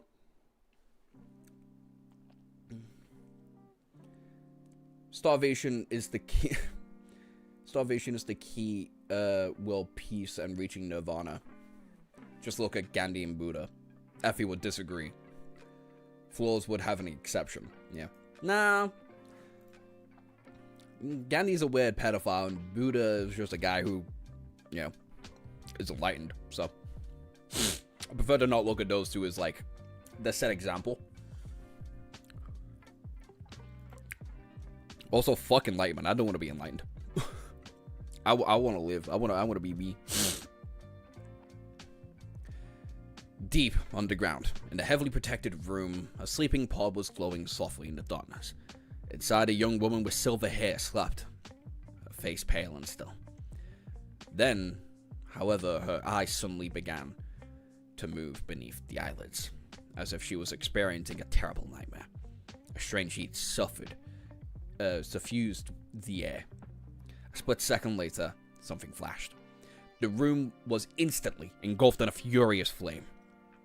The armored door flew off its hinges and melted the air, turning into a spray of liquid metal.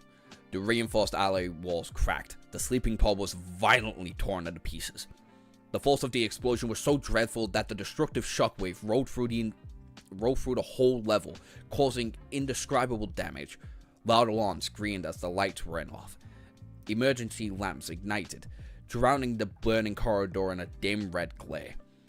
The lights were almost instantly outshined by the angry glow of the spreading fire, however. In just a couple of seconds, the most protected level of the hospital complex was utterly devastated. Ah, this moment. Ah. I forgot how cool her awakening is.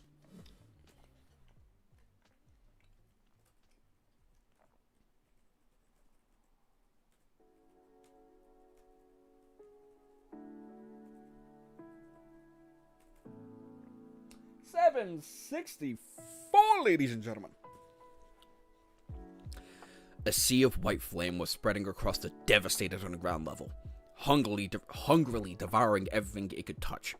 Darkness, the red glare of the emergency lamps, and the searing white radiance mixed together, creating a hectic atmosphere of chaos and mayhem. Dust and smoke suffered the scorching air. What's bro's lunch? Chips and a little chicken, egg, and cheese sandwich. But these chips are nice. Nice, good salt, seasoning as well.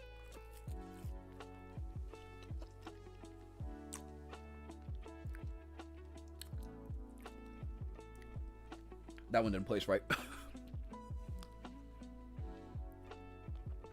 Soon the fire suspension system came online, drowning the burning corridor in a water and a firm, foaming foam. The flames shrouded down, but it did not retreat. Instead, the clouds of boiling steam flooded through the underground level, reducing the already abysmal visibility even further. What chapter are we at? 764. What's with Brits and corn fries, chips?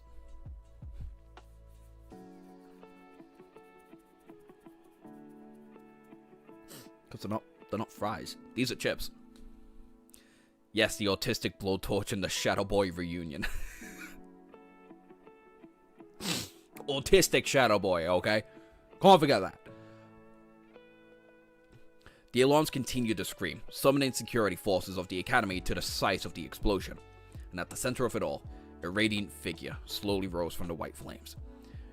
Raged, weathered in blinding light, the flame ghost, or whatever it was, seemed beautiful and pure, as if untouched by the imperfections of the world. It possessed a graceful silhouette of a slender young woman, but also seemed completely and utterly inhuman. As fire swirled around the figure without causing it any harm, the radiant creature slowly looked around, as if disoriented. Then it took an unsteady step forward. Pretty slow, but then again, I listened to the audiobook. Me and I just want to talk to somebody about the current chapters, you know. Y'all can talk about the current chapters if y'all want to. I'll just ignore chat. If y'all really want to, at the very least. At this point, more of the automated systems of the hospital complex finally activated. A cracked alloy plate shot down from the ceiling and a compact security turret deployed itself at the hidden nest. Despite the low visibility and the damage status of many of the cameras and sensors installed at the ravaged room, it received enough telemetry to identify the presence of the danger and unidentified being. It only took a turret a split second to take aim. The radiant figure sharply turned its head and stared at the two barrels, confused. A moment later, a turret round spitting a stream of hundreds of light caliber rounds at the intruder. Each was powerful enough to pierce an armored vehicle clean through. That's so broken. That's light caliber? None of them managed to wound the fire-wrenched apparition, however. The white flame suddenly surged, wrapping around the radiant being like an armor.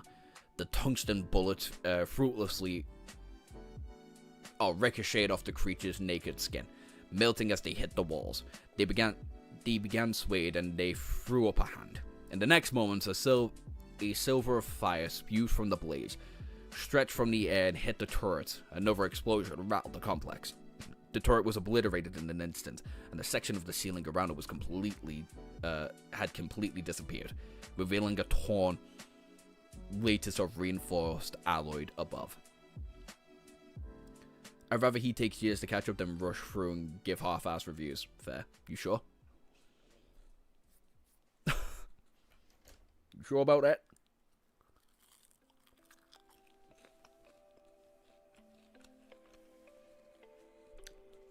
It's not how you get half-ass TikTok reviews, so. That turret ain't much useful. Amen. Also, I just made myself bleed. That's fun. In the next moment, a silver... yeah, never mind. Different security measures were already deploying, however. Most importantly, the awakened charge with defending the hospital had already arrived. Two teams of experienced warriors appeared in both sides of the level, closing in the epic center of explosion with speed. Every member of clan in heavy enchanted armor and wielded powerful memories.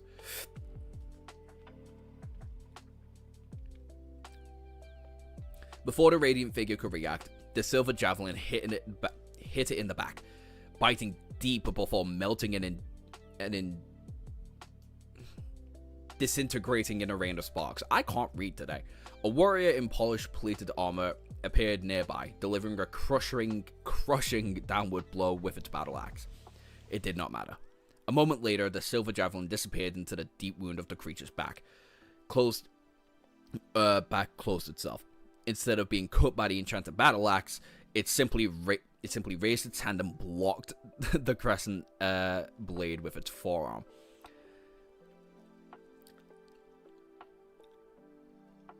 Corrupted creatures can take nukes. Yikes!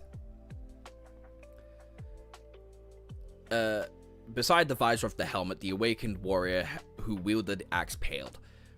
He had caught a glimpse of the creature's radiant face and felt the immobilizing wrath and ruthless killing intent behind its burning in its eyes. The radiant figure moved, grabbing the man by the throat. The steel of his powerful memory armor melted and the flesh beneath it blackened. The warrior screamed before he was dealt a mortal wound. However, the creature shifted and threw its body at the advancing security officers of his cohort. There were 13 awakened left to deal with the invader. Each had an experienced, well-equipped combat and a master at their craft. But the flame apparition was too tyrannical.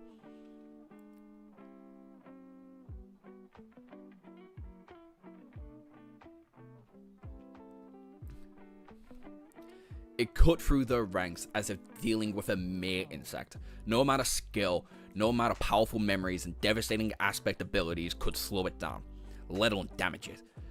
Faced against such an overwhelming adversary, not even the perfect synergy of the security system could play a role. All the awakened managed was to cover each other, save their wounded comrades from being killed by the unstoppable monster. Their ability to resist, however, was running out. Soon they were going to start dying. What was worse, the whole battle only took a dozen seconds. That was not nearly enough time for reinforcements to arrive. So the desperate awakened fought, before a swift shadow suddenly appeared through the mist. And Sonny is that guy, baby!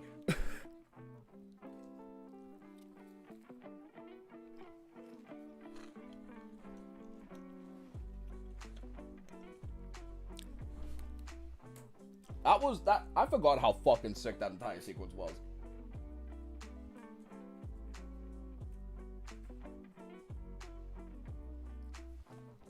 This also, by the way, who mentioned it in the last stream? Was it the last stream or was it my review on TikTok? Anyway, someone had asked me, what do I think Nephis would have been in her second nightmare? Because everybody's, like, characters already kind of progress in a sense in where their bodies were going to show how they viewed themselves and how they were going to progress past that. I had said Nephis is a child because she never really got to live out a true childhood as a cripple. And because of experiencing that and learning the hard way that she's going to have to grow up eventually, she'll probably want to settle down, especially with all the hardships she has gone through. Kai became a general who gained his notoriety through something actually worthwhile that wasn't fucking singing. And Kai will probably go pursue a pathway of leadership, try and find power in his own way, try and find a responsibility, his own path. And Sonny was living the body of a monster because he himself had truly viewed himself to be a monster. He needed to be a monster to catch up to someone like Nephis, who was a fucking tyrant by the time he entered the second nightmare. Nephis was a cripple. Effie was a cripple. My miswording. This entire sequence, because I know what happens after this. We find out that Nephis is an ascended. This was all shit that I remembered because it fucking blew my mind that I also made a video on it. This right here also makes me believe that Nephis was a nightmare creature in her second nightmare. Because only somebody who... Well, first of all, we know she's a Dreamspawn and has a very similar aspect. Not aspect, but, like, similar... Like, presence to her than, like, Sonny, right? And if Sonny's going in as a monster, I believe Nephis went in as a monster. Maybe not as something as cruel as Sonny, but, like, something, like, scary. Like, she is a monster regardless in the nightmare. And I feel like this entire sequence does nothing but prove that right. Her behaving like a radical fucking beast after being nauseated after her second nightmare, this is how one would react if one came back from having a monstrous body. Don't forget, it took Sonny fucking ages to get used to being back to being like a 5'4" fuck off midget after being 10 foot tall for fucking weeks.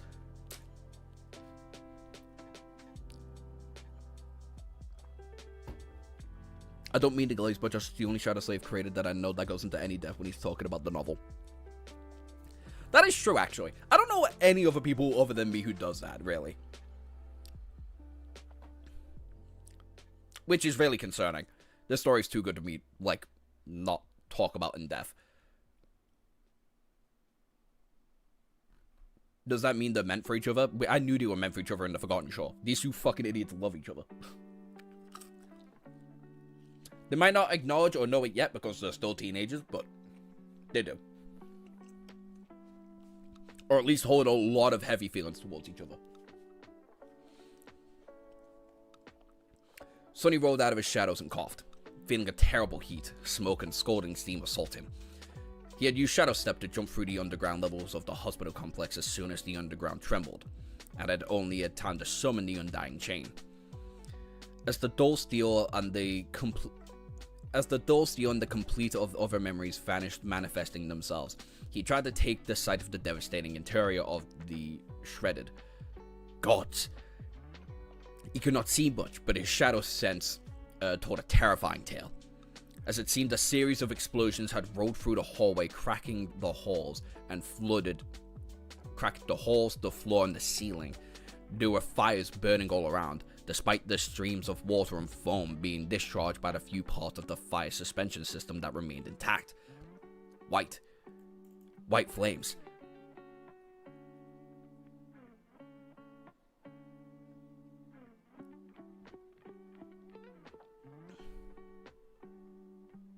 Tom Jack is quite good, but it's not as deep. and there is much less predictions and theories and constant going on. Who's Tom Jack?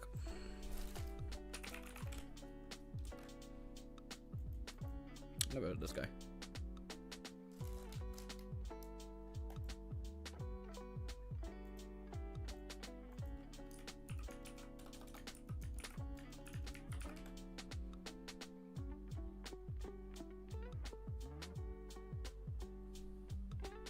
Sonny and Nephis make me happy.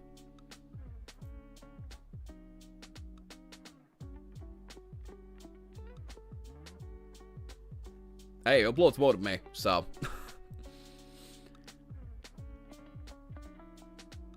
I've changed my mind about more. Yep.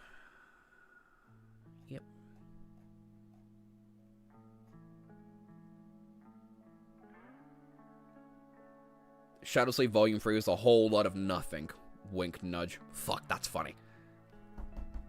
Fuck, that's good. That's smart. Should have taken that. Should have made individual reviews on each part.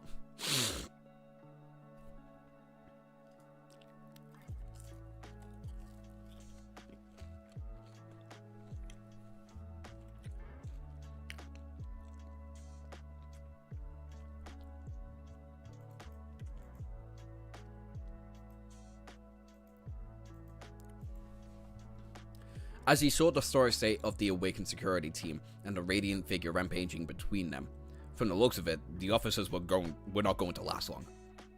Back! Retreat! I'll handle it! Enhanced by the sorcerous enchantment of the ordinary rock, his voice boomed in the scorching, fire-fused darkness. Not daring to disobey the authority of his order, the awakened did not make him ask twice. Grabbing no wounded, they hastily disengaged from the combat and ran. At this time, Sonny dashed forward. His heart was beating like crazy. Can't be. Can't. Because of all the fire and damage done to the ventilation system, there was not a lot of oxygen left in the air. It was hard to breathe. Following his will, the shadow suddenly moved and rose from the ground instead of touching the incandescent flesh of the radiance being turned to ash. They swiftly formed a sphere around it and solidified, turning into a large black orb. The orb was durable enough to hold. White cracks appeared on the surface of the shadow's cage, which then exploded into a carriage pieces. Sonny's eyes widened. How? That was an ascended cage!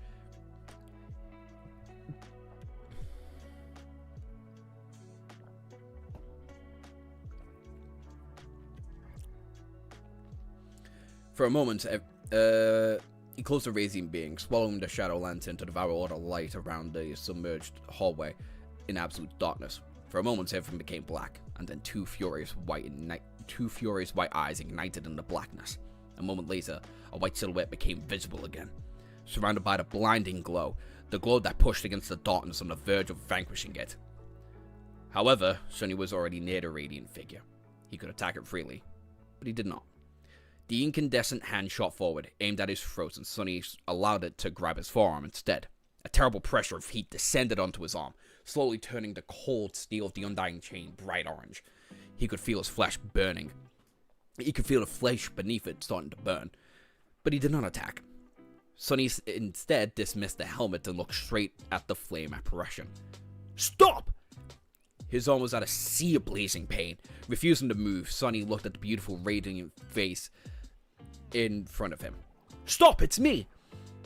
Slowly, a vague hint of recognition appeared on the burning white eyes of the radiant monster. The binding light emanated from her skin dimmed a little. Sonny gritted his teeth. Changing star! Her hand trembled. The stark inhumanity of her face grew less frightening. The apparition opened its mouth. Her voice was hoarse and awkward, as if covered in rust after not being able to talk for a long, long time. Sonny? He forced out a pale smile. It's me. Snap out of it, damn it.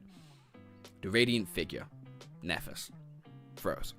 Slowly the light suffering her skin dimmed and became inextinguished.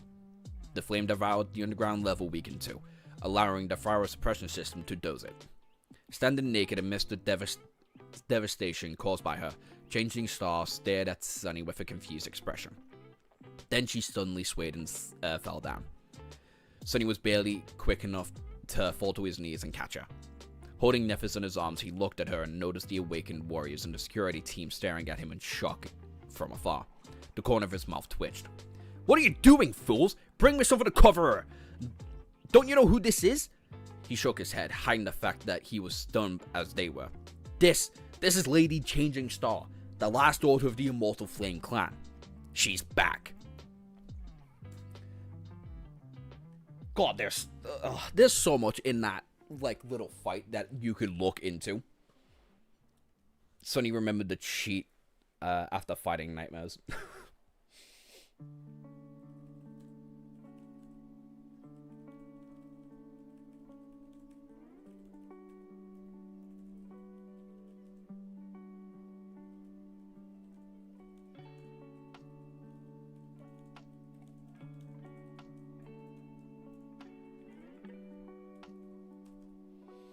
All right. We're at 7:65. I feel like, because it's 2 in the morning, and I've been streaming for almost 5 hours consecutively, that's where we should put a little bit of a pause on today. Okay? Because, again, it's been almost 5 hours and I'm fucking tired.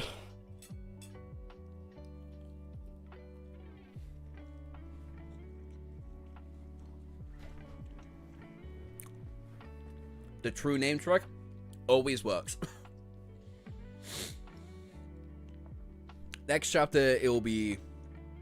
Well, the next several chapters will be a lot of moral confliction between Sonny and the rest of the cohort, and Nephis coming back, and a little bit of shenanigans, I believe. I believe it's going to be a lot of shenanigans, actually.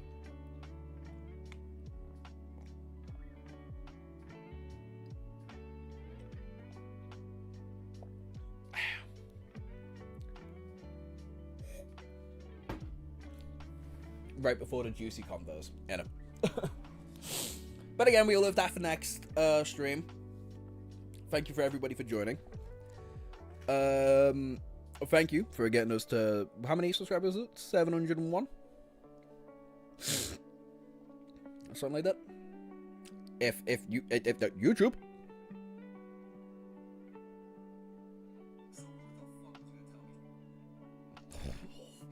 Oh, I did not like how I was sounding there. Yep, 701 subscribers, and how many likes? 17 likes, live on stream. That's fucking good. We're getting better and better every stream.